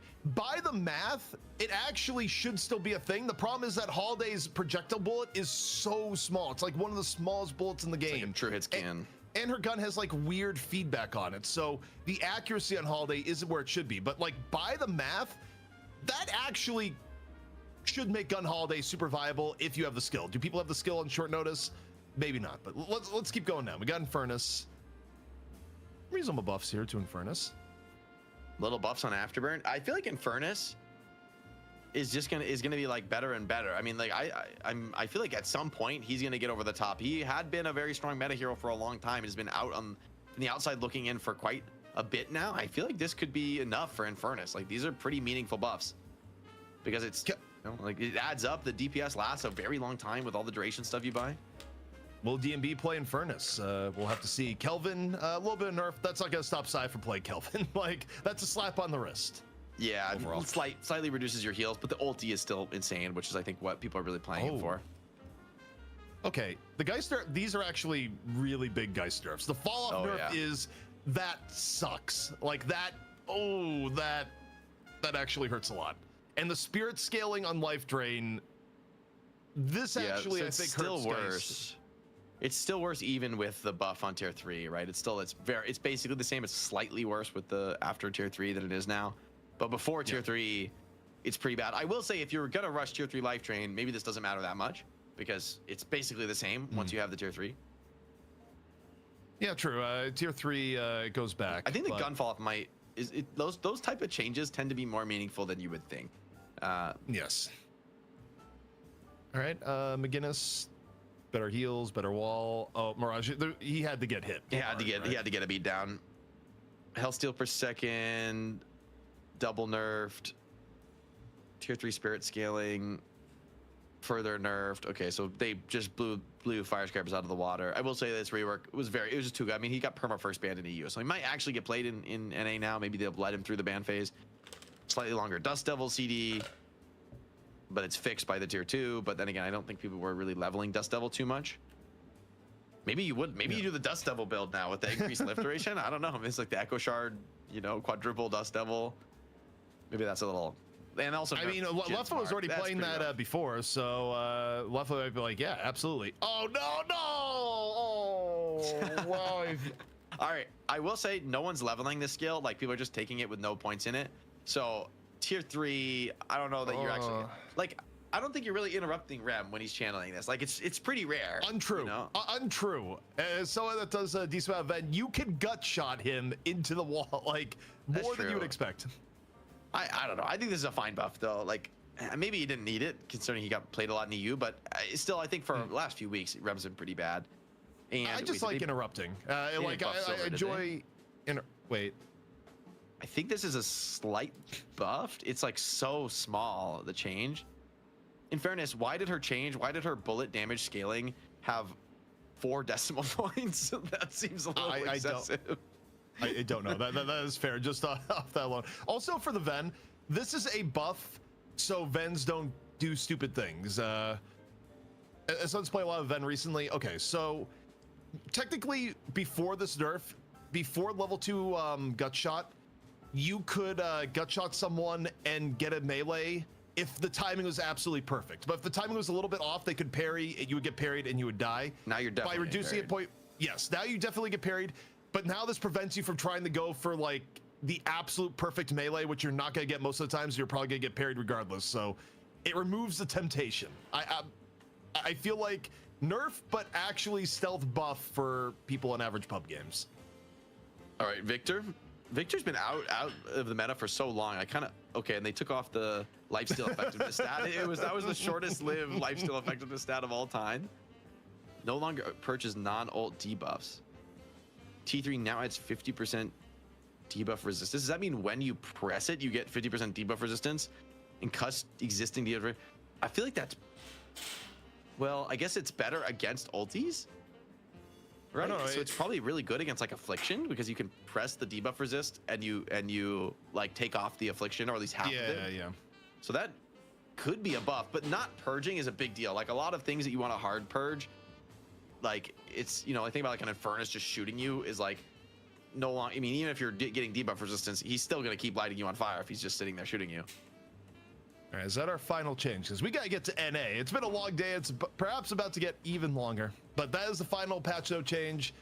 This has been Night Shift in EU, but don't you worry. We still got half a show left to go. But before we get into NA, how about settle into this preview of Elizabeth's interview with the one and only Saya.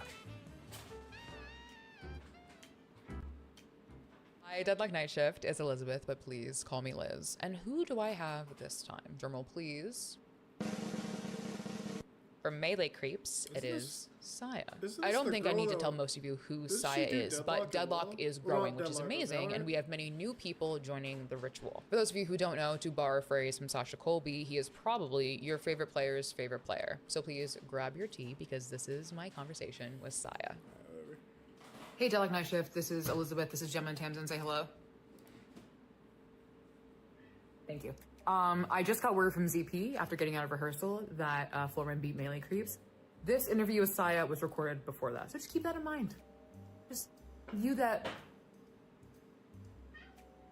I know, I'm watching my duvet cover, okay?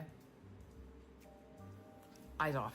But yeah, just keep that in mind when you're watching this interview, that I was not able to ask about, hey, you got beat by Floormen, because that didn't happen yet. That was not real. But here we are, right, Gemma? Exactly. I'd love to hear your read on BWC as kind of this, you know, now no longer running with clock, now bird with clock, this team that I think is causing trouble when they do face people because of their play style. So, I mean, the best thing I like about BWC is they do kind of just run at you. So either they'll win in like 20 minutes or they'll lose at like 30 minutes, you know? So that's just kind of the thing about them is they will go for these crazy plays where if these crazy plays work out, because you weren't expecting this crazy play, now your walker's being taken at like, you know, 9 minutes or something like that. And that's just kind of like the thing about BWC is just like they really do throw out the Hail Marys out there just constantly, and you're like, there's no reason for a Hail Mary right now. What's going on here? And then you know, but it's a Hail Mary while it's even, so it's like okay, well it works, and now they're like 10k up on you, and you know that's solely that they accumulate now. Now they're using that advantage that they got from that to just randomly throw another Hail Mary, and now if that works out, they're back at 20, you know, or they're at 20. But if it doesn't, now the game's even again. So that's kind of just the big thing about BWC is they will put you on this point where they like to play up in your face and everything, and if you don't expect that or something like that, you will just like you will lose a lot because of it's just not an expected way to play. So you're saying an unexpected way to play. Goober described it as an incorrect way of playing, and you described the way you guys play as the correct way, and you and Floorman as the way you guys play as the correct way of playing. Do you think the way BWC play is incorrect, or it's just a different style? Listen, at the end of the day, it's just whoever has the win, right? To an extent, yeah, I would say. It doesn't matter the way they play or anything like that. If they win, like, you know, 2 games against us, they won. That's just how it is. So you can't really say there's a correct or incorrect play, especially whenever this game there's so much other aspects of this game compared to like a top-down MOBA. Another thing I want to ask you about in kind of the DNS world is this hydronation return that we've had. And I'll ask you specifically about a quote from Rokane that he said in an interview with EDL. He said, "Melee Creep's run is extremely impressive. That team has some of the best talent in the game, but only time will tell how long will that last." If and when we meet Melee Creeps meets the kind of new reinvigorated hydronation in the future, how do you expect that to go? Yeah, they're gonna get slammed. They are getting slammed. Oh yeah. Why? Probably because hydronation just hasn't played in like a long time. They haven't been in the tournament scene for a very long time, and they've just been building up scrims. So I think it's gonna take them a bit.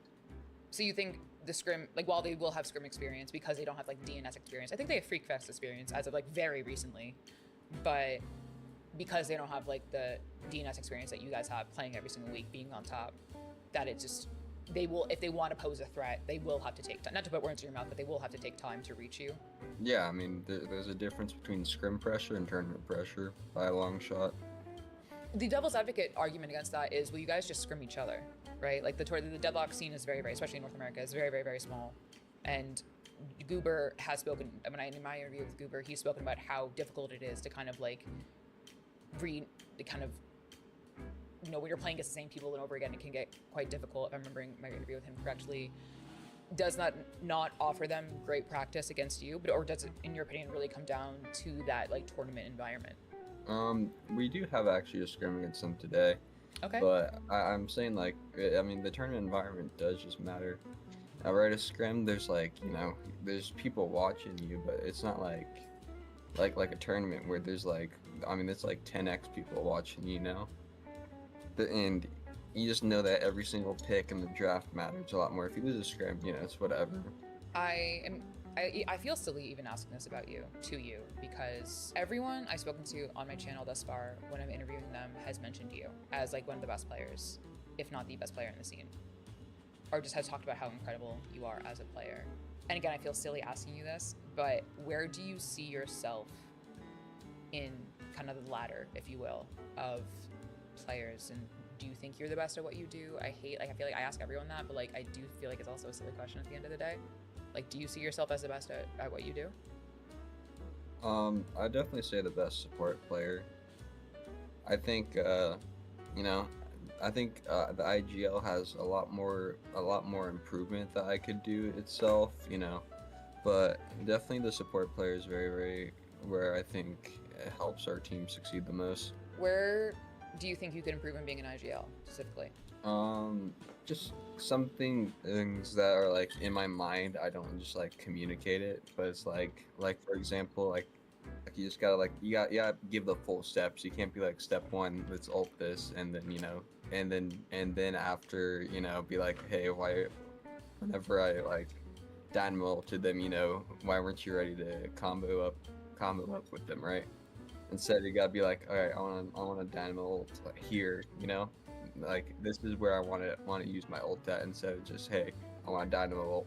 Who would you point to as being the other like comparable support players to you in Deadlock's professional scene? Probably Zerbzy would be a really good support player right now, for the NA side. Division, but I don't think Division's played comp for a bit. I think he's been out for like a month, but I would say he's also another good support player. And then Gibbs. I'd probably say those 4 are like the only ones that actually like stand out to me as support players. Being so dominant in Deadlock Night Shift, everyone kind of like expects you to be the best of 3. That everyone looks to like, will it be DWC? Will it be Florman? Who will it be? I'm curious, in like, is there pressure on you specifically to innovate and change and create something new? In the context of this, John said that like Florman just like want to copy, or trying to copy you to keep it a buck. But I'm curious for you, like from your perspective, do you feel like you have to keep on innovating and have to keep on changing and have to keep on, becoming something new for the scene because of how competitive and how you are literally the only person to take down? Do you feel that pressure? I'll just have like random ideas, that I'm like, okay, sounds good in my head. Let's just go practice this. It's not like I'm just like, okay, what can I do here, right? It's just kind of like that thing where it's like a shower thought or something where you're not doing anything. You're showering, right? So might as well use your brain for something else. And then you're like, whoa, all right, let me try this or something. It's just, not only is that like something crazy, but it's like it also gives me like a reason to keep on getting on Deadlock, right? That's probably like the biggest thing for it, is just I'm not looking to always innovate, but I mean it just naturally happens as it's just something to do to really make sure that, because I mean burnout is a real thing, right? My biggest prevention way is just thinking about the game a lot more than playing it. What would you say your ratio is for thinking to playing? Probably like 40% playing, 60% thinking. Because I only stream for 16 hours, but Saturday, Sunday, I don't even touch the game. So like you take weekends off? Yeah, I definitely take weekends off. Is that something you've developed over time to avoid burnout, or was that something you were close to being burnt out, so you had to do something about it? Yeah, definitely to avoid burnout. I mean, I remember when we were scrimming like 5 days in a week. It was just constant. Don't have time for this. Can't go hang out with this person. Just you lose a lot of your social aspect, and it goes more into like the online social aspect. So that's just kind of like how we kind of prevent it. Is we just make sure we have weekends off. Do whatever. We can hang out as a team, or if we want to do something together, or we have, I think it's Tuesday and Thursdays that we also have off. It's interesting the way you're describing everything to me, because you said naturally, and it was funny because like you were echoing a thought in my mind listening to you. It seems like you're just a very instinctual player. Like you kind of, from what I'm hearing, everything you're saying about the way you think about the game, the way you play the game, the way you internalize the game, it's not effortless. Effortless is the wrong word, but it's not, I would say, is easy the right word? Just kind of, it seems easy for you, if I'm being honest. I definitely wouldn't say easy, but I can agree like it is just like an instinct thing. Because I mean I do have that adaptability to me, where if I make a mistake, right? I have been playing this game for so long, so if I make a mistake or something like that, I'll make sure to like remember it and everything, and then it just won't happen again. Yeah. It might happen like 8 months or something later, but it ain't gonna happen anytime soon. Folks, welcome back to Deadlock Night Shift number 31. I'm back. That's crazy. Don't know what I'm doing here. I peed in the chair. I'm glad to be joined by Jason Kaplan, who stayed up until very late in order to carry me kicking and screaming through this show. How you doing, buddy? Good to see you. It's fine. You usually would carry me kicking and screaming through leg day at the gym, so I think you know, I owe you one or two here, man. I'm excited to see what's going to happen. Like EU, I think this had the potential to be the best night shift we've had out of 31 shows, and it's already proven at EU side that it definitely has been. But finally, the return of Hydra Nation, now known as FPS Lounge, going up against a melee creeps in the best of one. Could it get any better than that? Honestly, yes, it could. It could, because obviously the 18 win streak of melee creeps got broken last week by Floorman. So not only do we have the return of FPS Lounge, we'll call them from henceforth, but also a changing of the guard. 18 night shifts in a row. Melee creeps were dominant. It is one of the most dominant streaks. It is the most dominant streak we've seen in Deadlock, especially in NA. And you can see it here. That is a lot of cats in suits, folks. So that's quite exciting. Four men will be awaiting in our money match, so to speak. And that means that, I can't believe it, melee creeps have been relegated to challenges. And yes, they will be going up against FPS Lounge, who the last time we saw this team, or at least most of this team, this core, was night shift number 8 back in October of 2025. That's the last night shift that they actually played in. Yeah, they played in 1, 2, 3, 4, won them all, didn't win any up until number 8. They beat the Baroness Hotel and they split. So it is insane to see them back. We're going to dive into that a little bit more. Of course, you've seen the format, you've got an idea of how this show works by now. We've also got a cool bounty system, which I'll be straight up with you guys. I don't fully understand. Jason's going to flesh it out for you in just a moment, but let's talk about the bonus pay, because again, every time a team defends a title, look at me read this and pretend like I'm not reading this. We're going to add $100. And obviously, if you win a map in that money match, you do get half the bounty. We just saw that actually in EU, where Abrahams were able to take it all the way to 3. And again, 5 consecutive weeks in a row, the champion is going to take the entire pot. It's a sick way to kind of sweeten it, add a little bit of drama to it. I'm a big fan for it. We've already sort of started to see it play out, I guess, in Europe.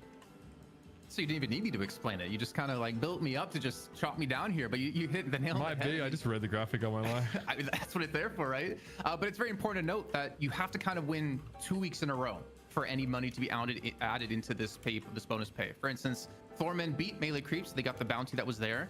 But right now there is no bounty until they potentially win again today, and then next week there'll be $100 added into that bonus pay for teams to potentially take from them. But it's really cool to see over in EU, because I mean, yes, Abrahams lost the series, but they still took 50% of that bounty. And there's a world it could be at, $400. They could win 200 just from one map alone. That potentially, if they take the series, they take home the prize pool plus the 400 in total. A lot of money to be won, but a nice way to give some incentive for some teams that even if you can't close out and win the challenge or the champion match, you still get a little bit of money coming your way.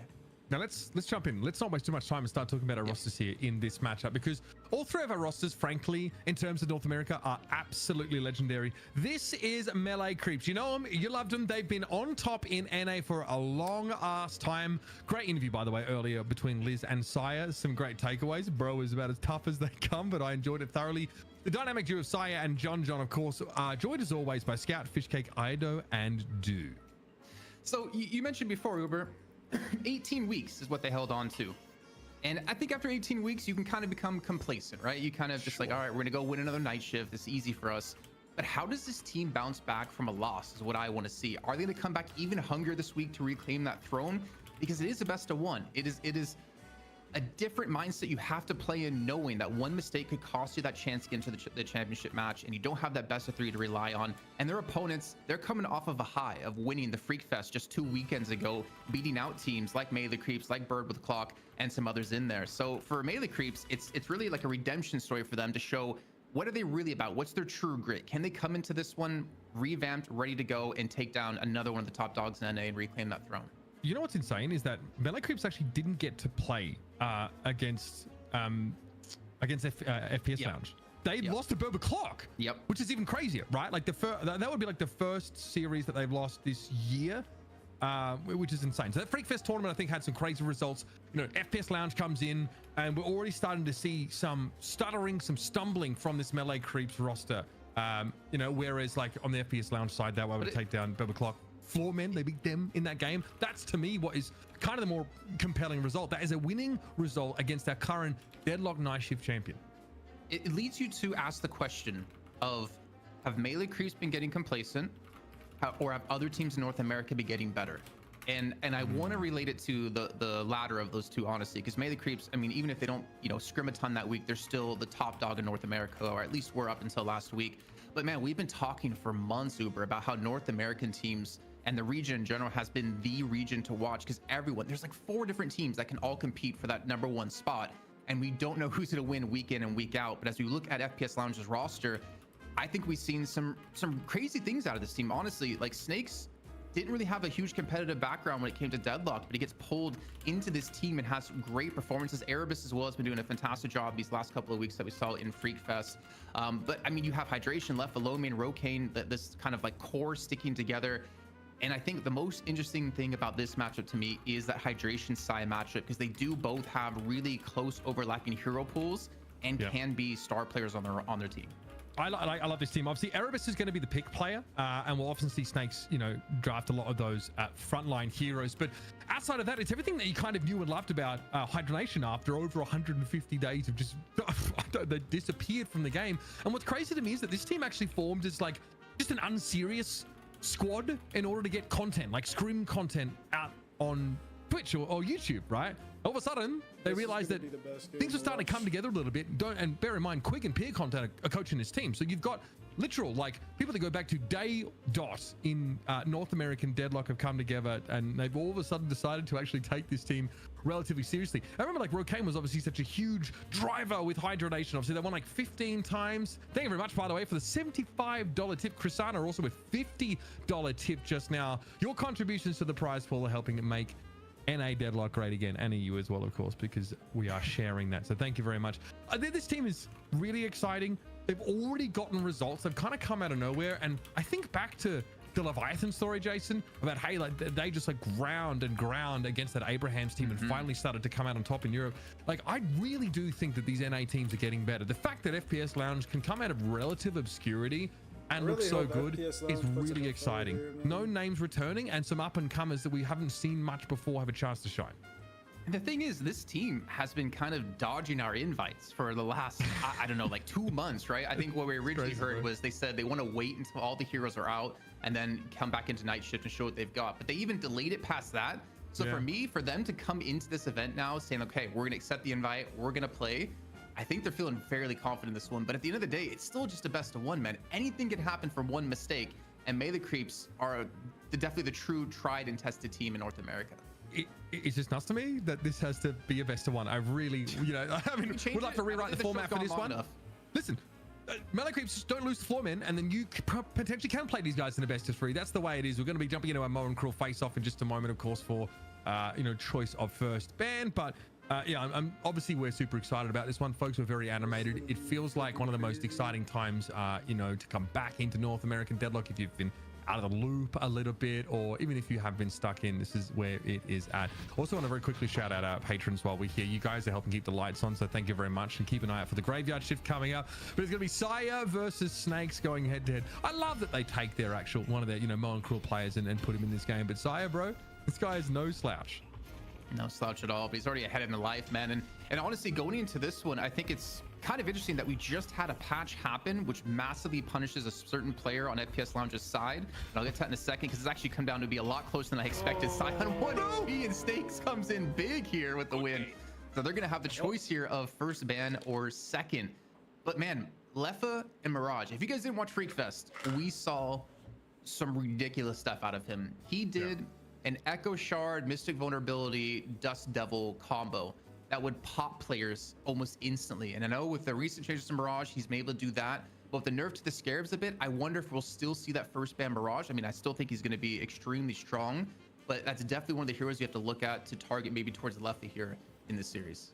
Obviously, they've reduced. So scarabs, if you probably didn't catch it in the EU portion of the show, what's Venator or important is that the health steal of the scarabs is down 10%. Venator It's not would've been the huge first though, move. and obviously the spirit scaling on the scarab tier 3 has also been reduced slightly. either But ban again, Mirage you can obviously still use that Dust Devil build and be an absolute I actually nuisance. don't know. Venator going to be banned straight off the top here. We're talking about one of our premier M1 carries. Seeing that ban sort of turn up quite a lot here, and Mirage is still being targeted for these bans. Still very, very powerful. Basically, permaban. I'm thinking Geist has to be heavily contested now between these. Like John, Letha probably both looking McGinnis specifically ban? towards that hero. And the weird thing is, John NABU especially. have such, they have such different priorities when it comes to heroes. As we're talking to ZP on the break, NA loves Ivy, especially Xeno in particular. When we get to Foreman later on, I'm curious to see if he's still going to be picking Ivy with the changes to her stone form. But to kick things off, to see Celeste first picked here, it does give you a lot of options. I know Billy's been used a lot in North America as an initiator, and they're actually even going for an Apollo. I don't remember if we saw Melee Creeps play Apollo last week. What? I have to check that. That's crazy. I mean, Apollo is definitely attracting a lot of bans. I think the Celeste pick is definitely a do hero. Michael Jordan, thanks for the $5 tip. And yeah, we're seeing Fishcake obviously try and play a fair bit of Billy here. Ivy snapped up here. From Melee Creeps. That's kind of spicy. Okay. Obviously, we saw Melee Creeps suffer against the Ivy last week, going up against Floormen in that best of 3. I'm pretty sure Xeno just played it every single game in that series, and with the beginners looked really powerful. But Ivy got tuned down a little bit, or at least one of the builds that you were talking about, Jason, like the Echo Shard and Stoneform build is no longer really a thing. Bro, you would drop like 1400 damage and they'd be stunned for like 4 or 5 seconds. So you were basically dead if you ever got a good Vortex Web off as well. But I am looking towards McGinnis. I know she's had some hit towards her ultimate.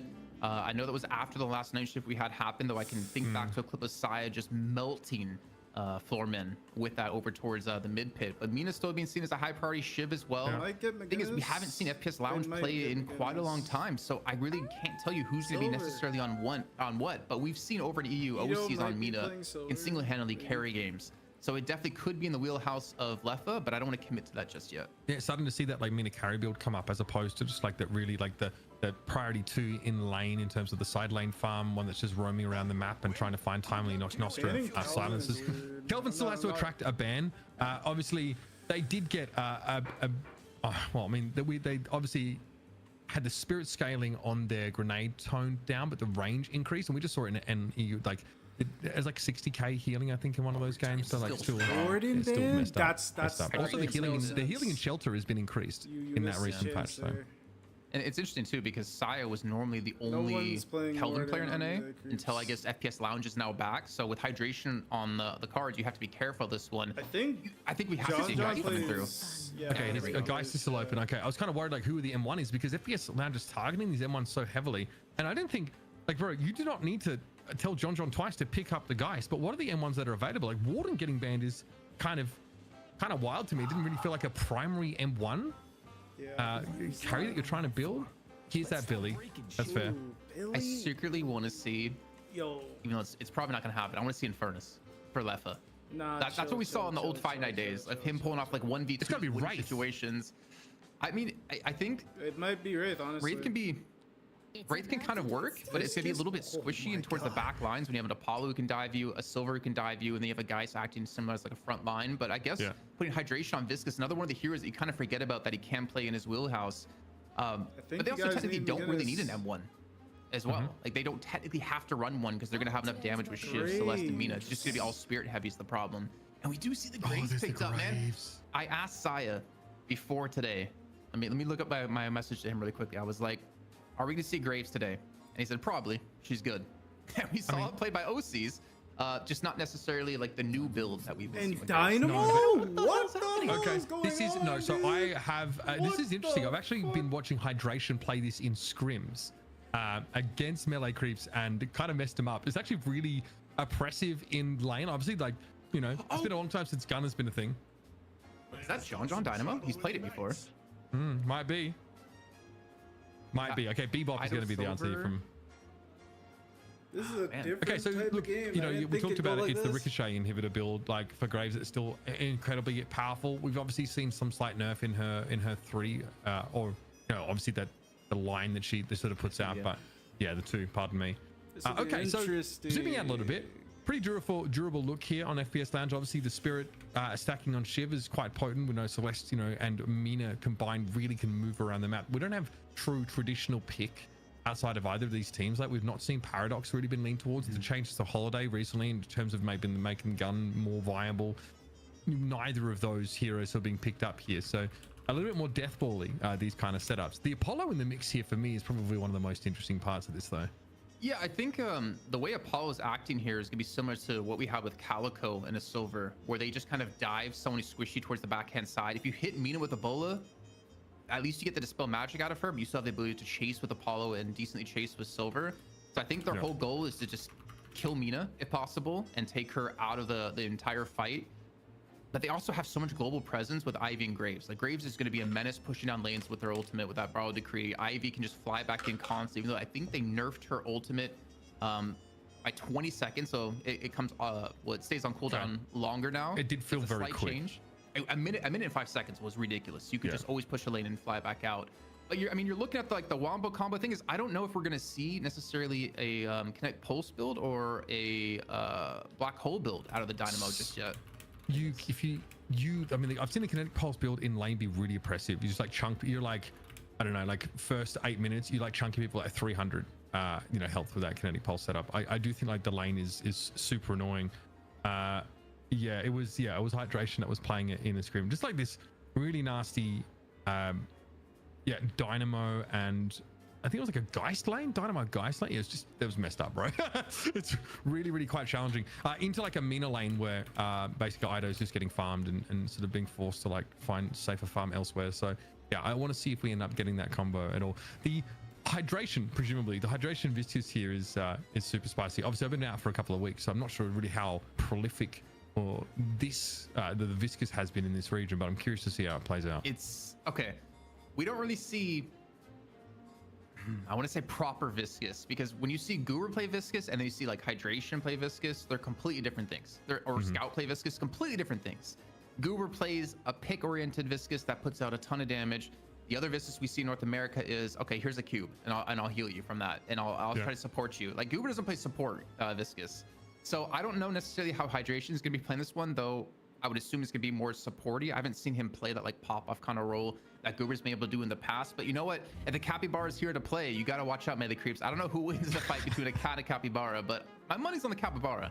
It has been a hot minute since we've seen these FPS Lounge players duke it out here in Deadlock Night Shift. It is time for the return, at least to this platform. It's happening. Can't wait to see how it all pans out. The draft is very interesting. We're still seeing this, strong trend towards the Graves, and we know that they can really scale quite ferociously into that later game. It's going to be Apollo Ivy lane for melee creeps on that left-hand side. Curious to see how this plays out. Already a fair bit of aggression here from that Celeste, so expect to see a pretty frothy affair here. He was on Apollo. Sheesh. You see that prize pool? I didn't even know it was that high, man. It's almost $1,800. Remember, if you want to donate, it all goes directly into the prize pool, not into our pockets. It goes towards the players. Dude, is that like a K from the start of the show? Nah, bro, that's crazy. Thanks so much, everybody. Incredible work on the prize pool so far. I'm looking at it here. $888 from I'm Tangy saying GLHF everyone exclamation point. Wow. Okay, if that wasn't heard on stream. That guy is him. On that one? Yeah. So 3, 1, 2, 3. 1. Sheesh.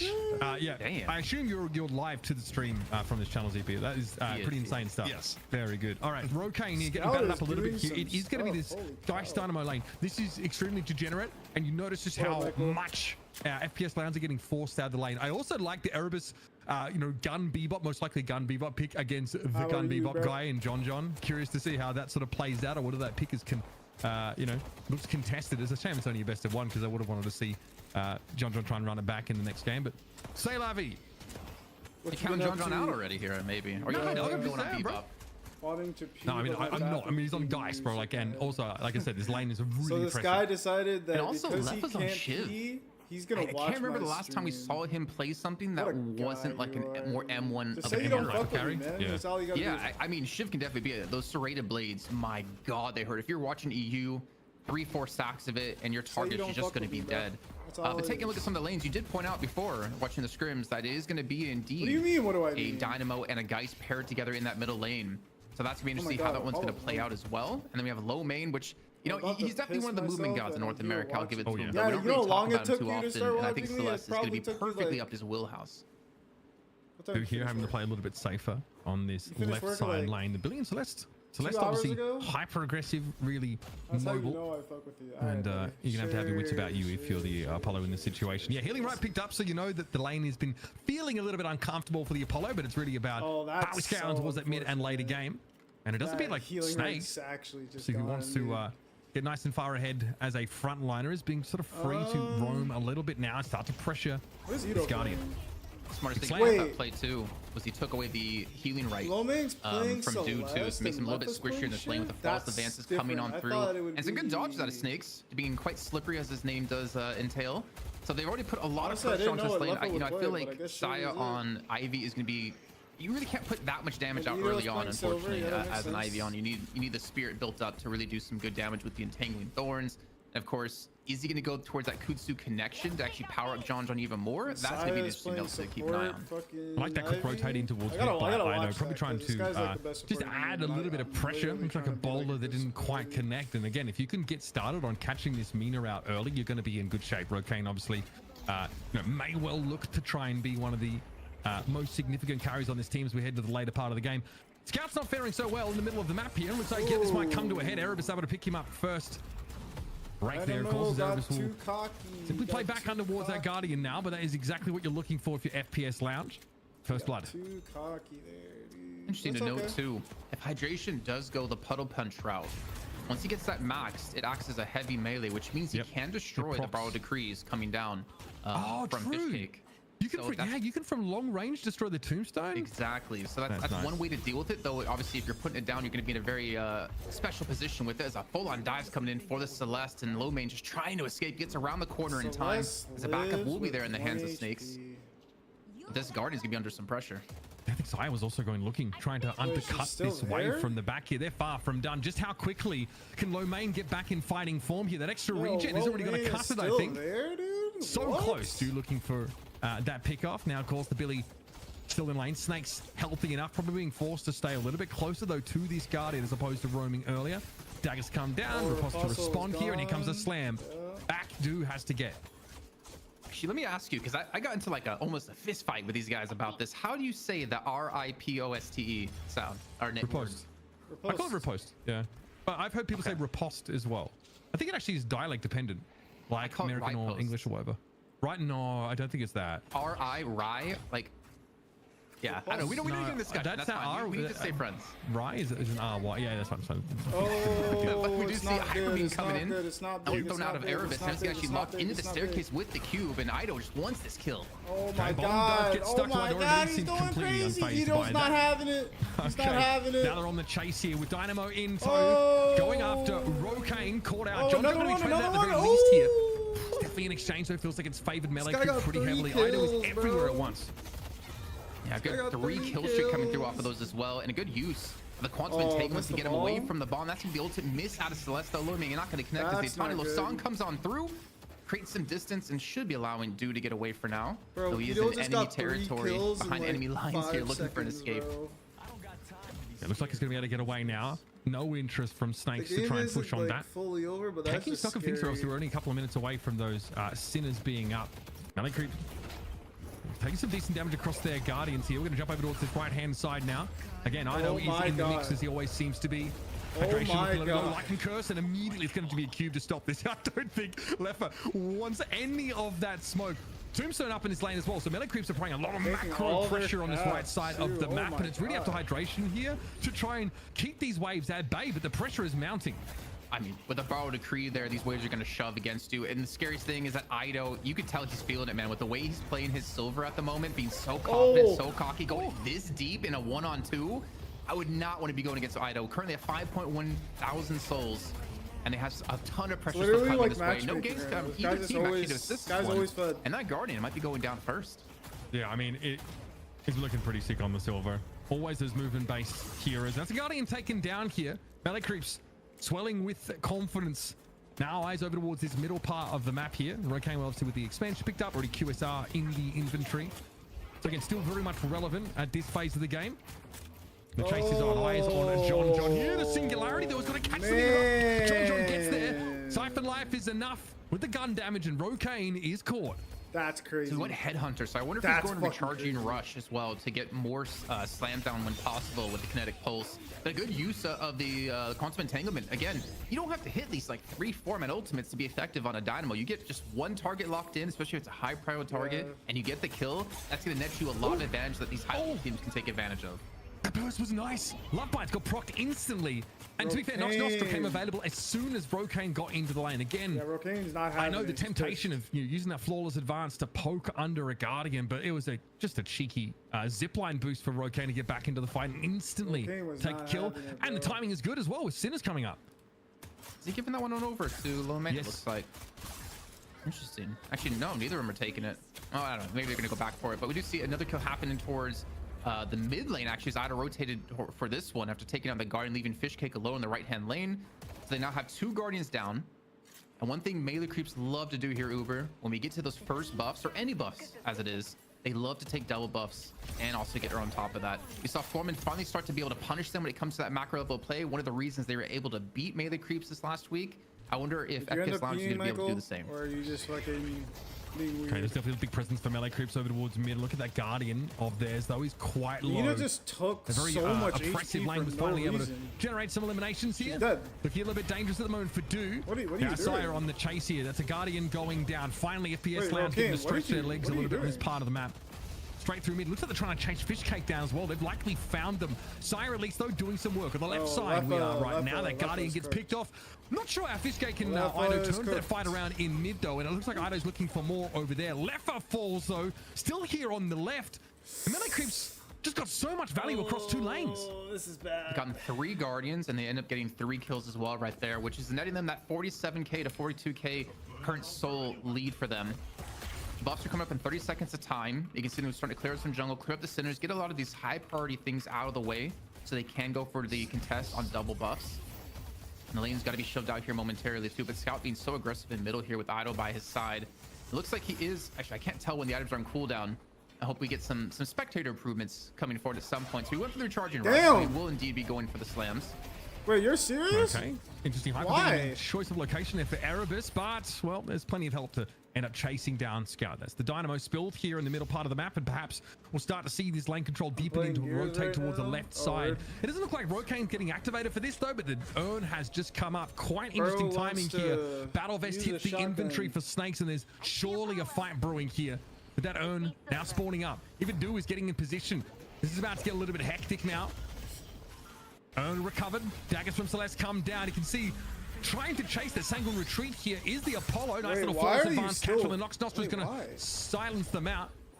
Where is Silver headed? They are trying to chase this Celeste on down and across the rooftops. Quite the steeple chase here. Low main cannot outpace Sire. Actually getting cooked. And he does contest the urn on the pickup, but honestly, for melee creeps, your ultimate for Dynamo is going to be up in just a few seconds, and I think he's going to be teleporting on over to the right-hand side of the map here as well. Are you at least winning in gears, Michael? Because they can easily go for the contest on this turn-in, or if they want, they can overload this left-hand side and look for a walker. Maybe somehow we do see Do win the 1v1 against Rokane, and dominated. As they kill somewhere else on the map. Yeah, I mean, you can see these spirit items already starting to take their toll. Decay picked up alongside that cold front, so quite the nuisance is that shift. Yeah, Rokane being picked off. And okay, we're just going to turn the earning. This is pretty big for FPS Lounge, starting to make up some of that deficit here after, of course, those flurry of Guardians being picked off. There might still be a fight to be had here, yet Snakes is being targeted now, slamming just on Ido, but Brokey is absolutely out of there. So hard to hold him in position. Chain gang, but Lycan Curse comes up, and again, the Q's going to be used out in response still. Ido is out for blood. Ido trying to back away though now as he realizes perhaps more of his bitten off than he can chew, but Scout's about to rotate into this lane with that singularity ready. Fishcake is down. Scout absolutely needs to get active here in a moment because John is going to be going at it. Going to be hitting hard and has that soul exchange at the ready. Tough to deal with. And Scout got blown to smithereens. It looks like there was an attempt at a singularity. It went off. He's limping away from the fight, or at least trying to hide in the corner for the time being. Supply drop means they can chase hydration down. Low main fell. And when it comes to these skirmishes breaking into full-scale melees, It's the melee creeps who prevail. Saya is one massive wins for them too, because this all started out with the urn initially being taken and ran across the map. Do wins a 1v1 against Rokane, which opens up him taking a walker for free, really catapulting his soul lead up into the air at 13k souls now. I mean, he is extremely deadly. Then they get more kills off the back. You're playing gears, man. You gotta be used to how everybody's spamming to help assist. The hyper beam being used, but not necessarily in the right position. And they finish off Do, which is going to be quite troublesome for him, because now the respawn timer is going to start to get long. 33 seconds of no farming for him. This game right now is looking tough times for him, at least. Yeah, right. Also, it's this Guardian, right? It's going to get harder and harder to protect. Scout's going to come in and at least try and negotiate from a position of power. In fact, 3 melee creeps players have been called to defend that left side. Fortitude, okay. For the Bebop, that's a nice little spike for him. Rokane, what are you doing? This sort of life drain here. Thought it got nerfed, but still hitting very, very hard. And Famina is in no position to really fight it out. John, of course, with the gun, is able to pop him might be and get on with business. See, this is maybe even a last-minute change with the patch for John, because over the last weeks, so initially we would see the Essence Bomb, the 1 max, be the standard on Geist, though it sometimes in EU, or I think it was NA, they went for a 3 max, the Malice. But we saw the last few weeks, it would just be the number 2, the life drain, as a max. And then you would be able to just constantly keep your health up. It does insane healing, especially with the regen item that you see you're picked up with, the radiant regeneration, but a little bit of a change up. And again, I don't know if that's fully due to the patch, though I suspect it slightly does orient towards that. But also, I mean, maxing your 1, if you have a good singularity hit, you're going to hit multiple people and just do a lot of damage on top of that. Okay, Hook catches onto the Dynamo here. Scout could be in a spot of bother.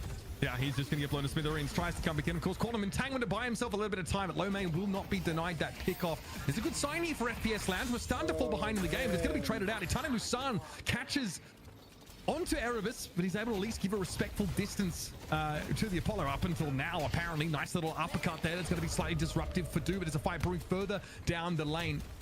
Lycan Coast active here for Ido, and there's a supply drop coming. It looks like John is on the way, and he means business. Watch out, that Bull Resist Shredder is going to get to work along with that gun. In he comes, Life Drain active here, and everyone is getting slurped down. It's a dangerous place for Snakes to be, and he's trying to back away, but you better believe there's a chase on, and it's Ido at the 4, but he gets parried and melee down. Big pick off there for Snakes, but still a fight that favors melee creeps on aggregate. They got a Guardian. And if Snakes doesn't win that 1v1 right there, that could have gone way worse.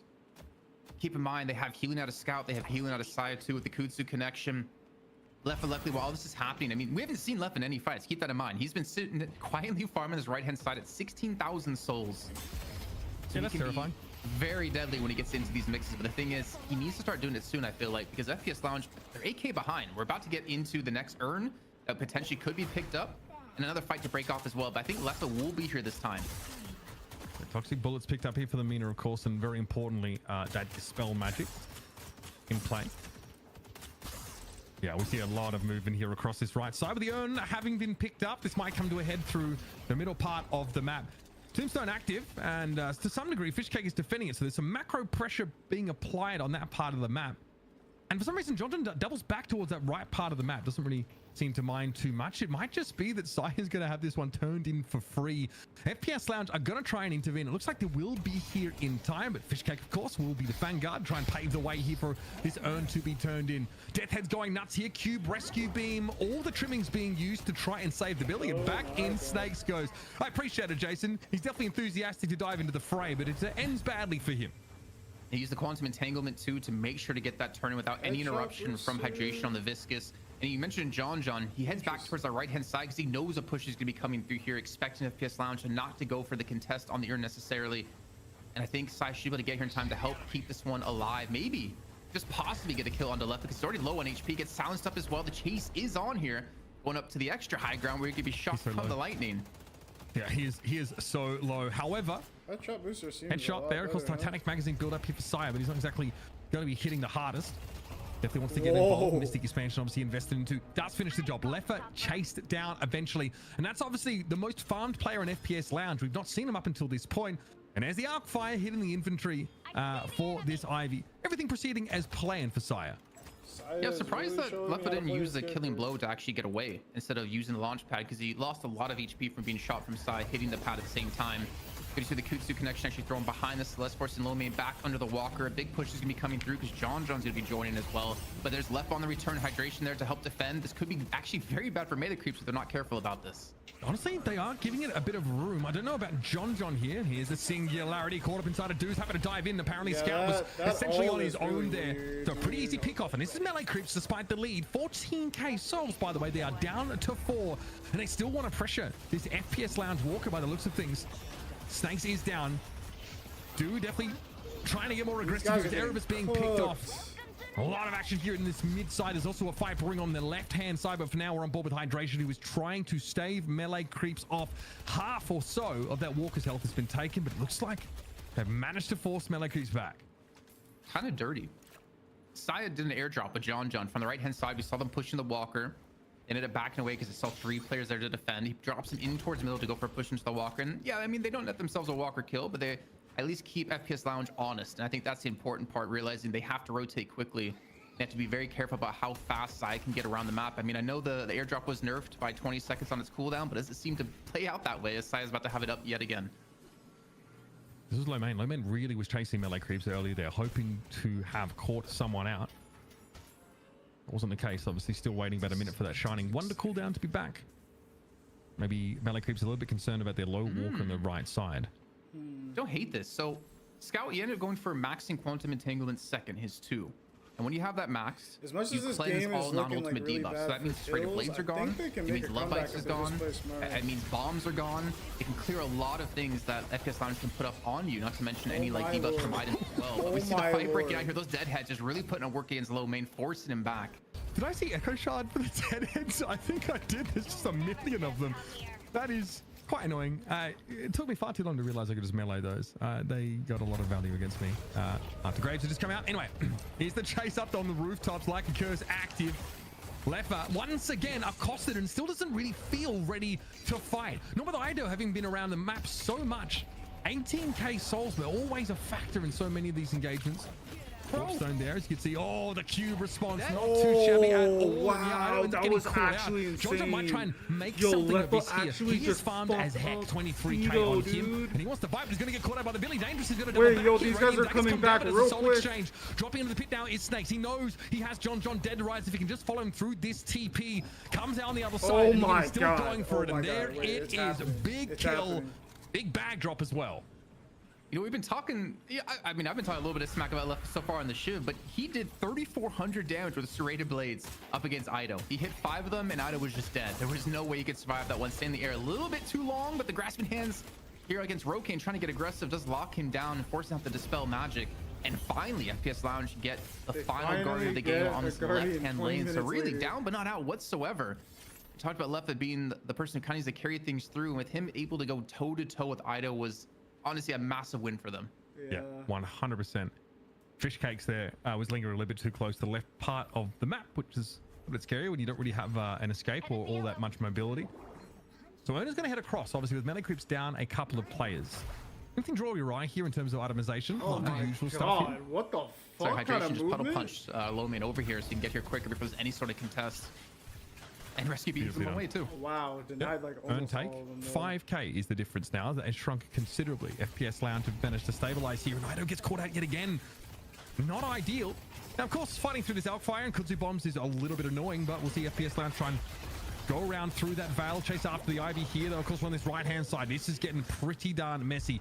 Fishcake, of course, still building towards being that very aggressive split damage threat later on in the game. There's a lot of splatters to play through here. Lefa, though, has gone down. Fishcake hitting hard, of course. It's a 3 max build or nothing for Graves at the moment. And again, against that single target, maybe not always as powerful as you're looking for. Common attack when used, hopefully cleansing some of that off, but Erebus is waiting up on high. The little zappy zap. And Fishcake was just, he was so aggressive there, going up against Hydration, trying to look for that 1v1. I mean, yeah, like you don't really have to aim on Graves, but still, Hydration can put out a lot of damage with the max on his 1. As we take a look at some of these builds, we have max Kutsu connection for Saya. So honestly, you're going to want to look for him and John together, because he's going to give such an attack speed and lifesteal amp to John that it's going to be really hard to contest against him, and something that you kind of, I think will be a threshold that they eventually hit if FPS Lounge can't close the game out quick enough. And I think John is just going to go on a massive tear. One of the best M1s in North America. And when he's supported by an Ivy with a permanent Kutsu connection, yeah, it's going to be tough. Yeah. Also, I don't know, the lack of move speed penalty while shooting for Ivy just seems really, really good. There's a lot to like about that build. Okay, Raining Daggers going to be thrown down here. Melee creeps are chomping at the bit to try and get this mid walker down, but they've got to be careful because on the right hand side of the map, it looks like a 1v1 is brewing as Melee creeps are trying to defend their own walker here. It's a supply drop to try and get them over here. How aware is Leffa exactly? Definitely a split pushing threat and scary in his own right, but in a 1 versus 3, this could be a little bit tough, and he knows it. Yep, he's going to give up the ghost here. And as this fight is going on, FPS Lounge don't really get active in the middle part of the map at all, so Melee creeps can actually start to apply some pressure there. They're grouping up. I don't know what the Dynamo is. Okay, not where you want to be. We'll be honest. Getting out of this one could be a tough ask. Quantum Entanglement to try and put some distance between them, and now the rest of Melee creeps have arrived. Will this be enough? Singularity popped. Felt like desperation. Bro, every ult for retirement. I don't know if Melee creeps are in a position to capitalize here. Lomain has to get out of the fight. Chase down. Silence Wave also connecting, and there's the Apollo. Really hard to put a distance between yourself and the doors when he has that bloodlust. Nox Nostra in play, briefly silencing John out here, but this is broken up into 2 separate fights. Note that Ido is very low at the moment. He's been able to back away at the very least, but you can't say the same for Fishcake. And Sire's faring well enough here, but this is starting to turn into bona-fide walker pressure. Everybody. Behind him, yeah, we're going to have to deal with Leffa, of course, who's dropped in, and this is now looking dangerous for John, Jason. I mean, yeah, he gets airdropped away from Saya to safety. Coming at the perfect time to make sure John does not go down and maybe even turn it onto a kill too. Because this is going to be Snake's very low in HP and John, he's still half health.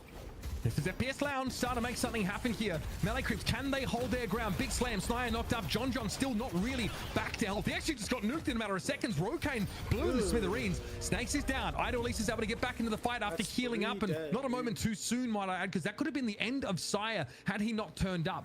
Regardless, as the dust settled, this is FPS Lounge still with 4 players up, and they're looking for more. Ice for Scout now.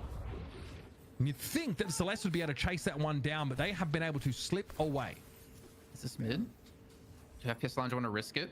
This is crazy. Because they have no singularity to worry about. Yeah. I honestly would have. I was thinking maybe they want to go for it, but again, it is the best one at the end of the day. And if you make one mistake here at that, it's going to be very tough for you. But escalating exposure picked up for Lomain. It's going to really help amplify his damage quite a bit here. I think it's literally down they by don't even go for the right melee creeps doubles there either. Like that is, they're pretty passive after that fight. They don't want to take any risks, especially given where the lane push is right now. Off we go. Lomain looking to tangle here with Idorium. Bowler though catching onto the Celeste. Ido wants to chase this one. There's actually a lot more melee creeps in than they might realize. Here's the airdrop. Silence comes in. Stone form. Everything including the kitchen sink thrown in, but at least the cube is there and a rescue beam to try and pull this Celeste out. And now there's still a fight to be had. There's no way. Ido got caught out amidst the entirety of FPS Lounge. And here's that goo ball being thrown in. Insult, injury, disruption all being out of it. Doing Fistcake are able to extract a couple of eliminations of their own. And this puts melee creeps up 2 players. Snakes is down. And now melee creeps might be able to make something happen here. The waves aren't necessarily pushed in their favor, but the urn spawns up at a very fortuitous spot. Yeah, I think they're definitely going to prioritize getting urn. I mean, they do have the opportunity to go for mid here and force a fight. They do have, like, I mean, they have like the white swap up for John. They don't have anything past that though, unfortunately, as the urn's just going to sit here while they go for the mid boss. I mean, FPS Lounge, you have 4 players up. Do you go for the contest is a real question. 4 on 5. It's going to be very tough moving into Fishcake with the grasping hands. But he gets taken down by Rokane. Doesn't have a chance, and the Reju is going to be dropping. Both teams going for the contest. Rokane is deadly right now. 30k souls. That is a big kinetic, though. Oh, my goodness. Reju's going over to melee creeps now. Nox Nostra came in over the top, and Rokane's really relevant in this part of the fight. Yes, he gets that first pick, but now FPS Lounge just have to try and extract themselves without getting wiped, and that could be easier said than done. There's the entanglement to send melee creeps forward and pop. Ido and John credited with kills, and now Rokane desperately has to try and get away.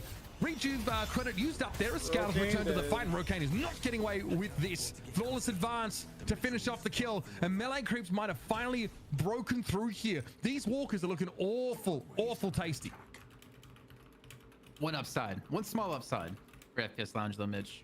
They did get the left walker from Minions, so they get a flex on unlocked, and they're at 161,000 souls too, so they desperately needed those slots to be opened up for them to have a chance to be able to go toe-to-toe here with melee creeps. But as you said, those walkers looking tasty. I think the priority for them right now, get this urn turn in, and then maybe look for those walkers, because that's 7,000 souls that's going to add to your tally, taking over a 10k lead. They do have a decent amount of money to spend. I mean, dude, Silence Wave is so huge considering he can get in so deep, but also not only him and Ido both have Silence Wave, if I'm not mistaken. Yeah. So when they get in deep, they have 3 Silence Waves. Scout even has one. So when they get on top of you, you're just not going to be able to cast any abilities, and you're going to struggle. And Hydration comes at the right time here, dislodges the urn. Oh my god, they got it. It's going to get turned in anyways here out of Fish Cake, but at least bought some time. Yeah, importantly, it's FPS Lounge not getting eliminated here in this fight. They want to avoid that. Here's a supply drop. They're going deep. They're going deep, Jason. They're trying to chase Leffa down with lots of things. Outfire, Kunzibom, everything. Leffa caught in the middle of it. Able to somehow warp away, but he will be chased down. You have to imagine that. In the meantime, Hydration's not in this fight. He's too low after that first little engagement. He tried to disrupt the Urner, lost most of his health for it. Eventually, Leffa is down. That's the entanglement here, and our eyes are turned towards this mid-walker of FPS Lounges. Ido's going to come in off from the side. You can see the Silence Waves procking now, so they're going to chase straight over towards the base Guardians. Puddle Punch to try and protect FPS Lounge, but melee creeps are not going to give up. Chain Gang in play. That's the unstoppable, of course, here for Snakes as he wants to dive on in. Rising Ram with a knock-up. Looks like, yeah, Ido had to extract himself for a brief time, and that's a nice little 3-piece, but still melee creeps are pushing up. Those walkers are gone. Behind all of this, Rokan is trying to take that right side walker down, but I don't know if he has what it takes to clean that one up. Melee creeps are dusting the floor with FPS Lounge right in front of their base, and it looks like it might go from bad to worse. Rokan did get this walker. Did go down, but the exchange definitely favors melee creeps now as Erebus and Lomane have fallen in front of their base Guardians. And this is an epic battle breaking out here. A good use out of the rake shoot to heal it for the minions going past Saya to make sure to just survive. So they get the walker, they get all the rejuves gone. But it did cost the mid lane walker, the right lane walker, and not actually, I think the right lane walker was down before, but it did cost them about a 20,000 soul gap now between the two teams. With Erebus and Lomane now down. I mean, also, by the way, Ido. So not only do they have 3 Silence Waves, they also have Ido with max Bola, so you can chain it to 2 other players. So you can hit 3 people with Bola, so you can't use stamina, you can't dash, you can't get away, so they can just catch you and just snowball and run you over. And I think that's kind of one of the game plans. You have kinetic pulse max, so you have the extra range on it, so you can knock them up to allow Ido to get a guaranteed Bola, and you kind of set yourself up for this. But one thing I'm sad to not see yet, I want to see that like Saya John combo, man. Like John can pop off on a Geist when you have that extra attack speed. I mean, I also want to point out, like, FPS Lounge's comp is really kite heavy, right? They are really slippery. The Celeste, the Mina, even the Shiv to a degree. Hard to lock down. These Silence Waves, though, really, new to their ability to sort of create that gap and sort of get out. You kind of saw that too, because was it, I think Rokan, or no, if someone got caught in their own secret shop, Erebus hooks him out and then Hydration rescue beams them back. So like, in terms of that slipperiness, they definitely have that, and they have the ability to kind of disengage from you really well if Hydration positions himself in a good position. But it's all about that catch and melee creeps. And you saw Saya before, when he caught Leffa, he used a vortex web to just keep Leffa there so they could close that gap and get the kill onto him. Also, this Echo Shard Deadhead Graves build, by the way, is extremely degenerate. And you just see these like millions of skulls chasing away those individual players. It's interesting, obviously, like you've got some more of the single target potential, even though if you're playing to your 3 max, you're trying to spread that inhibitor debuff as much as possible. I digress though. Into the fight here, John fancies a little bit of it. Lomane does get pinned down. 4 players from melee creeps involved in that pickoff. That's a good start. That came up just as Scout was off respawn. Urn is picked up here by FPS Lounge, but I don't think they necessarily have many chances to have that turned in here. Yeah, they've got at least a positive push for them on this left-hand side of the map, Jason, but we're going to start to see a lot of these neutral camps picked up by melee creeps in FPS Lounge territory to broaden that lead. Yeah, I think that Urn was picked just to make sure to prevent melee creeps from turning it in and extend this lead even further, because we're getting towards that 30k mark. And honestly, right now, I think if you're FPS Lounge, you really have to look towards Erebus to get a good hook to get a kill. I mean, Lomane, he died basically at melee creeps walker in the mid lane, while the rest of FPS Lounge were nowhere to be seen. I'm not sure exactly how he got into that position, but FPS Lounge is like time to strike. I don't know. It's kind of falling. Do you even have the damage to kill someone if you hook them in when you have the quantum entanglement to get them away? Then you have the rest of melee creeps able to just run straight through at you. But then you also have to stay spread because of the singularity out of Scout. There's so many factors that you have to take into account for these fights for FPS Lounge that it's really so damn difficult to play these out. If anyone for me who's going to do it, it's going to be the Siphon Bullets Boundless Spirit Mina. Rokan has 41k souls on them right now. We've seen them just sort of step up and nuke people on occasion, but again, there's a lot of threat. There's a lot of lockdown on this melee creeps comp. Some from those abilities. The Ivy is just messed up, obviously, with if you run out of stamina and you're anywhere near Saya, you are cooked. It looks like FPS Lounge are low-key serious about an earn tone in here, and I feel like Saya just wants to quickly reposition with that airdrop. Erebus picked off in mid. Wait a minute. This isn't ideal at all. Lomain's also in trouble of sort of suffering the same fate here. Full map control off that pick to melee creeps now, and that earn ain't getting turned in. No way. That gets dropped away. Melee creeps might be able to just take this themselves. Here's the stone form dropped in. Looks like there had to be another cube or rescue beam play for hydration to get people out of trouble, but Snakes is the frontliner, and he is so low right now.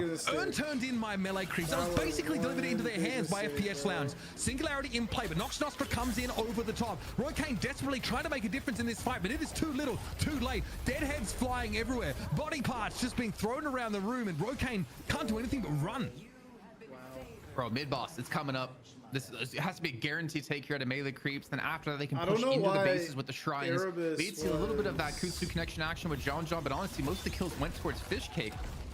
As we were talking about catches, I'm actually surprised to see Echo Shard on the Deadheads instead of on the Grasping Hands, the 2 for Graves. But you can create like a really big zone of denial that you're going to eventually lock them down in.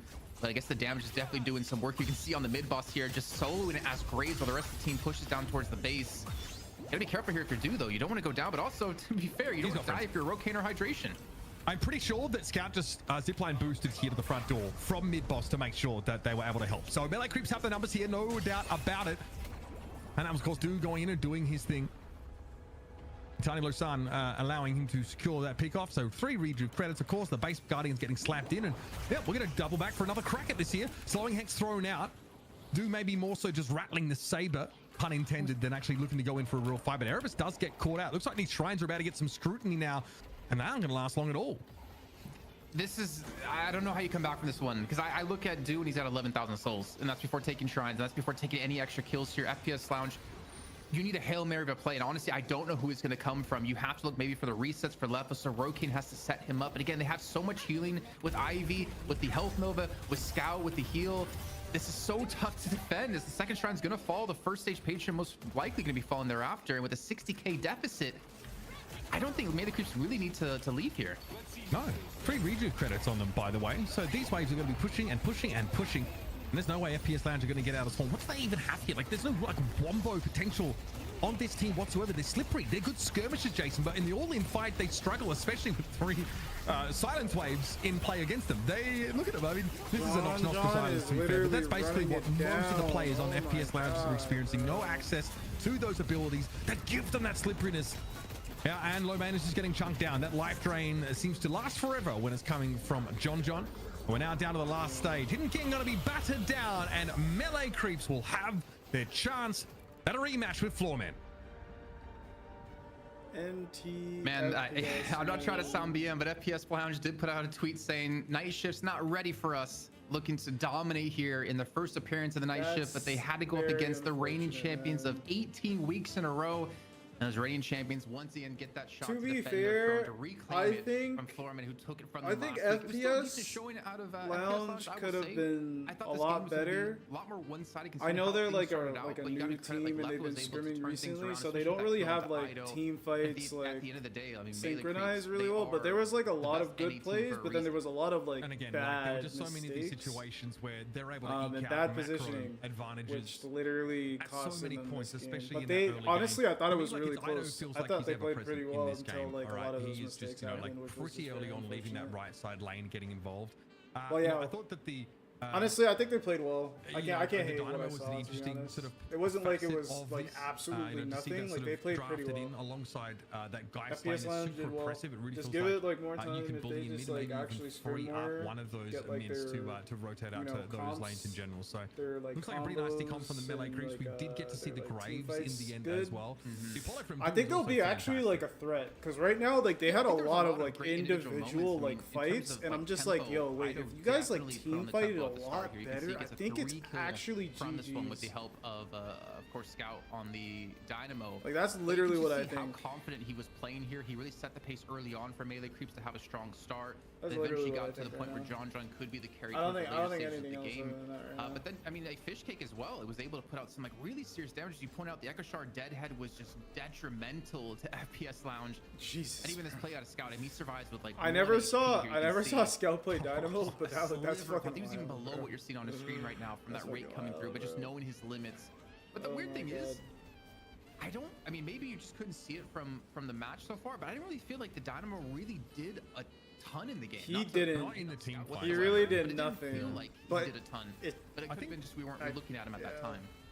No, look, obviously Dynamo can be held back by his immobility. I do also think it's kind of hard to put yourself in the right place for like these magical Christmas land singularities. There were a couple I thought that were pretty impactful, right? But Scout often is like, you know, turning these like, you know, 2v2s into like really favorable scenarios in lane for John, right? We saw what happened. Rokan got caught up in that. And obviously it does, I think, you know, Dynamo's a laning beast, right? You have a really nasty knock-up that has a very nice amount of damage early on in the game. You have the Aurora, you know, you have an annoying gun, and then you have a, you know, ultimate when you can actually get it in play. That, I mean, look at this, like, that's pretty nasty. Singularity used there. Scout was actually picked up, but, you know, despite all the tools that FPS Lounge have to try and protect their Celeste, protect their Mina, there's so much CC. There's a hook there, there's a cube, there's a rescue beam. But again, when 3 silence waves get brought into the game, you don't have access to those tools anymore. Yeah. That was nice. There we go. Little warp stone into two-player singularity. I'll take it. Yeah, I mean, he basically did his job there. Because again, it's not about those big Christmas singularities we were talking about. It's about just getting 1 or 2 players to get those guaranteed kills. I think for me, Saya really did some serious work in this game. Just ever present around the map. Had a lightning scroll, vortex web as well. I mean, thinking back to that catch into Leffa. It's not very often you see Leffa have a bad game, and I don't say this is necessarily a horrible game out of him, but it's not the typical Leffa you see. I mean, the standard of Leffa is he carries games pretty much by himself, but he definitely met his match in this one. I mean, John has over 100k combined healing and damage in this game, and I would just like the healing in general that melee creeps are able to put up is pretty disgusting. You know, Saya with a huge amount of that as well. The build obviously was, you know, Vortex Web came a little later in the day. Alk Flask, I guess, pretty, you know, stock standard non-M1 building Ivy, but it looked really good there. I do, no, I did enjoy that I got to see the Dynamo, but I kind of want to look very quickly over the FPS Lounge side of things, right? Because, like, Snakes was never really in a position where they were able to take a whole lot of damage. The sort of gun bebop build never really came to fruition, even though at one point I felt like there was a considerable power spike where Erebus gets a capacitor at a pretty reasonable point in the game and looks like he can be a threat, but there's like a lot of like ground-borne hyper beams that get cancelled, just some awkward positioning in the lane. And Leffa is farming side lanes a lot in this game, trying to get, you know, as many souls as possible, but feels like they never, you know, we expect to see like a late game hyper carry play style from Leffa. We had the spirit stacking to make those knives really, really nasty, and they do nuke people down, but well, Leffa couldn't stay in these fights long enough to be a real threat. The thing is, with Spirit Strike out of Erebus and Mystic Vulnerability of Leffa, they do a ton of spirit damage. If you hit a hook and then a knock up from someone out of Bebop, you pair that with Leffa all hitting good, like bro. FPS Lounge just keep screaming, bro. You guys will be literally better than. But they weren't able to have that happen. I think Erebus got caught a couple of times as we were looking at a fight towards the right-hand side of the map. He got caught by middle as melee creeps pushed into him. They weren't really able to get going with that, and that was one of their secret strategies they used in Freak Fest, was having a Mirage and a Bebop together to have the Spirit Strike so Mirage can pop someone. So yeah, not really putting Leffa in a I guess, a hero or a position he could carry in with the Shiv, but we got to see some good things out of him at least. Yeah, I mean, and again, for FPS Lounge, they've already shown what they're capable of. Like, we saw them burst onto the scene, not in this tournament, but in one recently. You know, again, they're going to have to sit on the sidelines here and watch melee creeps get to renew their right to challenge floormen. Let's have a look at MVP. Let's talk about our MVP of this particular game. This is one, Jason, you felt pretty strongly about, so give us the lowdown. Yeah, I think for me, again, it's easy and hard at the same time to give an MVP to support, but I feel like the global presence Saya had was just fantastic. He knew when he could get aggressive. Multiple times he bailed out John on that right-hand lane and just airdropped him away, or airdropped in the supply drop, as you called it, some teammates in towards these fights. He also had some really great stone forms that was perfect. He had great catch as well with a vortex web. He built very well towards his team with BRS and alchemical fire. And he was able to like 1v1 in some of these fights. Yeah, I mean, he wasn't able to take down Rokan that one fight towards a Walker where his Walker got pushed. Actually but, I mean, here he gets hydration. A little bit later, he does the exact same thing, or a little bit earlier than that, he did the exact same thing to Leffa. Here is him supply dropping John in towards a fight. I feel like just all around, he was basically acting like as almost a 7th man, because he didn't need to be there, and he could bring a partner with them, and he would just overwhelm their opponents. Not to mention, he was all over those urns too. I don't know. I feel like Saya just kind of really hit the nail on the head with this game and really played that Ivy really, really well. And considering it's so different than what we would normally see I would say in NA with the build Xeno was doing with the Echo Shard Stone form. Not really often you see the Kutsu connection max on the 2, but it really did some serious work here. Yeah, I mean, really, like, you know, we talked about it, setting up John for success, and also, like, you know, bringing a lot of the things that Ivy is, you know, very potent at doing, right, which is like Kutsu bombs and Alk fire, just making sure, like, you've got a, you know, like a very positive staging ground to actually, like, start these fights. The Mystic expansion's in play, like, just trying to make sure as many people are caught inside of those as possible. So, yeah, big shout out, of course, to Saya there, of course, our MVP in that game. We, of course, around the corner from our money match. Melee Creeps are going to have a chance to take another crack at Floormen here. Last time they played, it was sick game. It went to all 3 games. We saw so much McGuinness and Silver in that game, and it was a historic moment in Night Shift history as Melee Creeps were finally unseated. How long do they stay off the throne is the question. We're going to find out when we come back with our money match.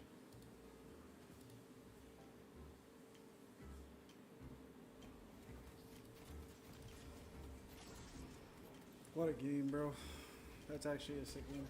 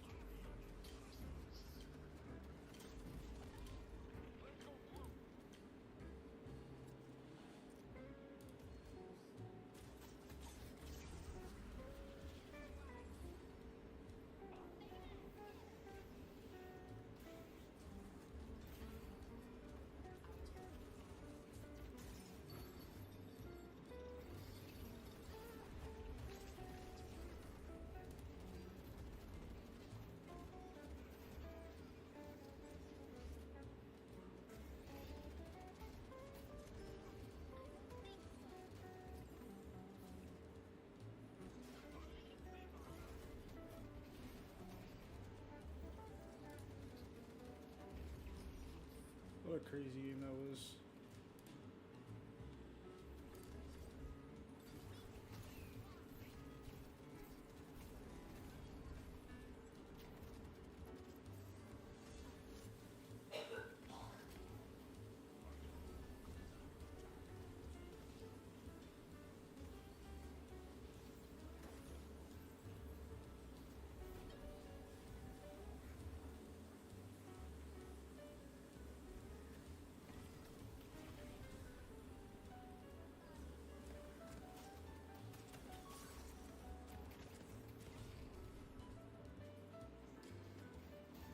I don't understand how Geist is so strong right now. That whole ult was so weird, dude. Like, I don't understand why he did that there. Again, I don't understand why we did this again. He made the same mistake twice. Like, you're fighting John, who has like, I don't know. I feel like that shouldn't have happened, dude. I really feel like that shouldn't have happened. Like, these mistakes shouldn't have happened, essentially.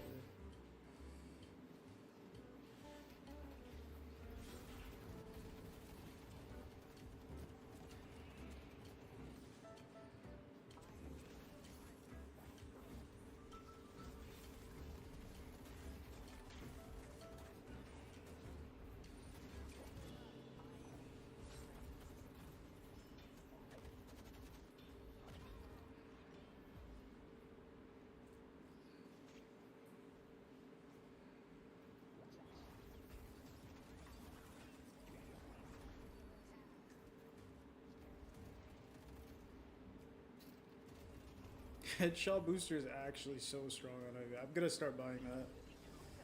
I'm actually gonna start buying that.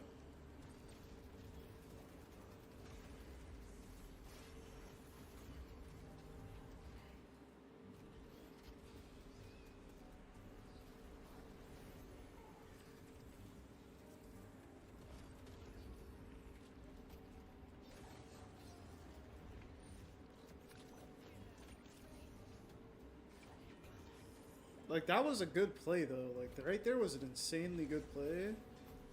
Like, they were doing some good-ass plays. Like, I'm not gonna lie. Y'all were fucking it up.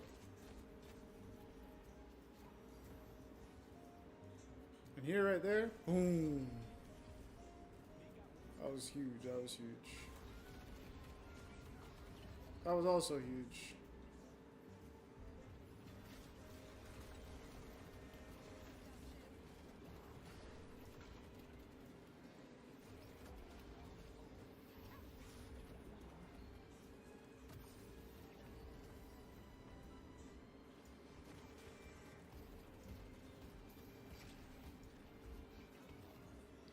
Yeah, Shiv dying there wasn't really smart. And then fucking this fight, I don't think should have happened, bro. Welcome, folks, to our championship match here at night shift number 31. Let's get this out of the way first. You guys and your donations have taken our prize pool up to a whopping over $1,600 so far. So thank you so much. And a huge shout out to those of you, who did donate during the NA show so far. We mentioned the $888 donor, which is fantastic. Thank you. So sorry if we skip some of those or we don't catch some of those tips, guys. I really, really appreciate you. Let's move on, Jason, to the matter at hand, because we have a grudge match. It's a rematch. Floormen knocked Melee Creeps off the podium last week. 18 night shifts in a row. But they're mad there wasn't a bounty for that, but that's fine. It'll be in the future. Now, Melee Creeps will get a chance to revenge them. Yeah, one thing I'm looking at in last week's match, I believe the 2 games they won was because League was on McGinnis. So I do wonder, is McGinnis going to be so heavily contested into this with the nerfs to her ultimate, which happened after the match finished, I think a day or 2 after. And then you pointed out as well, Mitch, that DMB played Warden in all 3 games, which is interesting, to say the least. I get it that like the gun carries were being heavily contested in that series, right? But John's still able to play Geist and Venator like over that series. It feels like maybe the M1 spot was less prioritized by Floorman, and then DMB just picked up the Warden. But we saw Warden banned in that previous game, right? We saw that banned away. I don't know if that was like a hydration nod or something else, but clearly, Warden is still considered pretty capable when you need a fallback for the M1 role. So yeah, we saw Ivy, McGinnis, and Warden the entire time from Floormen. And Silver, because Goober just plays Silver now, apparently. That's all they do. So yeah, and Melee Creeps was allowing them to get these picks consistently over the course of that series and weren't really looking to target them. So yeah, I mean, I found them very enjoyable matches to go back over and watch. But yeah, very quickly as well, shout out to our patrons, by the way, who really help keep the lights on for us here. Patreon.com/Deadlock Night Shift, guys. Big shout out to you all here for supporting us. Just keep the lights on. Obviously, like cover those ops costs. This goes towards supporting the product, the business, so to speak. Keep the lights on. It's less about the prize pool for the players, but yeah, we appreciate you very much. And I believe we were hoping to do a graveyard shift with peer content, but we had a bit of obviously delay today. Everything's gone a bit late. It's been a longer day, so just waiting on confirmation on that. But obviously we'll try and get that to you guys ASAP. If you want the first look at exclusive interview content with some of the top personalities in the Deadlock scene, Patreon.com/Deadlock Night Shift is where you need to be. And of course, big shout out to our $250 board members, Afax, Damo, Matthew S, and Tetsuo. Love you guys. Thank you everybody who was on there. Appreciate you allowing us to do this and give back to you guys. Let's talk rosters, Jason. Let's talk Floormen. They've done it. They've gotten themselves in the top spot here. Now, though, in Shift 31, it feels like a lot is changing. A lot is moving out here in NA. But suffice to say, we've got some very, very known names from the NA Deadlock world. Well, first of all, I have to be like, Zeno, why did you choose Abrams as your hero? Because you've been playing nothing but Ivy's son. I mean, maybe we need to change that for him. But yeah, very, very well recognized. I mean, AVG, he's been on the winning Melee Creeps roster before in the past. DMB's been on quite a few different teams as well, but always towards the top. Goober, I mean, he had finally a breakthrough in Sneaky Golem, if you remember that name, which feels like ages ago. Rokai was on that team, yeah. And then he gets like dropped from the roster and then comes back eventually within Floormen, and he's been putting on a clinic. For me, definitely one of the, I can't even say up and comers. He's definitely one of the top players in the region, I would say, and I would commit to saying that even, weeks, months from now. But then you have Rocker League, like this is a star-studded lineup, and I think the scariest thing about them for me, Uber, how excited they were winning night shift last week, because they have been grinding. If you're talking about Leviathan going time and time and time again up against Abrahams and never winning, like pushing a rock up that hill, Florman finally had that breakthrough last week. And I honestly, I think they definitely have a good chance to defend it here. It's just if they can keep their composure and honestly work with what works for them, most importantly, because Goober, I mean, his silver was great last week. Yeah, I mean, I love it. DMB obviously going up against his former team, you know, is a fun narrative to follow here. Rockers Celeste last week in game number 1 was fantastic. This team has definitely got all the makers of champions, and they're finally starting to enjoy that position. So let's see if they can hold on to that, of course, because they are going to be going up against familiar foes at this point, guys. It is melee creeps awaiting them. We just saw melee creeps get past FPS Lounge, and honestly what ended up being a pretty comfortable game. Do was on the Apollo looking fantastic. Ido Silva really quite astonishingly good. These guys are here to stay, and they put on a masterclass for it just now.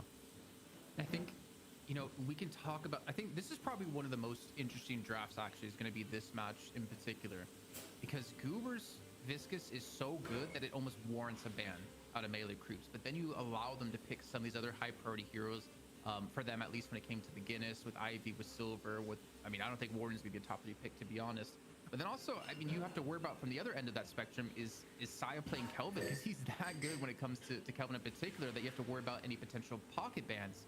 And when melee creeps beat them last week in that second map, it came down to having pocket on their team up against that opposing lineup with that max level affliction, 0 healing done, and allows you to just snowball a fight from there. But yeah, I don't even know who to look at in particular. If you're gonna try to match up 2 players in particular between these 2 teams, I don't even know who I can choose, because it's really, you can just pick a name out of a hat and it works. Yeah, I mean, exactly. We're going to try and do that though, because it is fun. I do want to see show us what his pocket is capable of. I want to see Saya on the page again. Obviously, just a fantastic facilitator. This guy used to be the pick, you know, player on most of his teams, and then sort of, you know, just found a spot as a support player and was fantastic. Also, does Venator get through here as well? Because that's something that's, you know, has been targeted pretty heavily via bans. Abrams, is he still just as powerful? Obviously, the, you know, the melee damage per boon increases pretty sick. Seismic Slams become more powerful, but those are all things we can look forward to as we jump into the draft, hopefully pretty soon. We're going to do it now. Fuck it. Let's do it live. It's your power. You can choose when we go to it. You want to take it away, Uber? Do you want to drop the picks and we'll talk some more? Yeah. Okay. I was kind of hoping to do what I did with the bounty thing and just read the screen. Do you know what I mean? But yeah, we again, like, so we should expect like pocket to be looked at pretty closely here. Wow. The Ivy ban is okay. That's pretty spicy. Considering that it was Floormen that were abusing the bejesus out of it last time we saw them playing. Xena was allowed that Ivy to be banned. Okay. Sorry, my dog's in my room wanting to say hi. Yeah, I thought it would actually be the other way around, that melee creeps would take it away, so I think it kind of helps that Ivy gets banned in particular. But again, with the Mirage ban coming through, you could see Viscous coming in for Goober in top 3. I don't know if he'll necessarily make it through the turn in the second set of bans as well, but when it comes to first pick here, I mean, where do you go? There's still a lot of options. Silver is open. Celeste, Silver, both first pickable here, I think. You know, we've kind of gone away from the need for like specifically pick initiator type heroes here. You leave the Silver open past the first rotation. It could be quite interesting, because I don't think it's going to get past the second phase of bans. Apollo's being pretty highly valued here. Do is going to run it back on the Apollo. Looked pretty sick in that previous game. Interesting. So do they lock in a Silver here? They want another Apollo. Or a Venator for I don't know about the Apollo pick. Leaving pocket open. Yes. Yeah, I think Pocket's necessarily too big of a worry. I think Pocket generally will be like a response pick to a Kelvin, because you can obviously just eliminate all the healing that he could do, especially if you go towards one of those heavy healing supports. I mean, for Saya right now, there even is a Sinclair as a possible pick up here if we do have a Pocket being grabbed from Foreman, and Saya always can play that in his back pocket.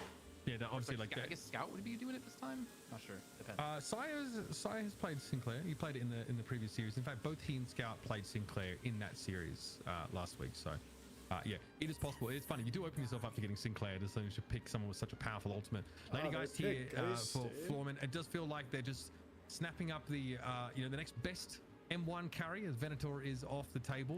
And you don't want to give melee creeps both. That would be I'm a a pretty bad idea. Sinclair god, by the So, way. Yeah, sure you are. Buddy. One more pick here, of course, before we head into our next ban. And Calvin. Okay, Calvin picked up here. Pocket. They're gonna ban pocket. You have You to say ban you're a pocket. Sinclair god, but There's no when was more the to leave pocket last open time to you Foreman actually to played, punish you. Michael? Kelvin picked pocket ban seems so busted on melee creeps. When was the last time you Ivy played? off the table? Like you don't have a really healing oriented support left. Yeah, Damn, they there it banned is. Pocket? Pocket ban Okay. away. Oh, you got played Ren, last you got night? Page. Like Ren can work decently well when you have a heavy frontline team because you just bounce between all of them. And of course, now that the change that your nap time, you become unstoppable in 2 or 3. That can be quite effective too. You can't be gut shot into a wall, as ZP likes to do to Rems in every single one of his games that he was talking about for us. It makes it sound so easy. I'm actually gonna check so it. If easy. you're lying to me, then I'm Doesn't literally sound easy at all, banning you but from my chat. Here's the Shiv banned away by a Floorman. I'm starting to see what the spirit stacking can do to Shiv when it comes to those knives, even though Leffa wasn't able to find much success with it in the previous series. All right. The thing with Foreman though, they didn't run support in any of their games. Actually, I guess I can't really say that. They didn't run like a healing support. They had Ivy in all their games. Guinness count? No. I mean, she does have healing, but you max ult, and I believe you do max heal after that. It is a lot of healing, to be fair. But I don't know if they're going to lean into it when there's a Kelvin on the enemy side. I mean, your ultimate does last insanely. You did not long, play but I think you Sinclair outlast though. the Dome. And you played Street Brawl only. That's all you did. You just played Street Brawl. This comp performance You fucking is lied, unbelievably dude. hard to pin down. You fucking lied. Okay, the Viscous comes out here. All right, how do you feel dirty, about it in dirty, the previous dirty game? liar. Obviously, it's Bag a Goober live pick, on right? Twitch. Goober could be going back to That's Viscous. 100% going to be a Goober pick, which means someone else is going to be playing the silver. But that's kind of what Goober showing silver last week gives you to their team, because they see silver and they're like, okay, well, they're probably not Okay, going to that pick is Viscous true. now, You or didn't most say likely you won't be played picking Sinclair, it. but you said I Goober's played Viscous is Deadlock. Okay, yes, that is completely different correct. than Hydration. You saw Hydration playing Why the playing fuck is this passive, guy using still rescue playing beam, Dynamo? I QB thought that was people, just for, like, pulling the way. a troll Goober's like, pick. no, I don't play that support game. I play aggressive. Because he technically Okay, can so top Mina Mina is if he wants definitely to. on But Mina. if he does go for his, like, Ito's top probably 100 playing max, his Mina. initial build, and then his ball. If you didn't see the clips from last week, or was it 2 Senya, weeks ago, Saya him is just probably playing bouncing on it Kelvin, time John and time. John's playing John Venator. John's rate, that's what it was. Bouncing on him time and time again, full killing him from 100%. I don't know how to this is 0. gonna work though. It's a very We'll scary see. thing. What? All how you does did the was play Drifter fit Street into Brawl, this bro. composition for melee creeps? The That's Ren all you here to did. round things out, obviously. Ren. Going to leave that support pick until a little bit later on. We've seen them be quite potent. Bro, it's give me the lowdown on the Interesting. Drifter, yeah. I'm looking at the Interesting pick, Eternal interesting Knight, pick. his ultimate. Mhm. You're never going to see Dynamo coming. He's going to warp stone into you, and he's just going to appear, and then he's going to hit you with a singularity.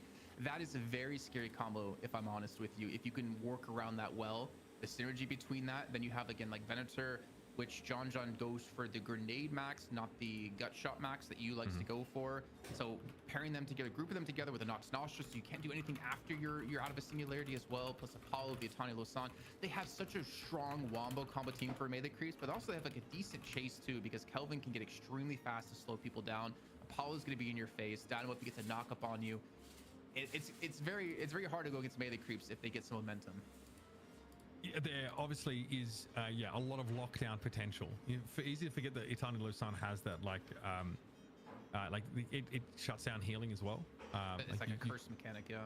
Yeah, exactly. You can't, and obviously you get slowed down, right? So yeah, that is pretty brutal to sort of bounce back from. Floorman, okay. I feel like, why am I banging the same narrative drum as the previous game? Floorman seem very slippery, very hard to catch, but melee creeps, conversely, are playing a composition that any one or two of these heroes can lock you in place and make it impossible. Even like the Kelvin beam, basically every aspect of this comp has elements that can really make it hard for you to slip out of their grasp. The melee creeps is squishy though.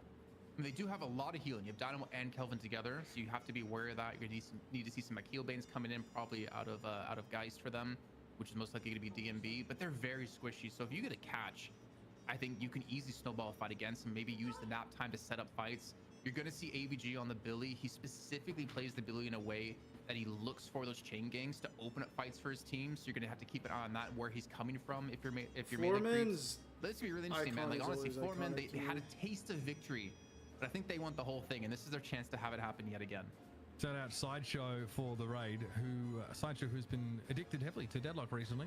Good to see you, mate. Thanks for coming by. It is Floormen versus melee creeps now, and it is melee creeps looking to reascend to the throne, to take back what is theirs and to start to stack that extra bounty. Let's dive into the Cursed Apple and see how it all plays out. We're going to have the Viscous and Lady Geist for Floorman in mid versus the Venator and the Dynamo. So it feels like the M1 carry and Dynamo get put together in mid and are a real pain in the neck, constantly trying to chunk you down. On the right side here as well, you see the Billy and Rem paired up against the Drifter and Apollo. So Zeno, I really want to see what he's going to do on his Rem here, because when you play one hero specifically like his Ivy or in the past his Yamato, you have to have a second hero ready to go. Wait. Ito is playing Apollo? What the fuck? But we actually don't see AVG going to be on the I thought he was going to play Nina. Nina. Be playing the Billion League would be on the silver. So I wonder if Lee's going to play a similar route for him and his team. Saya's playing on the other side, we actually switch up as well. Do not going to be on Scout's the Apollo. still on the fucking Dynamo, but I guess it's just something they're running new. That's actually like a big switch up because you would normally Fish Cake on Mina Drifter with is Ido on this team. interesting. I'm struggling with this Drifter still. I think I understand theoretically how it's supposed to form part of the game plan, but telling me that they use the Endless Night to make sure you don't see the Wombo coming seems pretty out of pocket. So I'm very curious to see how this plays out. Obviously, Rocket is on the Celestia again, which he looked fantastic in last week's championship match, game 1. Deathless, 50k souls, you know it, he was basically doing it. So keeping our eyes peeled to see how he performs. Honestly, we're here on the right-hand side of the map here, but this gets a little bit messy. Sigil comes out here, targeting obviously a little bit of extra health. It's really feeling hard at times for the Billy to hang. There is a fair bit of pressure in this lane. Very spammy. Literally, zippy little mosquito Apollo. I don't even think Billy wins this lane. I do believe they lose. They have to be really careful. They have so much That's like a lot of damage coming your way. You With have to be Apollo like and Drifter together, you have spirit damage. You have physical physical damage as well that you'd be very careful about. Obviously, Drifter can do a lot of spirit damage too, especially with that Stalker's Mark, that percent health that I've never seen Dude play Mina though. You really have to respect. I wouldn't be surprised to see Scout actually go for a lot of like early game roams and leave John to his own devices in towards middle. Yep. Because obviously, like the kinetic pulse, it was like kind of nerfed in the sense that if it's not maxed out, you really don't have big range on it. So it's really hard to be impactful early on unless you can really close that gap. We already see kind of Goober doing a mimic here. Spots him out on the rotate here, looking for some boxes, and Goober, very, very quick to get around the map. Very, very hard to see his gang coming. Oh man! That's the bomb they're throwing out. Is just very like, deep Floorman. They are looking very confident with that mid lane matchup, which might surprise you considering all the tools that Dynamo brings to the lane. But like you mentioned, John has been left to his own devices for the most part. He's also going to rotate here in towards his left side jungle. The Saya is trying to pick up some free farm, and AVG is not too far away. Oh yeah, talk about the Stalker's Mark, obviously giving you like a virtual Phantom Strike effect. Could be very powerful if you want to, add any debuffs or, have any active items that you obviously need to be in melee range for. So keep an eye out for that. Backstabber picked up, of course, as the rush item, a tier 2 straight away for the Drifter. Good old Stalker being picked up. I don't know if I don't know if I like Backstabber or Stalker better, but I mean Stalker Backstabber sounds so much better. But it kind of fits Drifter quite well. But one thing I did notice though on the mini map while this was happening, Scout, he went for the box run on his side of the jungle on the right hand side of the map, but DMB was there and DMB pushed him back out to base again. So Scout had to go back to base twice now, sitting at 2.3 thousand souls. Not a big difference compared to the rest of his team because there is an advantage the fact that John's at 3.5 and about to hit his Era Domini in just a few moments. So do see potentially dive coming on towards this Guardian, but even being turned around as a retreat, a full retreat coming in. The AVG low on the left-hand side of the map here. Looks like the chase will be enough to force Ido on out. That was the splatter that did connect, and now, geez, Fishcase getting shot in the back a hell of a lot. Goober kind of everywhere once, this guy. Goober's just everywhere. Punch build. And he's getting pretty active now, moving across the map, maybe even intervening here through mid because there's a pretty immense amount of pressure going on underneath that Guardian. On the right-hand side here, gotta watch out for Ido. Does not have Vitani Lusan at the ready though. Thank you very much. Oh my God, he's dead. Could be dangerous here for Zeno. Caught out. Fishcake able to close the gap and chase him down. That's the downside. You're so squishy as a depend on your teammate to help you out here. I think that's going to be a kill come in for League though. Ido, she might turn this one around with the reloads coming through. Yeah, I saw that coming. That is sick. You got to be very, very careful. I really hate that fucking parry. Can turn those fights on their head. Oh, I don't think I'd want to be here at all if I was Dude. Rock is able to finish the job. Already off to another good start here. Goober died. Goober eliminated. That's through mid. John. That's huge. Even been Iradomini involved in that kill, or at least in the lead. This game actually might be. One thing for sure, I don't think it'll be a stomp, but I think it'll be very, very close. Yeah, but I mean, you've already seen like the difference between Goober and Hydration, right? Hydration would sit in lane for the most part. Goober's been rotating around the map, Sada closes things out in a DMB with the Atani Losa. And as that happened, Goober gets a kill on the scout in towards middle at the exact same time. But the pressure's coming to this right-hand lane because we see Ido go for a gang middle. Very smart play to Foreman to just full shove onto this guard and get it down to about half HP. Yeah, I'm just going to rotate in, but doesn't really want to take a fight. Like you mentioned, that ultimate is not available here. Might still have to fight for it. Sigil used to try and gain some ground.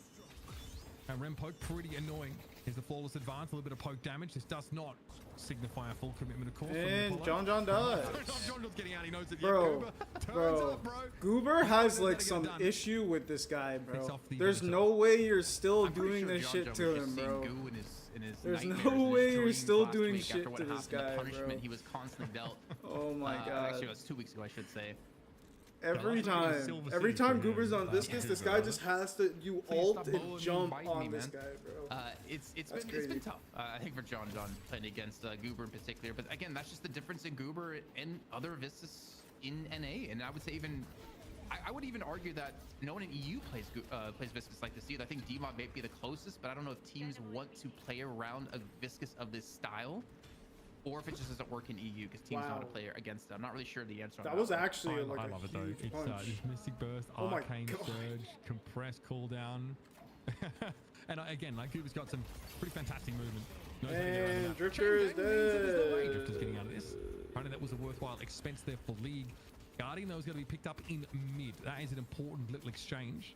And it's the first of the game to fall. At least they got similar as we talked Guardian. about That's with not a bad. Dynamo. A singularity on one person is going to be worth it. That was a nap time into a chain gang. I think something you'd be happy with because you kind of just stop the rot here in some of these lanes. Keep them a little bit more honest. Keep Ido, maybe support his lane a little bit more as they go for the little bit of engage on him. But again, uses the repost to get away. But also the decay picked up for Rem. Okay. I mean, it does do some serious work against this team, and it does actually help quite a bit with the amount of healing they have. Yeah, we're going to keep our eyes on, of course, decay. Pretty important, that healing reduction. It's always something that you want to try and bring. And of course, you're going up against the Kelvin composition, so also, and Dynamo, so happy to bring that in here. Cultist Gold has Sack, been going to be bought. the first tier 3 for John. It's time to start farming. To trade that in for some value immediately. Going for Cultist, so definitely going for the extra size on his grenades. Rocker again. I mean, you talked about Rocker just popping off last week. It was on the Celeste. He's able to do it again so far here at 6.8k. Not quite leading the entire lobby as John's at 9.2. Ridiculous stuff out of him, soaking up every ounce of farm on this map. Yeah, this guy is about to so get nerdy. big. He's gonna get big, bro. So nerdy. He's obviously been given much of this farm by Scout, who, despite this, is still doing fairly well for himself, all things considered. But 9.5k is that's messed up, bro. All right. Velocity, close quarters, and recharging rush here for Saya. A little bit of a different build out of Kelvin, actually. So you're not going to have much spirit power just yet. You still haven't quite hit the investment on your gun. But if you remember the good old days of Kelvin, his gun was so damn deadly, though. I expect to see a transition soon here for Saya. I mean, I think he's really trying to make sure he can consistently get the recharging rush procs off, right? Because you only have 3.5 seconds to do the damage, which is like 200, I want to say. But getting a grenade charge back for that, Jason, might just be worth investing some like tier 1 items into like more like consistently hitting that threshold. I'm not the expert on it. Let's see how it plays out. I mean, it looks like he is maxing his grenades. Yeah. From what I could tell there too, so he definitely wants to have this off as possible, and even maybe rapid recharge to come John through. As now is John with that cooked. 10,000 souls looking to use it to his advantage, but he's against 2 different players. Gets chain gang away, jumps over the rushing ram, and comes back the with a load to get jukes. back towards his guardian. The jukes. So tanky, man. The Battlefield's doing some serious work there. Again, I don't know if you're going to get. He's He's just dead, trying to yeah, play he's underneath dead. his guardian. I think he realizes he might be in trouble. But 1 can HP. he be helped here by Dude? Yes, trade out instantly. League gonna fall. AVG here. Still has to respect what the Mina is capable of doing. Do it 7k souls, so still reasonable, even if AVG is stronger. Just got tired of trying to just dance around that billboard with Dew. He's like, okay, I'm just gonna shoot your guardian then and just peace out. So we did see Sai go down. Maybe Scout's gonna fall to a Goober on the chase yet again here. It's cooked. And Scout not getting out of here. should be dying. Okay, nice little swaggy cube. John trying to reposition Goober, who will puddle punch his way up to relative Did he safety. just splatter straight into the ground so that John couldn't chase him up that way because he would just take double damage from splatter? Yep. Cooper is a maybe for fucking second I'm like, freak, bro. That's not puddle punch. That's just sputtering. Okay, fair enough. All right. Speaking of puddle punch, it's used obviously to disrupt that urn location. Is the Arctic Beam to try and hold League in place. Okay. Radiant Dagger's also going to be committed to this. Yeah, this is pretty important. Again, we're fighting for the earn take, folks. Dazzling Trickle going to protect Rocker through a little bit of these early salvos now, but do keep an eye on Sire's health bar. He does not have Arctic Shelter ready, but League is going to fall first. Sire eventually goes down, so a trade here. Frontliner, though, lost for Floorman. There's the slam from Scout, and looks like this is a disengage here for Floorman. Oh, no, still where it was in the first place. DMB traded out for Ido. Who's really left here to do damage? AVG and Rock are still in the fight. Oh, no. The Silver's across the map, excuse bro, me. Scout goes Cooper down. has a He's 6 gonna be the kill last man streak, standing bro. here. Johnson chased off. This is huge for Floorman. Yeah, no front line, no tankiness inherently within their team. God. And Cooper just really not being touched for most of the fight. Rockers all just dancing around the edges of that fight. It allows them to pick up the earn here. If AVG can take this kill against Du, or at least force him back, there's a good chance that they can actually take this earn as well. Go straight for the Guardian, realizing there's maybe a chance he won't survive this one. Not to mention the reinforcements going to be here in just a second out of Fish Cake. I don't really see you getting yourself out of this one, AVG. Yeah, as low as he is, this is going to be a tough ask. Okay. Oh, no way. Myself. That's wild. Okay, well, bro appears to be out of there. He is home and hosed. Earn also in the meantime heading over towards that right side of the map, and a Guardian taken by Rocker, who again has been so annoying. John there is going to try and stop him, but there's no guarantee that Venator can do that. Well, I tell you that is cursed it completely. Rocker is taken down on that split push. Thank you. I appreciate it. You made me feel better after saying, you know, AVG doesn't escape this, and then he does. Yeah. We had to both Foreman curse is in the lead a that little was two bit. curses very It's quickly looking succession. I'm sus. quite impressed with us.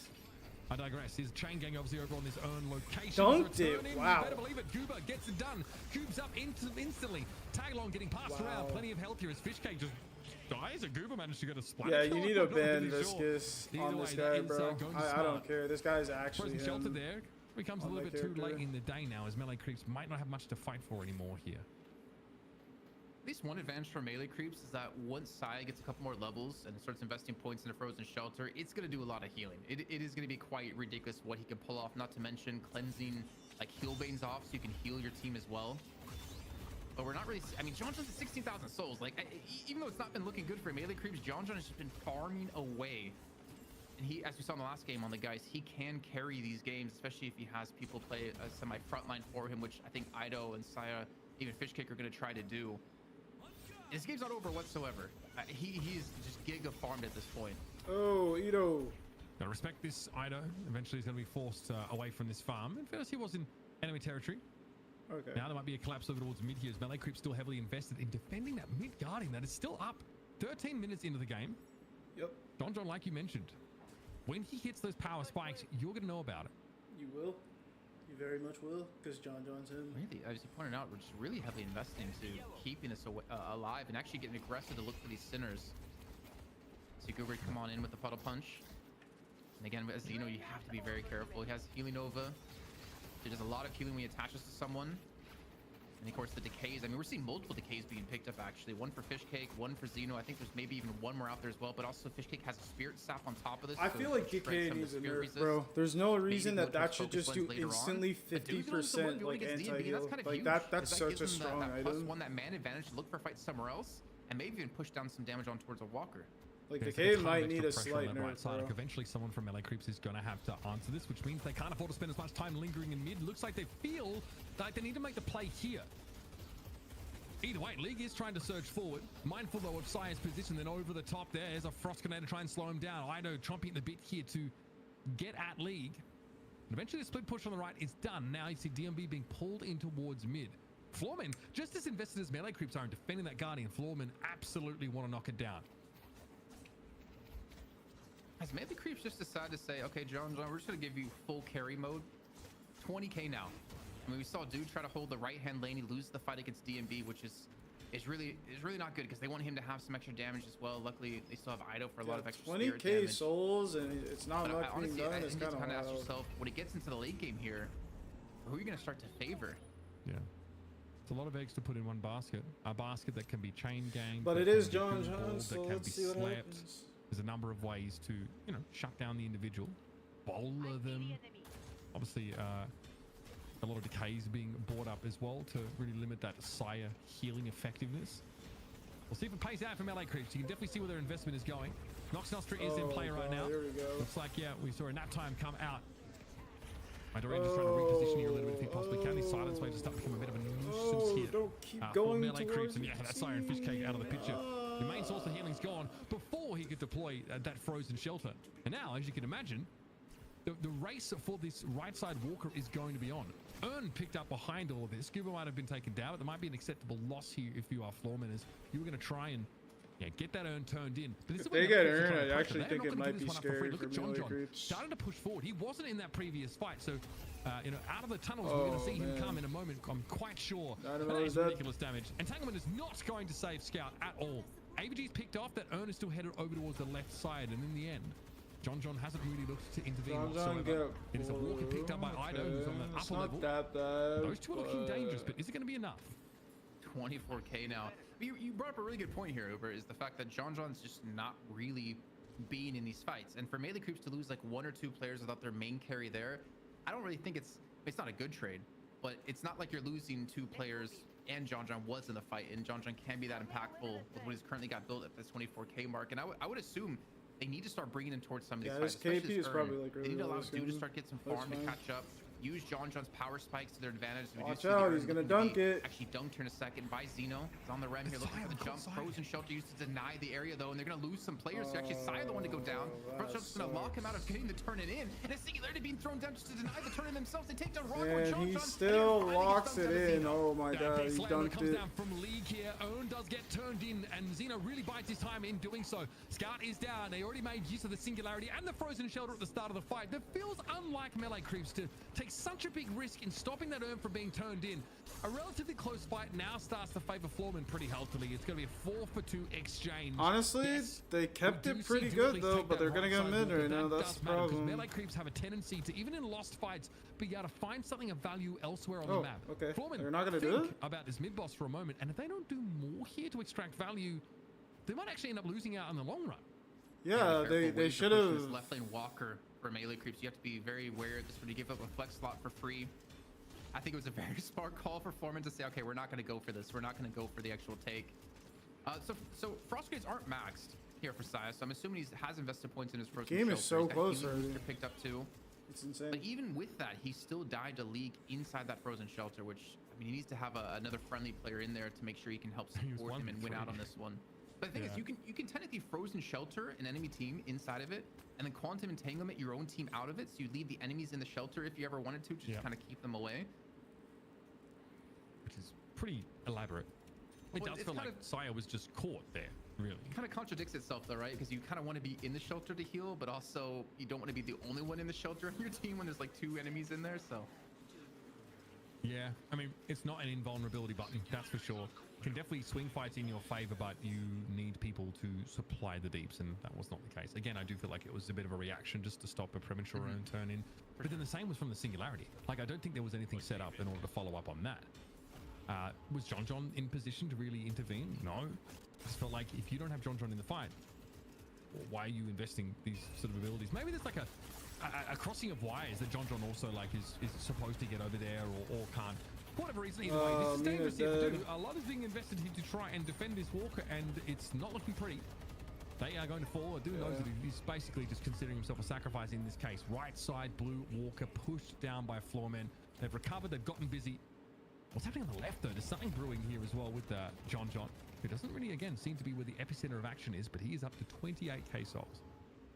Yeah, I kind of want to say, you can't fight that. If you're Foreman, you can't fight into John with having Sai there to support him. He does have max Frozen Shelter now, okay, so he's going to have a ton of healing if you're inside of this.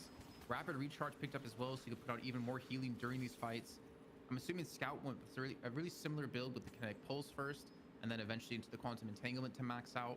So he's not really maxing the Rejuvenating Aurora, just like the next Aurora, 20 seconds? Rejuvenating Aurora. They're getting ready for it. Oh man, that's no, it feels, it doesn't. Yeah. Okay, no, he's maxing Kinetic. Oh, sorry, yeah, he's got some points in Aurora, but no, he's left Quantum alone. Yeah, he went Quantum max second last game, so I guess he's going into the extra healing that they're going to need in this fight to help sustain and survive, and mostly just keep John alive. Oh my god, you got to be careful here. Yeah, you don't want to bite off more than you can chew here. Again, like, you want to be able to run around and use Aurora, right? You need to get that 3 max on it if you actually want to be useful in a fight. You know, getting that healing deployed. Floorman spread across. It gives you a lot of movement speed too to your team. So it's like it's really good to chase as well, or to help someone escape if you need to. So Yeah. it's not a bad shout. You really I feel like you really need to be able to you almost need the T3 on Aurora to make use of the T1, because there's no point giving move speed to everyone when you can't move. you just yeah, like you want to be able to using the abilities to help disengage, like your connect pulls and stuff like that. Yeah, it's definitely troublesome, but also Sai going down is quite troublesome too. And they're being forced to defend a walker on the left hand side for melee creeps and defend an earn turn at the same time, though I don't know if you can defend this alone here on the walker, as Ido will try.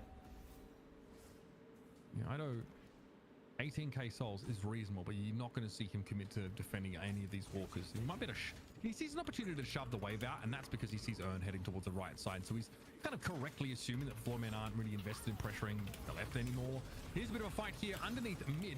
Soul Exchange going to be used there, which is Nap Time also catching on. That is not good at all. Fishcake trying to find his fight, placing that fight. And John is always going to be the target, focused down. Kind of sick move there from Goober, just quietly gets past that kinetic blast. Wow, he's ready to go to work. But John John's out of the fight. Ido now needs to pick John up the John slack. is One dead. Of the other That might be cooked. Inside the frozen shelter though, now Saya has been able to put that together. Tiny Losan in the fight. Cube used though to protect AVG. He will emerge and doesn't really want to be the center of attention. And the walker goes down on the left side. Finally, his Rocker is also building up a pretty impressive soul total himself. Bro, the fact that they're AVG down by dives in a frozen shelter 20k against 2 players, and he gets away with the help of Goober, and they take a walk on the left-hand side. Like, it's such a massive macro win out of Floormen, and that's something I've been saying about them the last few weeks. Their macro has drastically improved. It seemed like every week melee creeps would get double buffs and get earn and turn it in and just slowly whittle away their opponents, but they're not getting it so free anymore. I feel like teams have started to wise up to it, and Floormen, whatever they change within their team and the comms or how they call macro, it's just complete 180 to how they played a few weeks ago. I am blatantly stealing this question from chat to ask you, Jason. Oh, no. At what point does the drifter pick make sense? Yeah. Soon. Yeah. I can hear I can see a short video being made of like that question, kind of like me saying soon, and then a quick flash forward to 10 minutes later, and a massive Eternal Darkness. 10 minutes later. Exactly. You just see the death screen. Oh, Ido is dead. Let's see how it plays out. Still a lot of pressure on melee creeps as they extend into mid and are very quickly bundled on out of there. Floormen are trying to posture potentially for a bait around mid boss here, or at least use this positive lane push on the extremities to go in and take some of these neutral creeps away from melee creeps. And you better believe melee creeps, the macro masters of the past at least, are going to fight for this. Also, it's a mid walker. It is the last walker the melee creeps are defending. It represents a flex slot, all the other good stuff. This is why Floormen want to try and push and fight for this. Rocker doesn't want that smoke though. Sees the 31k soul John and say, we're even in souls, but I don't want to fight a gun carry like this, so I'll back away. Been started. Yeah, someone's going for it. Up on the high ground here, there are melee creeps. It looks like Floormen are a little bit split. Not really sure what to make of this. Okay, Decay thrown at the silver. Silence Wave, they're going to come back and respond. Okay, there it is. The Singularity going to be thrown in there by Scout. Does actually allow them to find a pick-off. Here's the Frozen Shelter. Good placement here by Saya. Ah, yes. Are we lining up our crosshairs in pause time? Okay, DMB is bugged. Where's Geist? Oh, he's bugged on the zipline. So they went for a bait on mid-boss and were forced in a fight after, and DMB couldn't get out of pit to go assist in this fight. That's unfortunate. I think bad news.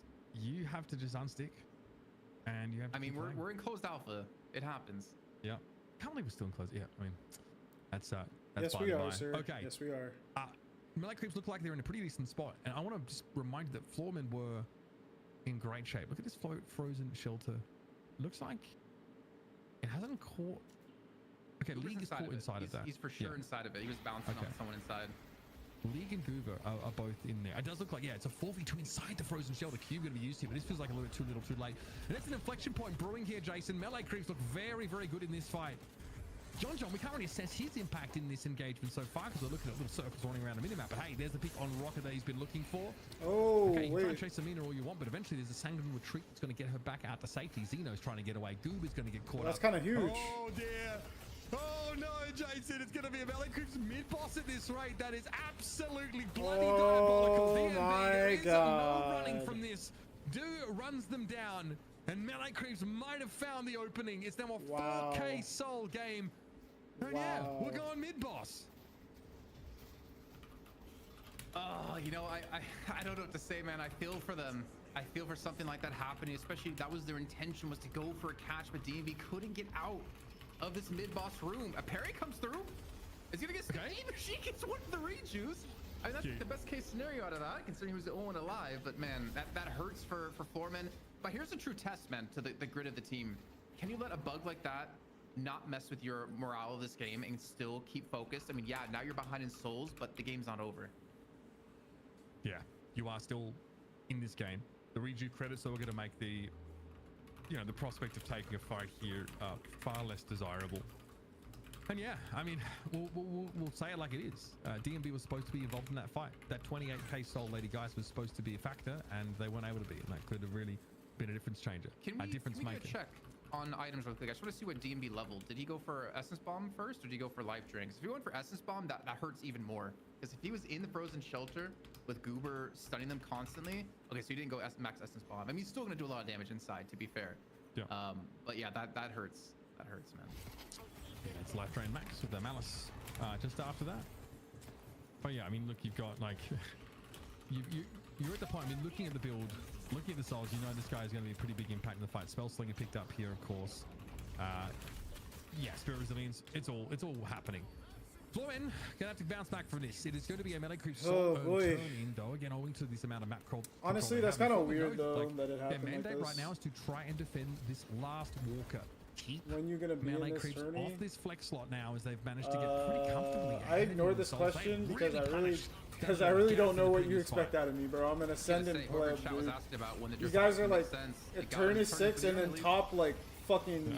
I think they're like top 20 in the world who play this game. Like, I'm nowhere near as good as you guys, bro. Inside the frozen shelter, though, Saya coming back into the firefight at the cost of a region. I'll probably if I ever see like a content tournament, which there is one, I haven't been streaming to be even being able to actually apply for it. But there's like a streamer tournament where there's like a bunch of like random people playing and they're not like, you know, top 10, top 20, then yeah, I'll play it. Like, okay.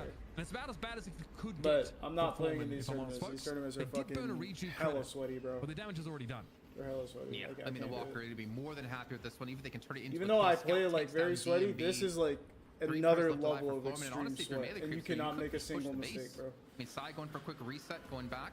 They can take down the base guardians. He's going to be here extremely quickly, though. I think he has his boost up. And Jean-Jacques gets himself another kill on a rocker this time. 41,000 souls for this Venator.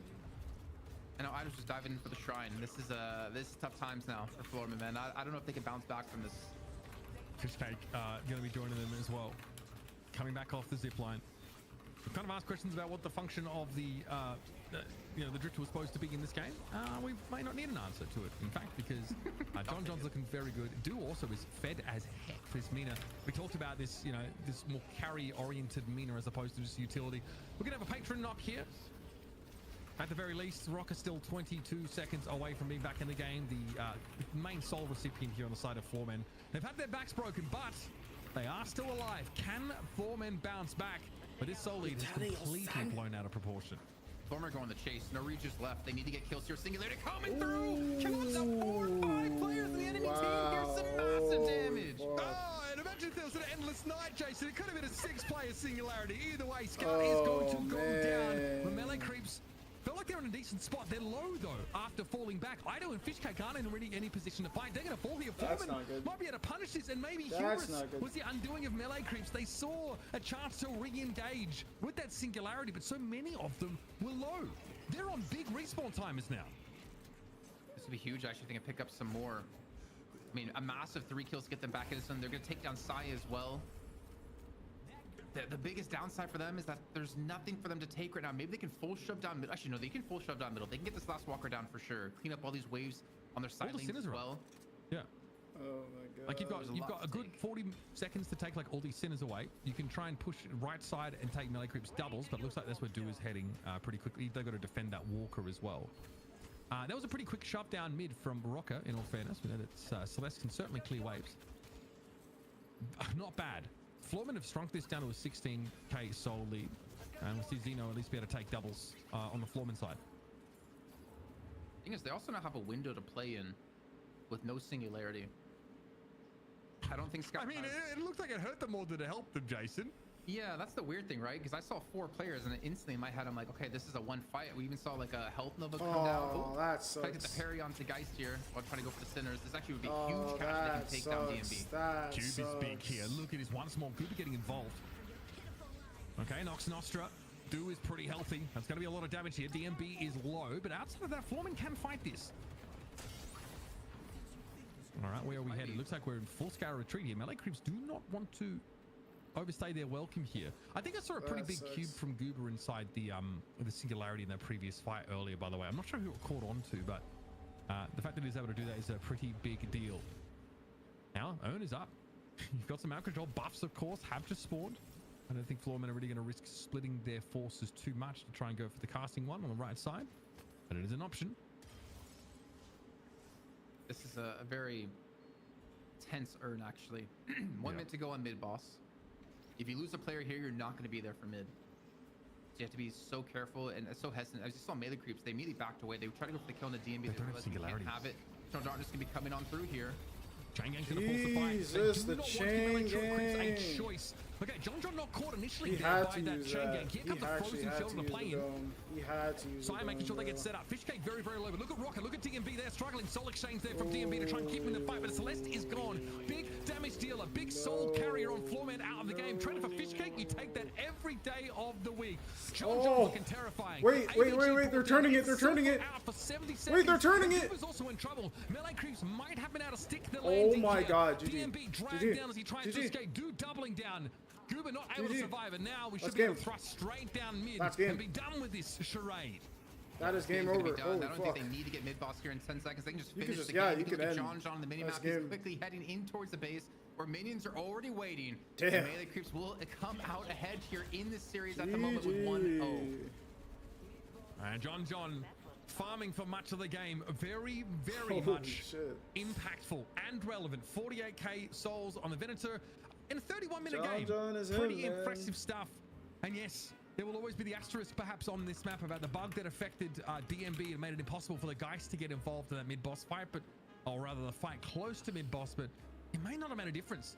Melee Creep's able to fight back and close out the game. Yeah, the thing is, I don't want to linger on that too much, because obviously it is a massive effect to the way the game played, massive detriment to your mental in this match as well, because not only do you lose all those players, you lose mid-boss, you lose a large portion of your base, but it was a good turnaround. Like, they had a very smart play by going for the chase. They even ran to the Singularity, which they somehow survived at the end of. But when it came down to like that final fight there, melee creeps just coming out too strong. John John not being punished, but I think the most important decision made in this game was tagging John John in and Do out. Do was so far behind in this game for the most part. He lost a 1v1 against Dio on that right-hand side when he was pushing towards the walker.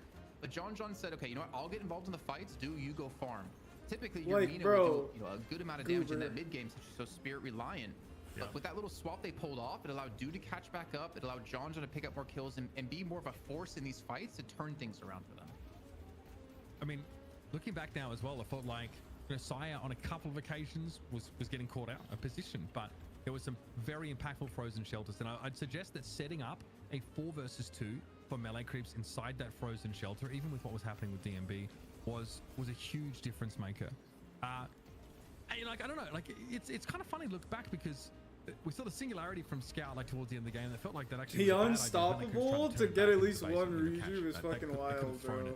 Also, the drifter from Fishcake as well. Want to get a bit more of a look at the build and like maybe understand what the overarching goal was there, because Endless Night obviously was a factor. It's harder for a spectator to see that it's in effect, right? But evidently melee creeps were able to get both Do and John John into more than fighting shape, whereas Floormen, again, like couldn't get the guys to where she was needed. Rocker was in decent shape, but you know, still felt like Lig was squishy, and then 35k soul Billy otherwise should be. Melee creeps, what a bounce back. I mean, like it's crazy to remember like that in the mid game, the melee creeps were struggling. Like they were losing out a lot of these exchanges. The macro wasn't good. John John was not in the fights at all. Exactly. And I think that swap alone is what kind of brought them back into the game. By the way, extremely dirty gut shot we saw. If you looked at the highlight reel at the very end, the gut shots, I think that was DMB into the ice path from Saya, because there's no terrain near that, and that acts as terrain, so you kind of get those like guaranteed. Stuns him up. Yeah, kind of sets him up for him to knock it down. I mean, still ridiculous stuff. I honestly don't know how that game would have played out in that one crucial fight, because the frozen shelter was down. It seemed like Sia's job with Kelvin in this game was just to lock away 1 or 2 players to the enemy team, while like John and do go kill players that are outside the frozen shelter, because he never got like a good combo with his team inside with them. The very last fight alone, it was him, I think, versus 2, keeping I think it was Zeno on Rem in their lockdown as well, besides League on the Billy. So I don't know, it worked out for him in the end. I think for Foreman, this is really a test, a really big mental test. You're going to be frustrated after that loss. You're going to be frustrated after the bug. But the true test of a champion is being able to bounce back from that and win the next 2 maps. Like the first one didn't even happen, and come out the victors once again. Big shout out Fenrir John as well for has the Prime. Thank you very much. All right, here is your breakdown after game 1, in which Melee Creeps on Archmother side were able to be victorious. A pretty impressive 38k healing from Sire, of course, on that Kelvin. But again, we can see that John was really able to be a mover and shaker in this game. Can I just point out, I just want to point out Goober's player damage. Just enjoy that for a sec. I don't think, when have I ever seen a Goober Viscous loss? I don't think I see these very often, if at all. Yeah, you don't really see them often, honestly, and there's a reason it becomes a targeted ban for them. But as you see, like 50k player damage, like he does insane work. There's a reason it's constantly banned, and there's a reason that I always say not to just glaze him constantly every week I cast him, but he is the best business player in the world. I will say that with guarantee. I think there's, DMOV and EU comes close, but I don't think we see DMOV get set up in a way to like, okay, DMOV play this similar role that Goober does. There's Disco Virtuoso over in Australia, who plays a very effective Viscous as well, though I can't really comment on how effective he is in scrims with it if his team set him up for a play like that. But not only him, I mean, Rocker has a couple of great individual catches. Like Scout was being punished. He had 7 deaths, like tied for the most on his team. He was being forced out of some of these fights when he wasn't grouped up with the rest of his roster, and Rocker was able to do that. Well, there you have it, folks. Melee Creeps in the end able to bounce back. It's an even kill game, so that should tell you everything that you need to know. And you can see how the balance of power shifted, but it was that fight before mid-boss, obviously, that caused things to go wrong. But in the lead up to that, you started to see that soul lead, decline a little bit. Melee Creeps felt like they were really starting to make use of John a bit more effectively in those fights. And I think if you're playing an M1 hyper carry, you're very happy with what you got out of your Venator in that game. Game 1 is done. Melee Creeps are up 1-0. Will they regain the throne? We'll find out, of course, as game number 2 of this best of 3 series between Melee Creeps and Floormen will be right after this.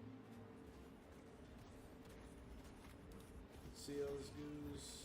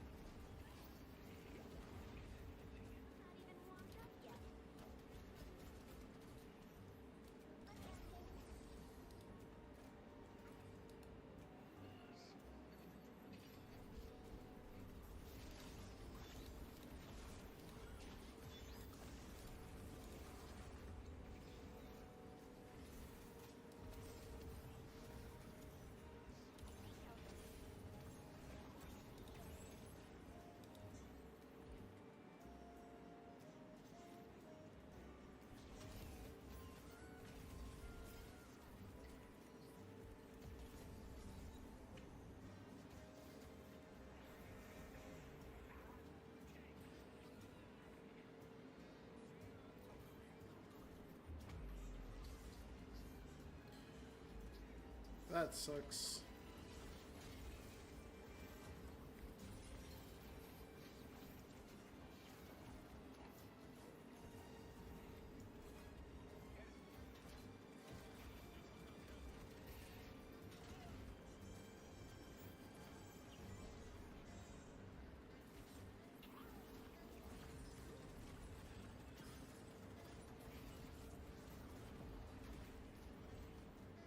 Rest in peace, that Drifter, man.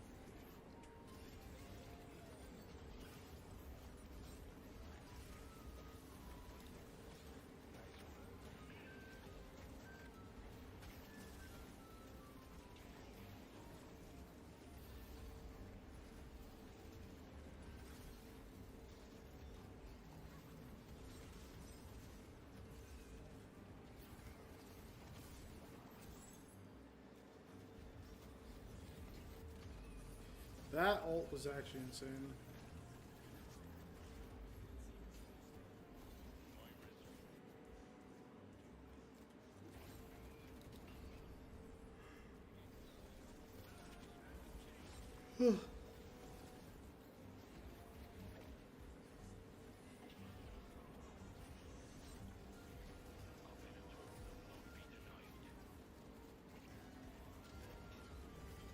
The fact that that works off of terrain is fucked up. Like, what?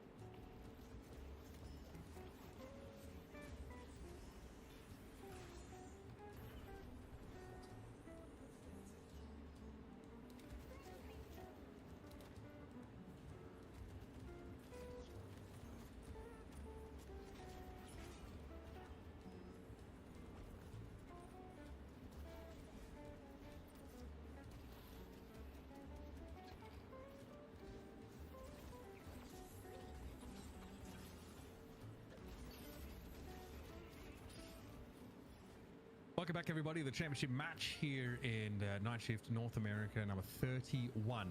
Good start from LA Creeps in that first game. Well, actually, winning the game is a good start in the series. They did not have a great start in game one, though. They actually struggled to really get going.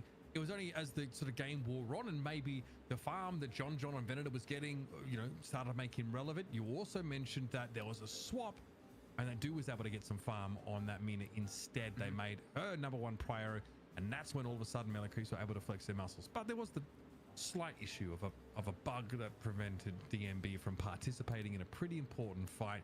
But there was a frozen shelter and a 4v2. So Melee Creeps definitely were on a pretty good footing, I think, in that engagement. Speaking of Flexi, Mitch, you haven't been on the show in what feels like 2-3 months. I think we need to see some of these gains you got going on now. My gains are F's. I've been on the road for like 3 weeks. I've just not been training properly. Yeah, I'm actually just kind of chunky, man. That's it. Chunky, you know. But yeah, we've got to get back in the lab, brother. You know what I'm saying? But I'm doing a lot of gallivanting. I was in Santiago and then I was in Copenhagen. So yeah, I've been away for most of the month. So what time zone are you living on right now? That's my question. Existential dread. Nice. Is the time zone I'm on right now. I'm not really sure, but I'm bloody happy to be here. It is crazy though. I will say, like, you know, diving back into Deadlock after these short stints away because the game changes so fast, and we have a lot of our viewers. I see you guys there are very plugged in. You guys are very much up with the action, so I appreciate your patience. I think as some of us get our feet under us in this in every new meta that Deadlock ever provides. Let's jump into the draft here, of course. Now, we saw in the previous game Pocket sort of banned out and then a Kelvin sort of picked up here. So Melee Creeps were able to make sure that their double healer comp, the Dynamo and Kelvin, were effective and not shut down by that affliction. Yeah, and I don't really, I mean, it's probably going to be really similar bans that we had before. I mean, you could ban Viscous away from Goober because his early game impact was really strong. Like, he really opened up a lot of kills. He was very aggressive in the beginning. But then you do allow him to potentially play Silver, where he can even have potentially even more impact. But sticking to the same bans, I wouldn't be surprised to see relatively similar picks as well come through. I think Melee Creeps are more inclined to make changes because I don't know if they're going to be allowed to go for like the Kelvin pick again unless they set it as number 3 like previous. Yeah. But the real problem for me is like the fact that Xeno, I mean, his run wasn't bad. He had some good nap times. He opened up a lot of early kills for his team. But it definitely wasn't as effective as his Ivy had been in the past with the double stone form to open up kills. So Rocket is still going to get the Celestia though. That is still treated as number 1 priority for Floorman and looked quite good in that previous series, but felt like there was not enough sort of around to back it up here. Actually, the priority on Apollo today here from Melee Creeps all the way from our Challenger game has been quite curious. Yeah, and you know, I think this is almost an ego pick out of Ido actually right now. It looks good, man. But also the fact that you're giving Venator to Melee Creeps another time. So if they pick Venator, okay, so for Florman now, I think you need to see some drastic changes because what they had to get on top of them just didn't work out. I don't think it really was super impactful. They weren't able to close the gap easily enough against him to kill him early enough in these fights because he had a lot of protection with Frozen Shelter, with Dynamo, but also just because he was so far ahead in Souls, they couldn't really kill him. They said multiple players. And they go for a Viscous pick as a second choice. Again, most likely to be Goober, but straying away from Silver unless it comes in as number 3. So maybe that's the switch up we're going to see out of Florman. Okay, yeah. That is where we're... Yeah, I mean, Viscous is higher up on the pick priority this time around by a Florman. And still get both of them. Okay, so we are getting that lady guys locked in. This draft is looking identical with the slight exception of pick order here. Now, looking back to the Melee Creeps side, remember they managed to take that Mina relatively early on. And that was on. So they did get they got the Venator, they got the Apollo, they got the Mina picked up pretty early, but you probably can leave her to the next round here. Silver gonna go to Melee Creeps this time. What's Ido gonna play? I think it's gonna be Apollo. Actually, I don't know. Probably gonna be Silver. Silver. They'll put back on Apollo. But I have a question for all those like intricate nerds out there when it comes to this game. If you max strength affliction a Lady Geist before she swaps, does it stop her healing that you get? Because it counts as healing, if I'm not mistaken. Like in the post-game stats screen, it counts as healing, if I'm not mistaken. Or is it just an exchange of HP? Because if it's healing, then you technically prevent it. Damn, there's ban Calvin. I don't. So the wording I think matters, right? You don't heal. You swap health levels. Okay, yeah. Then never mind. Affliction won't affect that. Yeah. That would have been interesting though if it did. Yeah, that would be pretty good. pretty messed up. Yeah, so it's health received, not healing, which is a really interesting semantic distinction. Okay, Dynamo gets picked up here as well. I do want to see like what the game plan is for Scout. I do want to see these big Shock-and-Awe sort of singularities. I don't know if they need to go over towards the Drifter this time around. That's the Calico picked up. This was AVG was playing this one. Last time these two teams went head to head. Obviously just having that omnipresence and you know and relatively good frontlining capability with good like melee procs is something that seems to suit AVG quite well. I mean, Calico did get buffed as well with the leap and slash. It got kind of like nerfed, and then I think the base damage increased by 10 in this latest update that happened in the middle of the show. I was about to say, where the hell's Billy? And now with Calico, Billy, and Geist, very beefy. Insane frontline this scene. The one thing I'm worried about though is that Calico doesn't have a diving partner. You've seen a lot of like Calico Silver as of late, where they can just dive in on someone, especially if you have Phantom Strike and then you bolo them, and then you have an Arctic Blast on the Calico. They can't move and they instantly die. But there's no one to dive with Calico at the moment. Who's gonna play so maybe that's gonna be the final pick coming through. Dude. Oh, the McGinnis. Okay, we are doing it. Oh, okay, we'll talk about that in just a sec. But it does seem like Melee Creeps once again have drafted like a not gonna lie, frontliner less. This comp looks fucking deadly, bro. The M1 carry is disgusting. Obviously, these guys this put out a ton of damage. Where do we feel like we get paid here to round things out on the Florman side? So not someone to dive in with Calico at all, but someone that might be able to lend a little bit of assistance to the laning, and of course having those rallying charges in the fights going to be pretty important for disruption, and also like the healing that it offers. Where's McGinnis at right now in your opinion? Because obviously very deprioritized by comparison to last week. I mean, ult still does a ton of damage. The wall is still insanely good to just separate a team in these fights. If you're Calico and you dive in too deep, you wall them off, or you wall her off, and then you have nowhere to really run. I think Sai is still going to go an ult build, to be honest, for Melee Creeps, because that's the hero he's going to be playing in this one. You have a Dynamo to set you up. You have a Graves to prevent runaway. You have a Silver with Bola, which we've seen, at least Ido, he levels Bola quite early as well to ricochet onto multiple people. You have gut shots into walls for McGinnis. I don't know, man. Like, I think McGinnis does fit the comp quite well. It's also very frustrating to have to deal with turrets and with Graves with the borrowed decrees. They have so much. Yeah, and they have double healing again. And the weird thing is, since 2 weeks ago, I think it was, when Abrahams brought out, was it Kelvin Rem? I think they ran.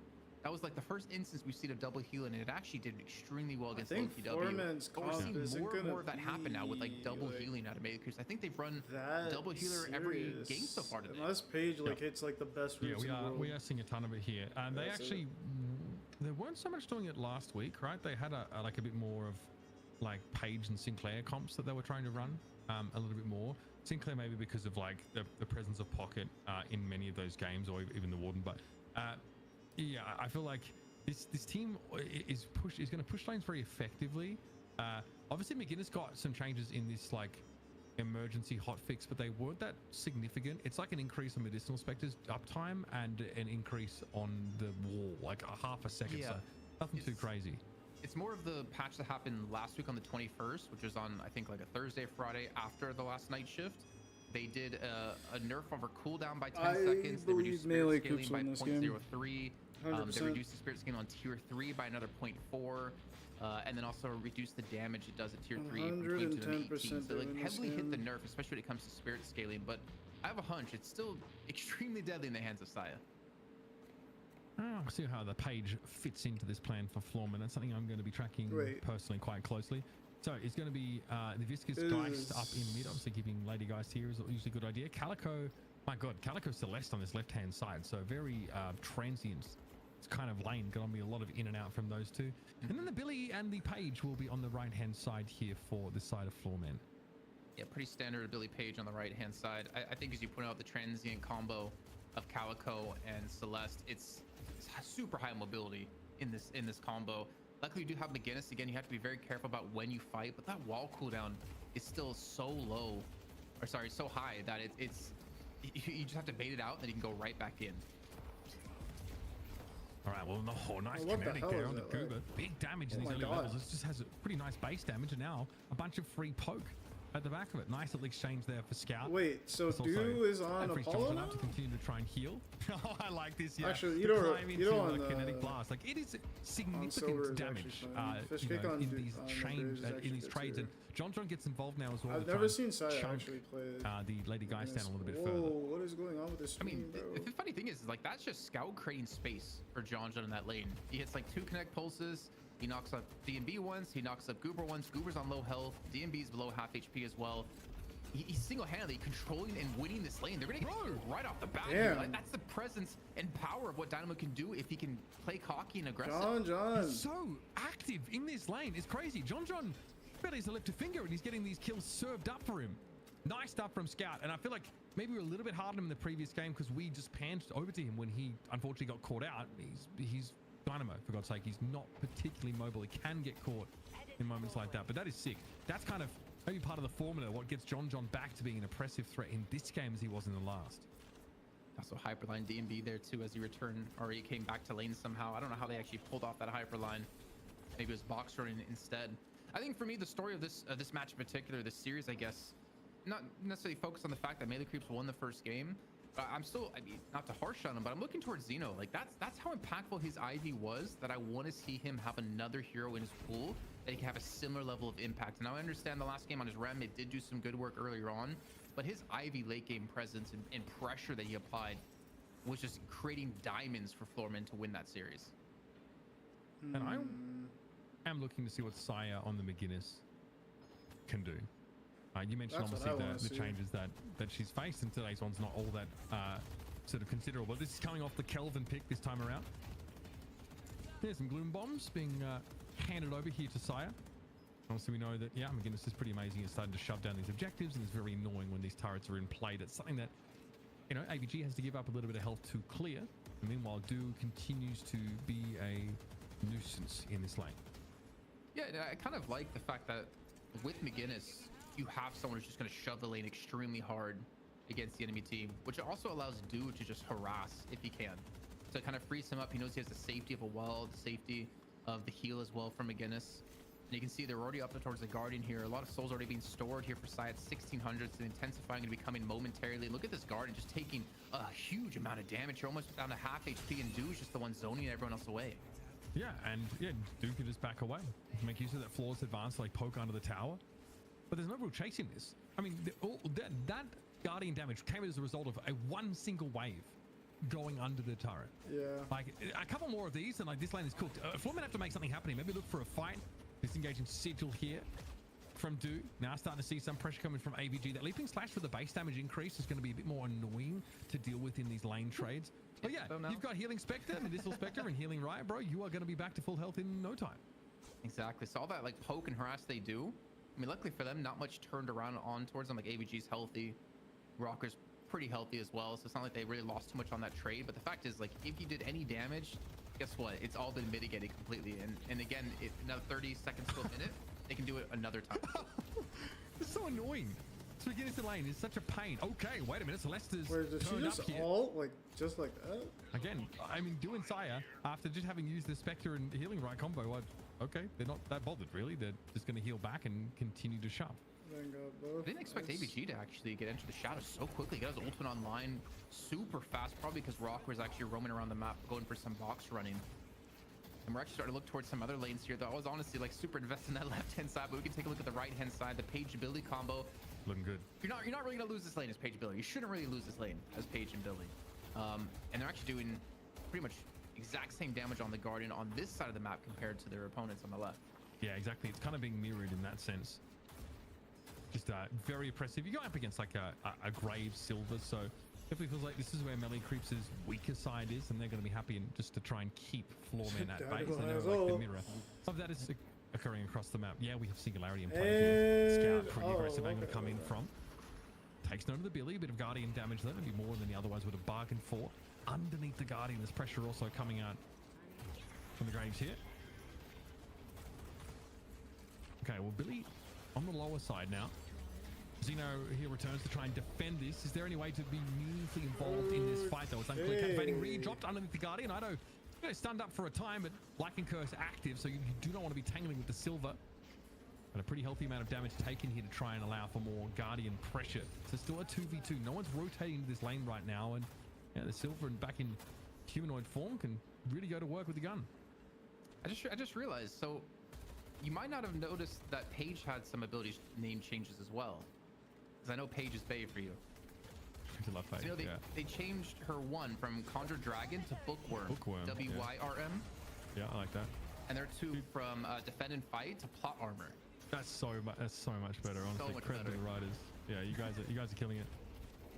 Big fan of that one. The wordplay, always about it. Because Captivating Reed always was like, you know, kind of clever. I'm going to start to sound like Jackie in a second if I keep waxing poetic about some of the minutiae of the game. I'll leave that up to him. Either way, that is a Guardian taking on this right-hand side. So that immense pressure being provided by Floorman gives them that first Guardian. It's going to be traded out right now, but that doesn't mean Floorman are going to be quicker to get to mid. They're going to go for an all-in pile in the middle part of the map. To see how it plays out. Captivating Reed, is there any catch on this? No, they're just happy enough to take the Guardian. By the looks of things, Singularity, though, is in play. Floorman, a couple of players caught in it, but Scout is just going to get shot at by Rocker and by Zeno. And now, yeah, the rotation comes in from Melee Creeps, but it's just a little too late. Will it be enough still? Here's John. DMB flattened. Iradomini gets himself a kill there. Goober also going to fall. Melee Creeps, despite being 10 to 15 seconds behind on this rotation, are going to get 2 kills out of this. Oh my god. He broke the shield. So that way the ult actually worked. That was fucking sick. Not to mention intensifying rounds here. The McKinnis healing coming in big as well. He has Cultist picked up, which took every single I don't think we really saw that in the prior weeks, but I can kind of understand. I mean, maybe we did because the extra ability range, the grenade range, very helpful on the ultimate. Oh my god. Yeah, true. Yeah, Iradomini getting a range increase as well. I was kind of thinking too small, just thinking about the grenade. That is pretty nice. Melee Creeps have been able to stay in step. I will point out that their Guardian is on the lower side here, but look what they were able to do. They got themselves a Guardian advantage here in mid. More souls over to John. Get him fed. Now there's going to be some nice push on the left-hand side. Sinners, of course, are up as of 25 seconds ago. So you're going to start to see them clear. But in the meantime, John is maintaining that pressure, solo farming this left-hand side lane. DMB would hope to do the same. He is way behind John in souls. I wouldn't try to fight him, DMB. Really confident that no one's here to gank him. I will he's say, alone with 3 players on the enemy team around him. He's actually stealing away like a tier 1 camp. He's gonna actually get a boost over towards the bridge buff to look for a catch. Bro, John just doesn't give a fuck. Like go for a fight. Like, bro, he doesn't give a fuck. He doesn't give a fuck. Picks it up and looks to get away.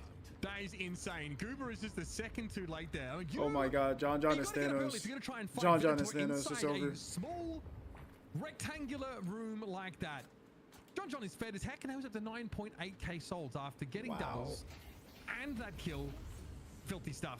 Can they blast their use? Maybe to try and just keep AVG off, keep them peeled away from what would have been a pursuit. Buy some time here for melee creeps to rotate into mid as well. Because the Guardian is getting pressure, but melee creeps are more than happy to use that as a carrot to try and keep Floormen interested. They're just catnipping the middle part of the map here and hoping they rotate in and give them some more good fights or more chances to put John's soul lead, to work. But I imagine the Venator would like to stack a couple more hundos of souls before he really throws himself in.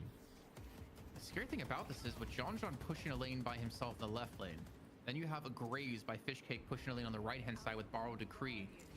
The only real answer for Floormen is either you gank John or you just rush down middle and look for kills with the man advantage. Like I don't think it's necessarily easy for them to counter this because there's going to be a hard shove on the right hand lane with the Borrowed Decree, which allows melee creeps to get full control of this urn if they want it. Billy has to go there and attend to it now. He doesn't care. It's so funny. Rocker's going to rotate in late. Wall is in play now. There's Bookworm being thrown over the urn turn in location. And at the moment, John is trying to... I just think he's just trying to avoid fully committing to anything. He's probably looking for Rocker or League potentially, try and pick them up. Well, Rocker's been dealt with. There you go. That Cetral did a heck of a lot of damage to Xeno. Petrol's trying to harass down. Here comes the McGinnis ultimate now, which has been quite oppressive in recent times. And it looks like, Woman have to give up this fight. They do have an urn. Oh my god. They're trying to take that across the map, but I imagine there's going to be some level of... This guy's fought a 5 kill streak, dude. Really ugly. This is a left side walker that's going to be under intense scrutiny. John, relax, bro. What's going to be about AVG ferrying his own across the map? I guess we'll have to wait on the answer to that question. As melee creeps do give up on this left side walker, the reinforcements are coming in thick and fast. Watch out for the gunshot inside that corridor. I think Brock has learned his lesson.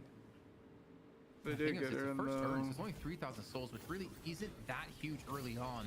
But you don't want to give away the urn and some deaths. Dude's gonna fall. Goober cleans that one up. Yeah. So they get the urn, they get a kill, and they tie things up on the souls. But now, speaking of getting caught, AVG needs to escape this one, and he's got no parry left to use, and he falls to Saya. Another kill added to the tally for him at 9.6 thousand souls. They're gonna get a Guardian. So honestly, like again, back to the macro. Torment, they reinforce left-hand walker so it doesn't go down. They get the urn turn, they get a kill, they get a guard on the left-hand side, and they take the soul lead. Yeah, I don't mind this at all. And melee creeps, they get AVG, but what have they done, in the macro perspective? They've kept League busy on this right side lane, but League clearly wants to farm. He is getting a lot of this priority right now. And I don't know if that's by design, because I imagine maybe DMB or Rocker would be your designated, people to get fed. I won't say feeders, that could be misconstrued. But no, it is League obviously at 13k souls, actually in step with John. So now, obviously that Tombstone's been cleared on right. We're going to be looking at neutral camps for the time being. Buffs are another 3 minutes away. It's about that lane pressure and maybe creating an opportunity to, dive down and get some nice walker damage.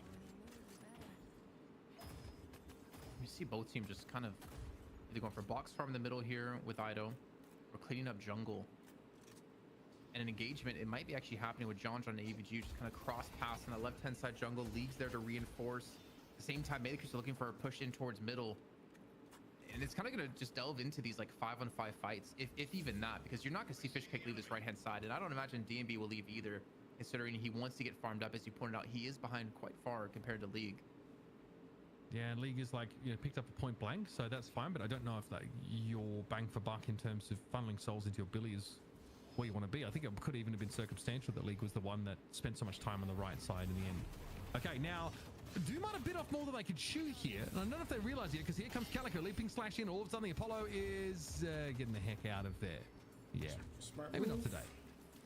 That annoying mosquito. Yeah, that's pretty much what he's being here.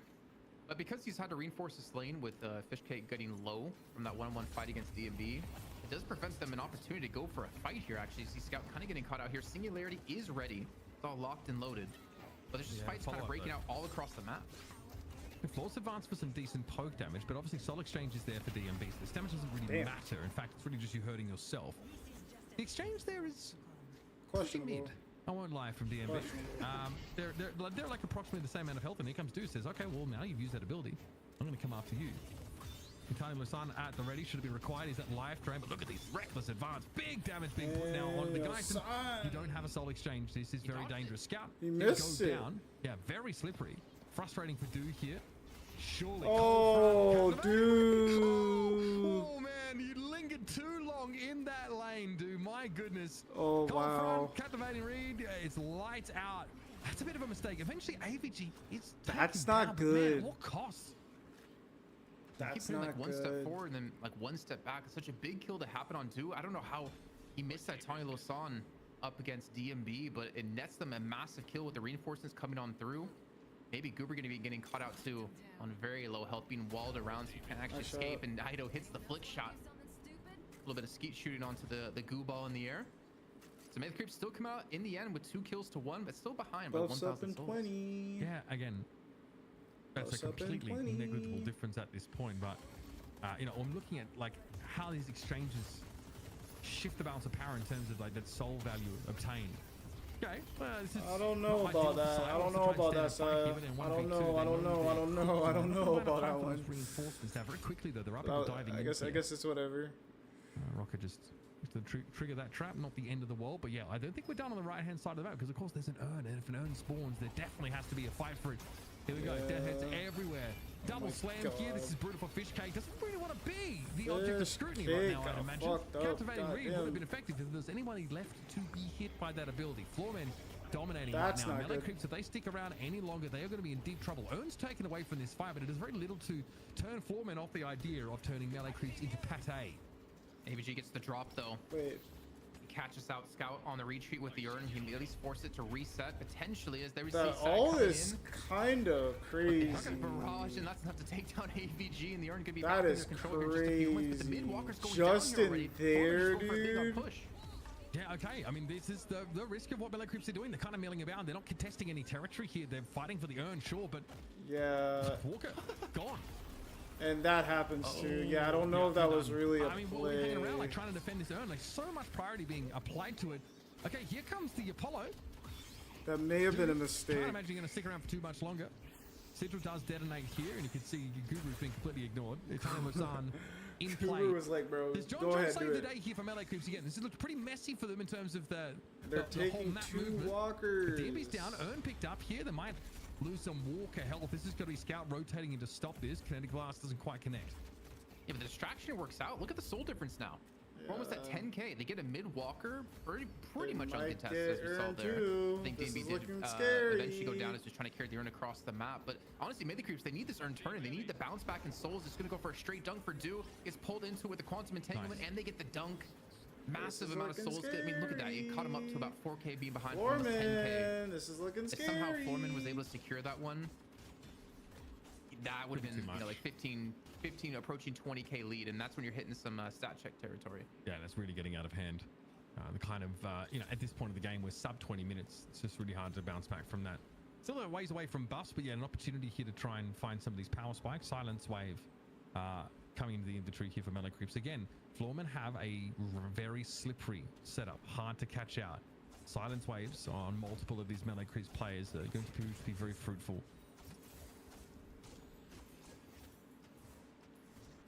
Maybe not as exciting against like M1 carries, but there actually aren't a ton of them on Floorman's side, and even Lady Geist is more hybrid, so I don't hate that. So the sacrifice is being picked up here. Melee Creeps, because of the loss of that mid-walker, they need like a bodyguard system to make sure that they can be secure without getting picked off. Heads up from them now, as that right side walker is low, and there's something happening on left. I think Doom might be in trouble there. Yeah, I think even John might be in trouble because there's 3 players approaching that right lane walker, and only Sire there to go for the assist. Tyler Son used to just escape here and buy some time, but that doesn't alleviate the pressure on that walker either. Wow. Yeah, this is pretty ugly for Melee Creeps. They are being split into very unfavorable skirmishes trying to defend these walkers. Floormen don't even have to be particularly elegant about the way they go about hitting the map.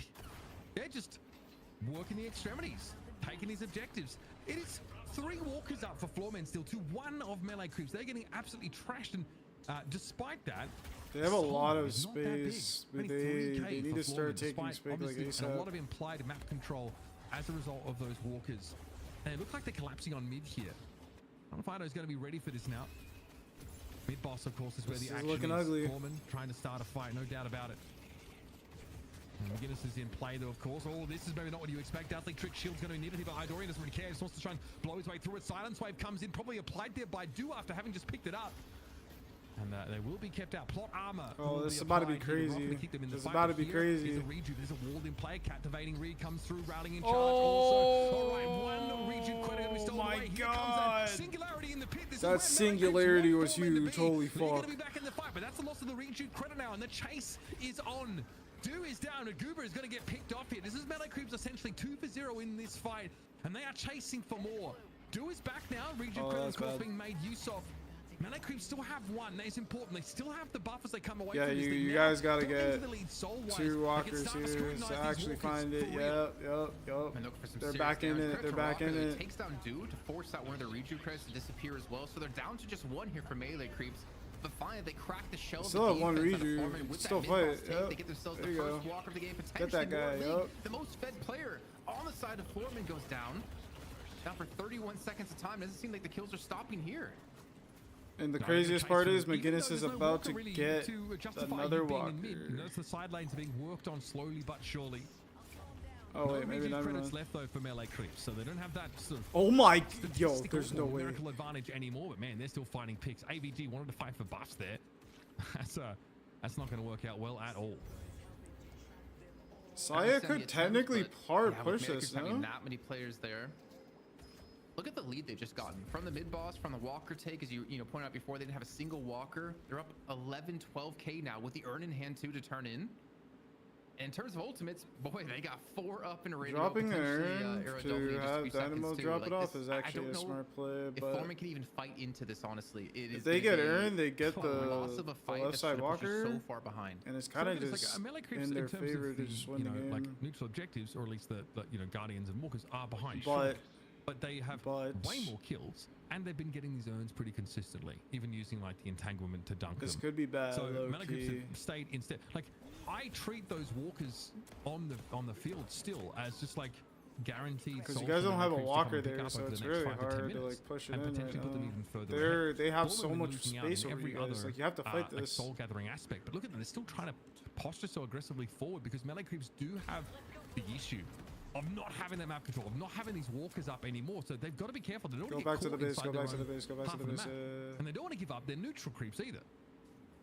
To be honest, I thought Melee Creeps were going to force the issue here, considering they have heavy barrage up. They have Itani. That's not a good sign. That's not a good sign. That's not a good sign. Oh my God. Escape this one, search as much damage as possible before he does get taken down. The reinforcements will be here. He gets caught. He gets stuck on something. 50 health remaining. Oh my God, he's alive. Holy shit, he's alive. Wow, that's fucking criminal. That's criminal. Scout though won't be nearly as likely. Definitely doesn't have the same level of mobility. Foreman though, definitely feel like you're in a bit of a position of power now. Sire also going to go down. Eventually, Foreman able to catch Melee Creeps out, of course. They're so low. They're so low. John is fed, healthy enough, but already having used Iridomini in this fight, doesn't want to take any undue risks. Xeno picked up. Okay, earned here. Potentially come on. It's so close. Cube has to be used in this fight. Ido down. Do trying to surge forward now. Watch out. We see Goober maybe trying to make a turn in of his own, and he sneaks in the backside. Fishcake removes him there as he tries to paddle punch himself out of the action. Another kill for the Graves is all well and good, but Melee Creeps have lost Earn, and this sole lead is closed. Dude does not escape that. Are you kidding me? Using the repost there to just get away. Fishcake now going to be just Fishcake is dead. Here. It's a good word, but Fishcake is dead. He's already dead. He did take down 2 players. Though. He took down League and I think Goober after Goober got the turn in. So while all that's done, Goober, it's still pretty much an exactly tied game. I didn't expect Melee Creeps to get walked over so easily there, but Rocker on 29,000 souls and Side only at 22. It's very hard to get off an effective heavy barrage in that position. I'm taking a look at Fishcake's build in just a second, but I think it's more along the defensive lines. I think it's like a Heroic Aura, Spirit Resilience. Yeah, so Heroic Aura kind of fits with the Echo Shard Deadheads because you also give them extra fire rate. So they just hit a lot quicker. So it kind of like synchronizes really well and synergizes really well with this kit.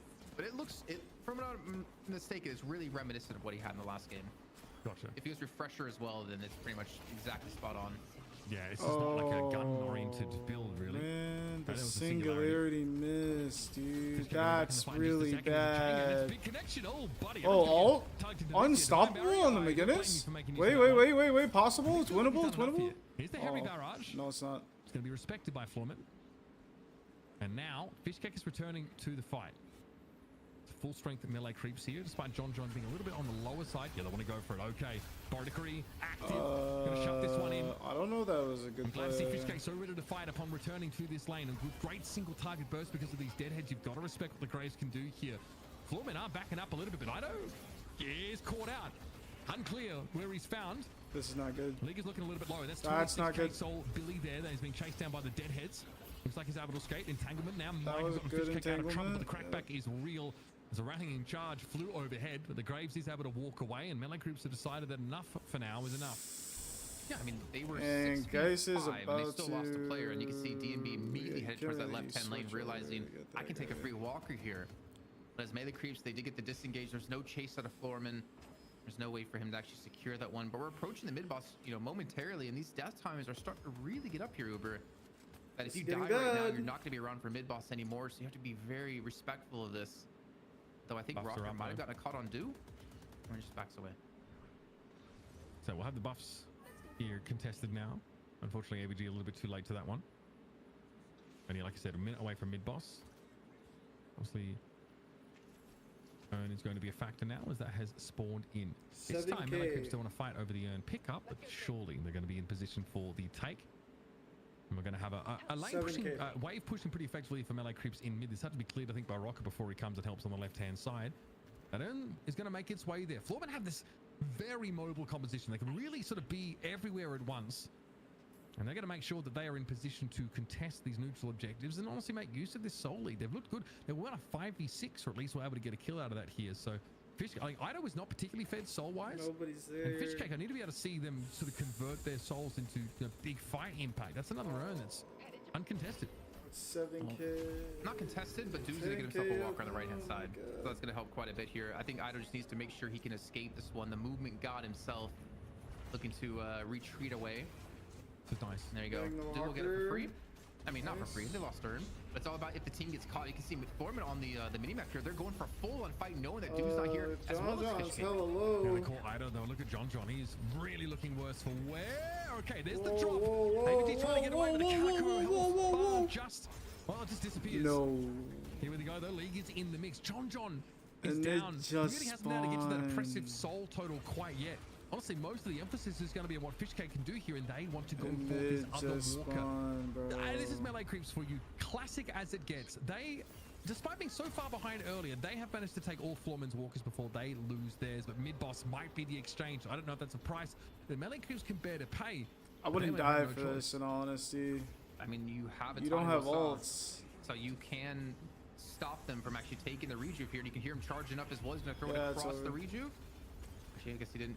Actually, he must have been interrupted or he canceled it, I guess, because he backed away with an ultimate actually being thrown out across that one. So 3 rejuves picked for Floorman, but they lose the base guards on the right-hand side. They lose Walker on right, Walker on left. So they have to clear. They've given up a lot of map control to take that mid-boss. So honestly, it's up to them to make melee creeps pay. You're going to see them shove out the waves and probably look for a fight in this left-hand Walker. I don't hate that this game might just come to like this one. I think there's like 2 more team fights before this game just gets decided. I'm not on the melee lie. creeps side of the map. So they're not going to just go to Floorman when they inevitably push these waves that in. Again, that one fight kind of cost them the boss, but like you kind of got a whole bunch of objectives, which is kind of worth it. To honestly get some free farm, but also make sure it won't be standing there when Floorman eventually turn up. The rejuves are going to make it like really fucking hard to like actually fight right now. Floorman can get out of this rejuve time. I will still say though, it's like it's a 9k soul lead. Now, the later in the game goes, the less that matters. But it looks like Floorman have been able to fight much more effectively. Rock is definitely having a great game so far. League's been really tough to crack, and DMB is getting farmed to quite a relevant level. Yeah, I think it's for Floorman here, it's a bit of mix of quite a few things. It's John not getting so far ahead, but I feel like a lot of that is due to League. And the fact that he's been able to soak up a lot of farm himself to kind of be a frontline that they need him to be to chase down John and not let him escape. He's had some good chain gangs so far. He's also not really dying too often in these skirmishes. He's not allowing John to have the freedom that he wants to have in these fights. Because again, melee creeps aren't running really a front line. They're not really running a tanky lineup whatsoever. Yeah, you do have double healing, but if you can burst John down within that double healing time, it's not really going to matter much what you can do with heals. Singularity ult right now for the 3 people would be the hugest thing ever. Here's the group up around that left side Walker. As expected. Again, even across the map. I don't know what DMB is looking for, but they're about to run into Fishcake. Well, that's quite a compelling 1 versus 1 if it were to come to pass. Meliku's going to give this up, of course. So Rejuve buff there. I really don't want to go for this. They end up trading 2 walkers for mid-boss and Earn. So Meliku's probably not too devastated about that, but it's about trying to safely secure farm. That could be the challenge. This is risky business. I don't Wall's know not going to be able to if stun up DMB. He does have should solid be exchange right doing now. This is why it's not a this, full commit from man. Melee I Creeps, really but am not Silence too Waves. League's turned up. sure. Goober's going to roll over the top. Melee Creeps are fully committed now. Who is going to be there to help Fishcake? They are the most fed player on their team, and they're swimming with the fishes. That plated armor pickup out of DMB. Paying dividends, I would say. Just I being don't think that Fishcake attacked away at by was the Fishcake. There's really no way you're going to make him miss those shots. It's not with the man I advantage, really don't with the think that Rejuve in was the hand. This move is at like their all. time. Look how fast and how much damage DMB is able to do here in these close quarters. ABG, not really here. There's a singularity up for Scout, but realistically, I don't see him going in with it, considering the Rejuve still have a minute of time left to go. I think Foreman wisely back away, realizing there's a lot of jungle, a lot of sinners to take as well, not to mention buffs and Earn coming up, and you know they're going to be looking for another Earn turn in. Yeah, as good as Melee Creeps are, it feels like this is a pretty tough situation to come back from. This Earn is basically going to be uncontestable as far as they're concerned. They have Singularity, right? There is a sort of a win condition that involves getting like one of those really powerful old soft, but they're going to be up against it. Goober is in prime form. Rocket just feels like they're not particularly killable now. It doesn't really feel like it's a viable game plan. Obviously, Rejuve is about to expire. So if Melee Creeps have any interest in fighting at all in this game, it's going to be after that is expired. But I do think you fight for this Earn because it's going to expire by the time they drop it. Unlikely to try and take too many risks here. Does Goober have Echo Shard on his Q? Because if so, I could see it. I could see it like obviously being huge in these fights. The fact that you can save 2 people, and there's no curse picked up for Melee Creeps as far as I can tell. Good job. Well, you can see immediately Scout goes in, dislodges the Earn. He needs to be careful. He needs to not die here. He needs to be able to get the singularity off to pull off a potential chance, a potential Hail Mary in this fight. His deadheads are doing a lot of damage. Oh my god, the wow, Graves damage? Wait. This Not a is fan of that. good. Yeah, we are backing out. Guardian Warrior applied, of course, by Xeno. Dude, the Graves did like 2.5k damage. Unanswered there to League. Guy's out of the fight for the time being. All right, gotta respect that Graves damage. For real. Okay. Calico added a bit of a drive-by there. God, so enough to get the Earn. Yeah, that's worked. Leaving Slash here. Pretty decent hit though coming in from the Apollo. Melee Creeps just need to be careful not to one-track mind this Earn pursuit. They don't want to get dove on. Left though, and Singularity is up for Scout. So again, like 1 or 2 kills here would be all you need. They get a hyperline. Oh no, DB gets hyperlined. No, yeah, too frantic from that because nothing happened. No, fair enough though. That was a little bit surprising. Up onto the line and then knocked on down. Still, Do is gone. Like at what point are Melee Creeps gonna just have to give this one up entirely? Earn does basically reset back to its initial location. Oh, bro, like you're fighting with 5 players for a whole minute. Where's the pick supposed to come from here? Melee Creeps don't have the kind of composition that can single out those individuals. They want that big fight. They want to fight inside mid-boss pit. Maybe that's what they're playing for. The Graves AoE plus the Singularity. Maybe they're just trying to stay in the game until they can contest mid-boss or an Earn turn in location and turn that into their favor. I see the enemy. I think it's kind of unfortunate all on Scout here. They're to gonna look give for that it? opportunity where it might They're up come. like 30k. I wouldn't hate maybe even like a Veil Walker picked up for him, just so he has the ability to really sneak in for these. Because honestly, they need a big ultimate out of him to get these kills, to actually like turn these fights around. They're down, you know, approaching 25, 30k. Even if your play is to fight mid-boss, you're down by 30k. Afford to let this one go, but Lightning Scroll pick up here for Saya. It'd actually be quite big here. If you can get big stuns in towards pit, I don't set up know. a singularity to allow Scout to freely get in there. I don't know, bro. You can really just a massive punishment. They start the mid boss, but realistically they're gonna get the scream and they're gonna look for a fight. There's no way you fight mid pit against this. No, Florman have everyone back. Do has been able to return to the fight. Look at Saya, just dead. There it is. What's gonna happen here? Saya's Chain going to be cooked. used now. Fishcake in the middle of it as well. Saya's out of the game. There's a lot of deadheads, but where are they going? Some damage on League, but he's doing his job. He is soaking up in this front line. There is a cube that does that interrupt the Singularity? He got lightning scrolled by someone. Oh, that is crazy. Well, there goes the Singularity. At this point, it's impossible to see how Melee Creeps get back into this game. John blown up. main source of damage. Yeah, Oh, not really a it's factor now. gone. Silence Wave also catching on towards Do, so he's going to have to back away. And melee creeps slowly but surely are being kicked off the map.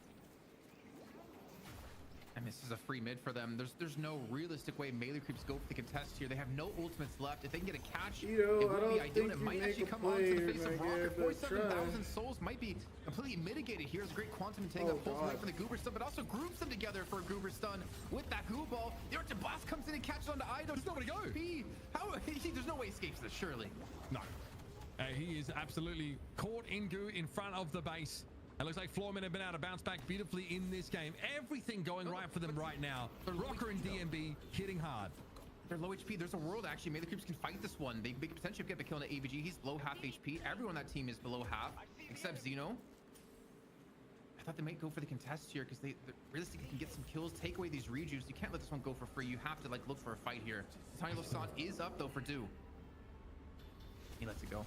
Okay. Yeah, there's just no chance. I think Melee Creeps have realized that they're out of this game. I think they needed Scout to really get off a nice singularity, but interrupted. And that was that. Now it feels like you're kind of a passenger in this game. Unless you can make something huge happen, but like that macro pressure that Graves could provide, it's not really important. Fishcake isn't really investing in like that ricochet inhibitor type build, so you know, really like can only have that single target pressure. It feels like the Deadheads are good, but like I've watched them chomp down on League, do like 3k damage is great, but Floormen have a serious front line. Melee Creeps do not have one to speak of. They are all so squishy. There's nobody on here that can actually tank any of this damage. Exactly. And I think that's the problem they're running into, is that they didn't get control early enough in the game to prevent this. I mean, you have Rocker on 50k. He's going to be full built relatively soon. At that 50k mark, he's going to have all of his abilities fully leveled up. Another urn going the way of Floorman. I feel like that's the like 4th, 5th urn of the game that they've been able to get. And with 3 rejuice and a 40+k lead, it's really their game to lose. And honestly, again, going back to the mental game for them, considering how unfortunate that first game was with the bug that happened for DMB, it looks like it didn't affect them at all. Yeah. Yeah, and I tell you what, unbugged Lady Guys looking pretty bloody good this game. And there's really not much that Melee Creeps can do about this. This is like a very low commitment play style from Floormen. And yeah, Idorian's going to try and come out here and, you know, shake his fist at them, but he's got his 32k soul silver. No one is really going to take him seriously at this point. So Melee Creeps now are banking on another singularity, but it just feels like it's too easy to interrupt at this point. I mean, he's going to have Leech when DMB backs away. He already has ridiculous healing, ridiculous sustain in these fights. You can see John's just like really afraid of this. At 41,000 souls, he can't really contest against a 49k Geist, a 53k Celeste, a 48k Calico, a 45k Billy. Like everyone is stacked on the opposing side, and there's a singularity going off, but there's still rejuice up for Floorman, and there's really not much follow-up here. No, player got cubed and then rescue beamed out of it, if I'm not mistaken. The Itani Lusan connected onto DMB, silenced him up for a time, and everyone is shrugging him off. Like Melee Creeps are hitting like a wet noodle right now. Floormen are going to be able to bully them out of the game entirely. And honestly, I like how they managed to do it. There was a little bit of choppiness midway through the game, but really this is a very safe and stable way to close things out. Floormen, fantastic job. Now, of course, with the patron knock, they likely will hang around and finish the game. Yeah, I see no world that they lose this game anymore, man. Like 60k in the lead, still 3 rejuice, no ultimates up. A nice gut shot. Maybe we can actually take away one of these rejuice. But the patron's gone, man. They're just like fully focusing on down. There's minions coming on through as well. Not to mention the rallying charge out of Xeno. And that's going to do it, man. Floorman tied things up here at 1 apiece, completely showing that that first game was not going to put them out of this series. Looking to defend that title here for a 2nd week in a row. The first time they've been able to step up on this throne. Very convincing win. And I do feel like the way this game ended to some degree exposes Melee Creep's composition, right? I won't use the word greedy, but I definitely felt like there was not a huge amount of regard for getting these strong front lines that had hard to engage potential. You know, Floorman had a combination, I think, of a very highly mobile team, very slippery, very hard to catch team with like some great frontliners in Billy and Calico. And yeah, I suppose you buy a bunch of silence waves and then you proc them on people and they can't use their abilities. You can catch them out, but there's no hard pick potential on Melee Creeps comp. They simply want to fight around like single objectives. But it feels like pitting yourself in a 6v6 against a Floorman that has such a powerful frontline. A frontline, by the way, that just soaks up most of Fishcake and John's damage. It just doesn't feel like it's going to work for you.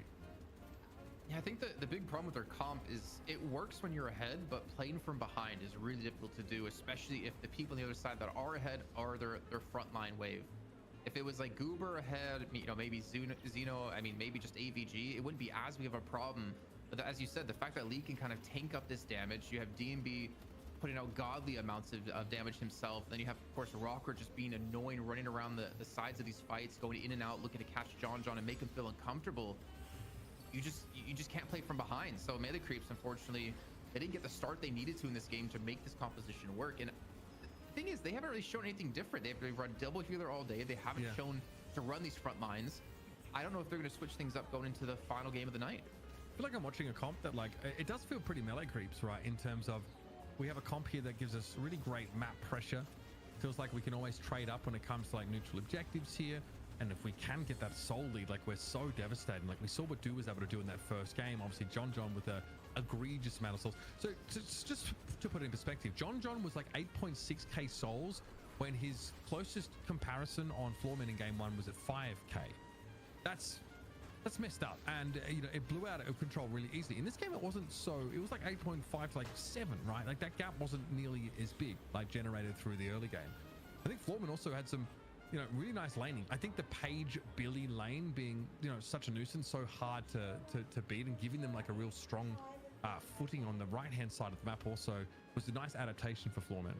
It was the mirror that you pointed out. It was like the fact you had Sai and Do able to push heavily into that garden while their opposing side was able to do the exact same against them. So it kind of neutralized each other's out. But I would still obviously give it towards the fact that Billy just got so damn far ahead. He got so strong that no one really could take him down. And the fact that you don't have John ahead, you don't have Fishcake ahead, you don't have Do ahead, how are you going to kill anyone? Like, how are you going to sustain the damage? Sai got caught a couple of times. I think AVG was really critical in opening a lot of that up. Like the fact that he can jump in with Ava with Leaping Slash, put down an Arctic Blast, and you keep people there to pick off for the rest of your team to just completely run into them, made it very difficult for them to survive any of these fights. Yeah, and I wonder like how much Melee Creeps suffer from the lack of Kelvin in this particular game, right?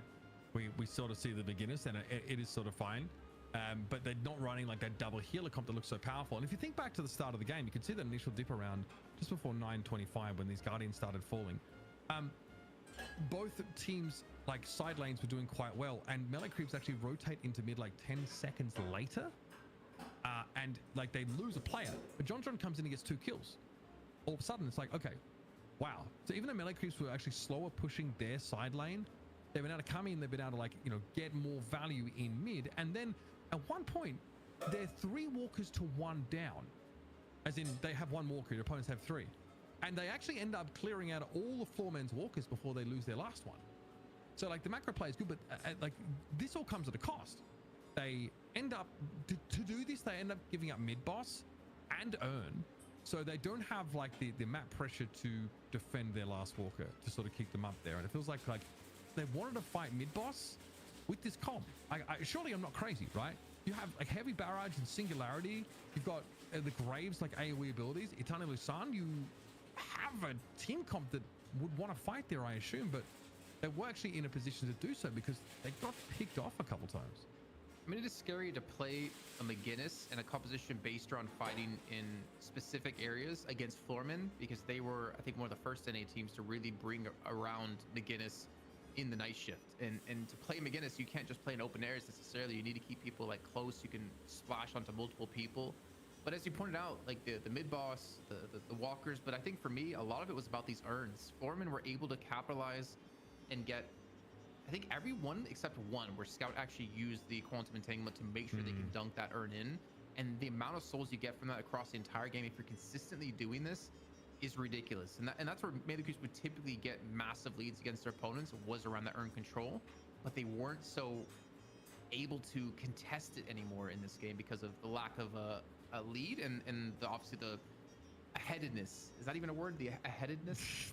It's not a word, but I know what you're trying to say. Well, yeah, you know what I'm trying to say. For yeah, it's like 6 a.m. for you. It's fine.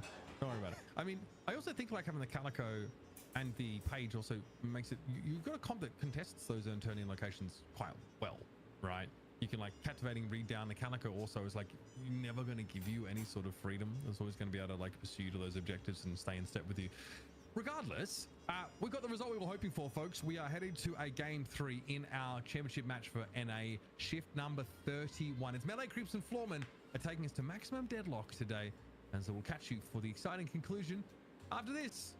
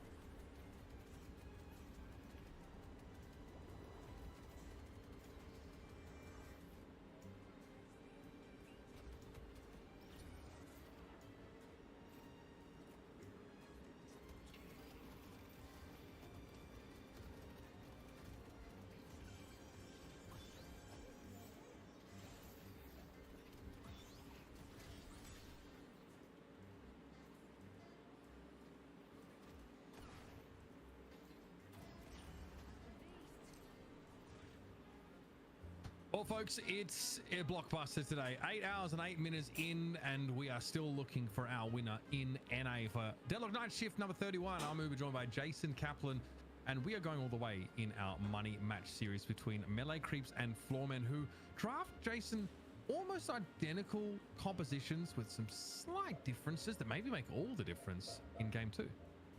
Yeah, we got to see, what was it, McGinnis? We had no Drifter. So clearly That's Drifter true. wins games. If we're wondering what that Eternal Darkness was, you know, like an hour and a half, 2 hours ago, still win the game, clearly.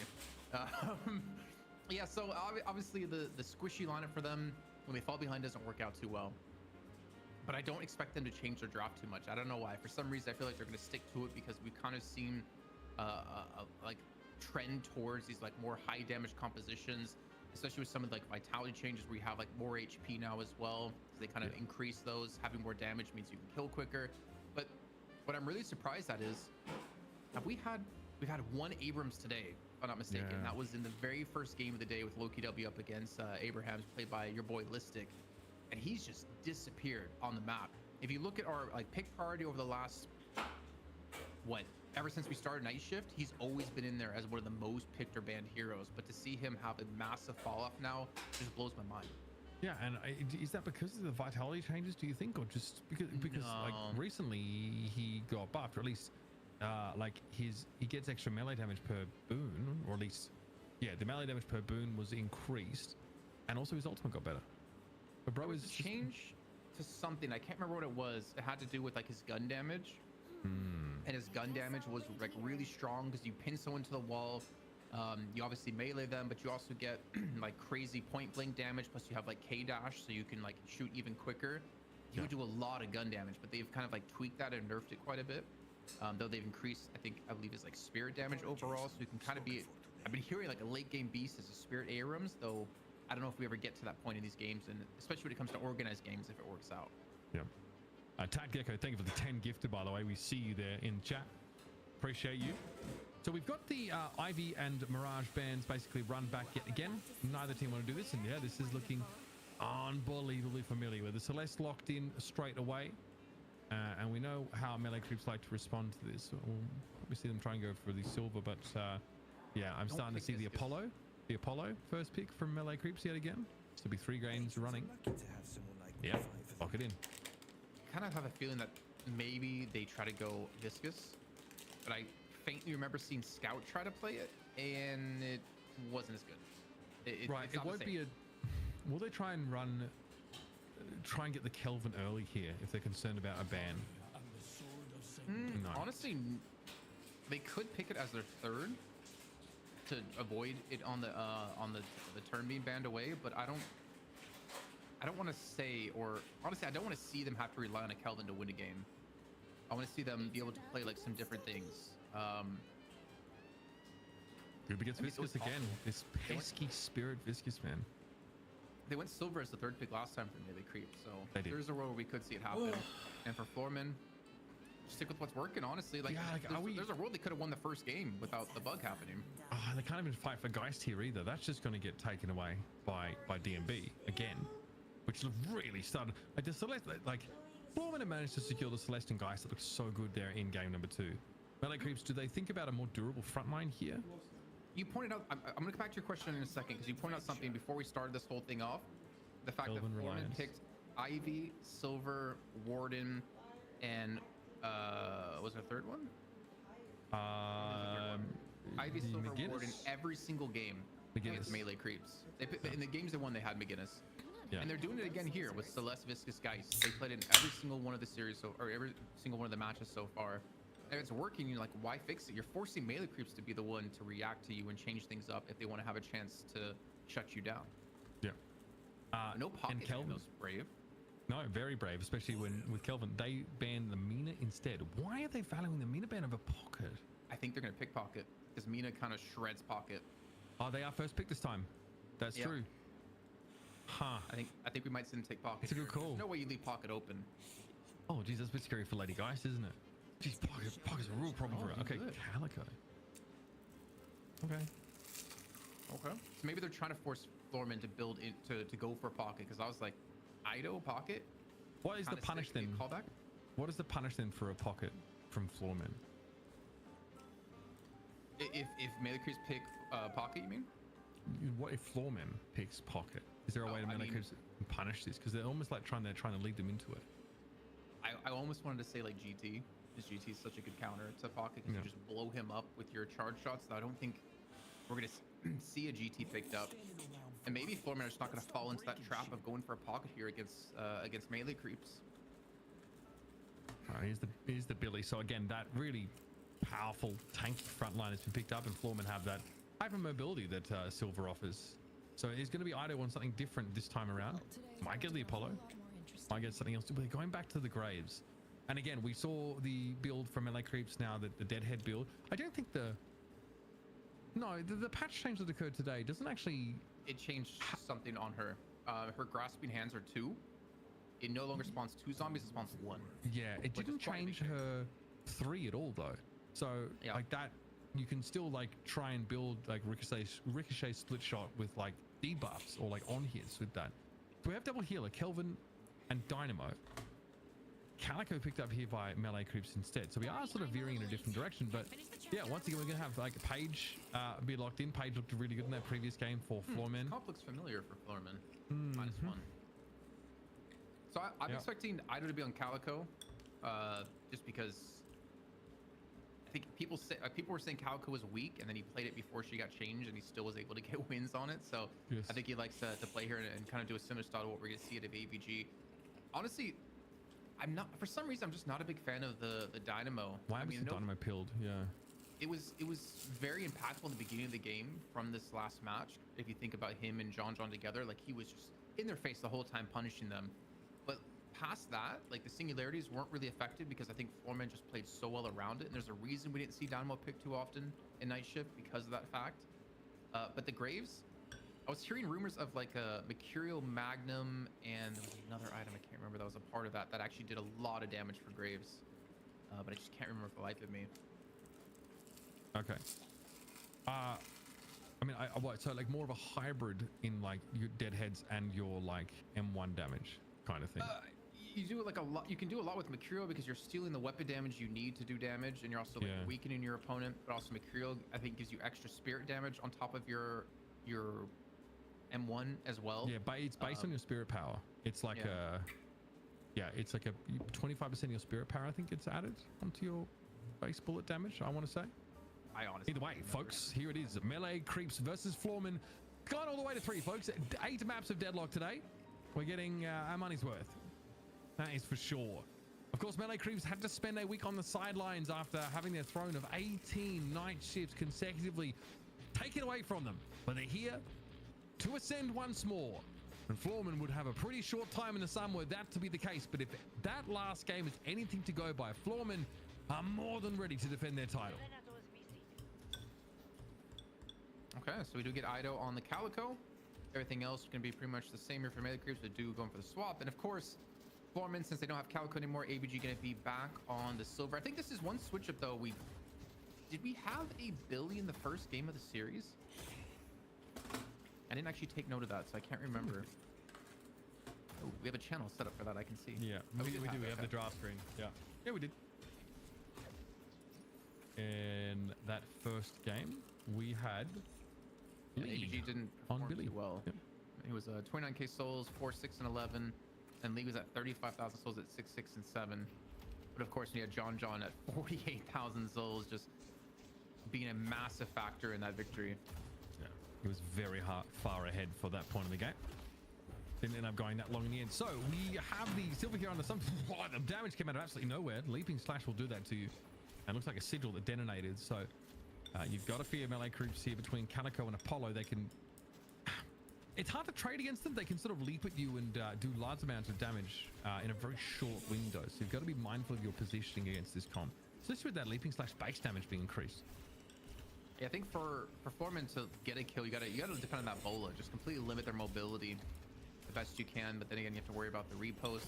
But it's also a mirror from last game. We're talking about how Saya was able to push this lane so hard with McGinnis and with I can't remember who his partner was actually. I thought it was Du, but either way, on the other side of the map, it's an exact mirror yet again. The Page Billy just getting very aggressive on the right-hand side. They get a kill right off the bat over onto, I believe that was Saya. So they're already getting some like strong control here in not only the right lane and the left lane now. Yeah, I mean the left lane collapsed entirely. That's not good at all. As the dust settles, it's Rocker's the only one standing. And yeah, that Billy Page lane is good against anyone, but even the sustain, I guess, of Sire is not enough. I suppose he's too early in the game to have like enough points into Frost Grenade to really, you know, give the Graves like a fighting chance in that lane, but that's not good. Both side lanes, melee creeps are really struggling in, and in mid, Florman are kind of giving it up anyway, because we've seen AVG rotating out of that lane quite frequently. Goober also has rotated to the left-hand side now to keep that pressure up. Florman definitely exuding confidence. Yeah, and Scout, he went for another early gank on the right-hand side. So again, giving John some early farm. You can see he's at 2.5 compared to the 1.7 of his lane mate. And AVG just gonna go for some box running. So it seems like both teams kind of like have set on what they want to do here. Get Rocker fed and get John fed for each respective team. And honestly, it worked really well in the last game. Rocker was able to punish Scout time and time again just by pretty much just jumping into him, hitting with every ability. It's about how it kind of plays out and how both teams kind of adapt here. More importantly for melee creeps, how are they going to adapt? You got to look towards Ido and Du in particular. I guess Ido, Du, and Saya, because they're all playing some different heroes here in this game that they played earlier on, except Ido on the Calico, obviously.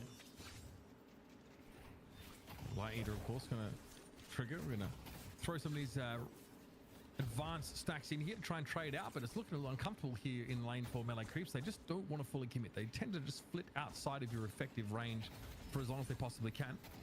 Just like a leaping slash here for Ido. Want to go for after AVG, but caught inside the daggers there. You've got to respect that.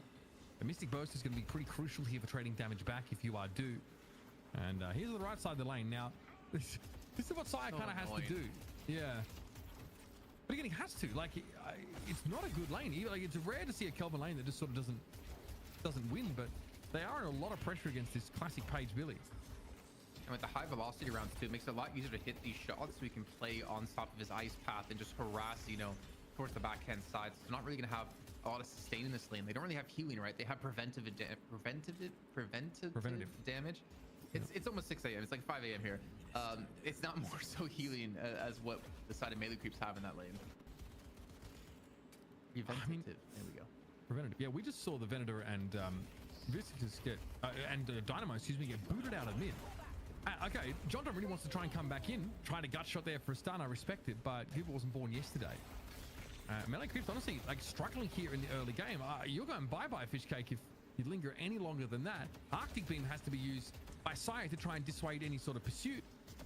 Now, though, low as League is, it seems like Saya's feeling like there's an opportunity here, but his lane partner is very, very low. The drift across from John has been spotted out here by DMB, so there's no element of surprise for a potential gank on the right lane. He did get vitality buff though, so a big win I'd say for John in this lane. Gives him extra sustain, gives him extra, I guess, tankiness in this lane too, even though he does have Scout to help assist him. But he's also at 4.3. He has Era Domini up. But look at the side of Florman. Every player on their side has ultimates. Melee creeps, only one. It's a pretty big lead so far here for Florman, and honestly, they have a pretty big window right now to look for fights. They're winning all of their lanes, Jason. There's no other way of putting it. It's been a very difficult early game indeed. And that was a Frost Grenade there, like thrown. League able to get short of it. Can this Kelvin Graves lane hold up under this level of scrutiny? Bash down on Saya. He's able to get clear, of course, and now he's in a position to be pretty spammy about that Frost Grenade. So this is where maybe his right-hand lane can start to sustain through this pressure. I'm gonna hit you with a fact here, Uber, that I didn't know about until I think it was last week. So the buffs that spawn, the first set you get, the second set has to be the other two buffs. You can't get like repeating buffs. And then after that set, so on set 3, it's randomized, and then set 4, it's the 2 buffs that didn't get chosen in 3. So you can kind of predict what's going to be coming up and where you want to put the emphasis on those second rounds of buffs. Huh. But you don't know where they'll spawn, right? No, you don't know where. Up. Yeah. But you know it's going to be like, for instance, if it's like mobility and gun first, you're going to get vitality and casting next. So maybe you want to put the extra emphasis because like those 2 buffs are more valuable to your team than moving and gun or movement and gun. So you kind of know if you want to sit out of a buff rotation. Interesting.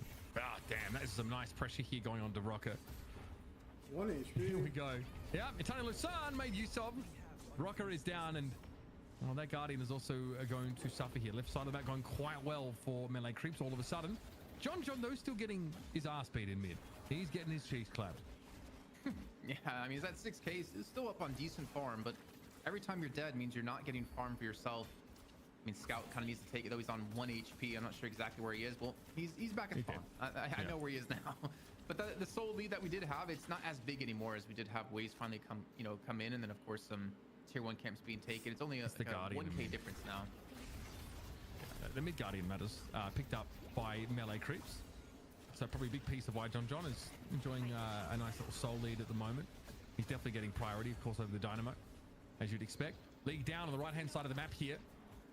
Floormen really trying to dig deep and extend for that Guardian because they probably feel the pinch on the other side of the map. Melee creeps in the last 2 minutes have been able to find some really important edges. And if you look over towards the left, you can see just how low that Guardian is. And I don't know what the plan is here for Rocker. Wants to try and come forward, but this Apollo Calico lane is becoming pretty troublesome. And not only that, the fact that I think melee creeps are also putting extra emphasis on this right lane to keep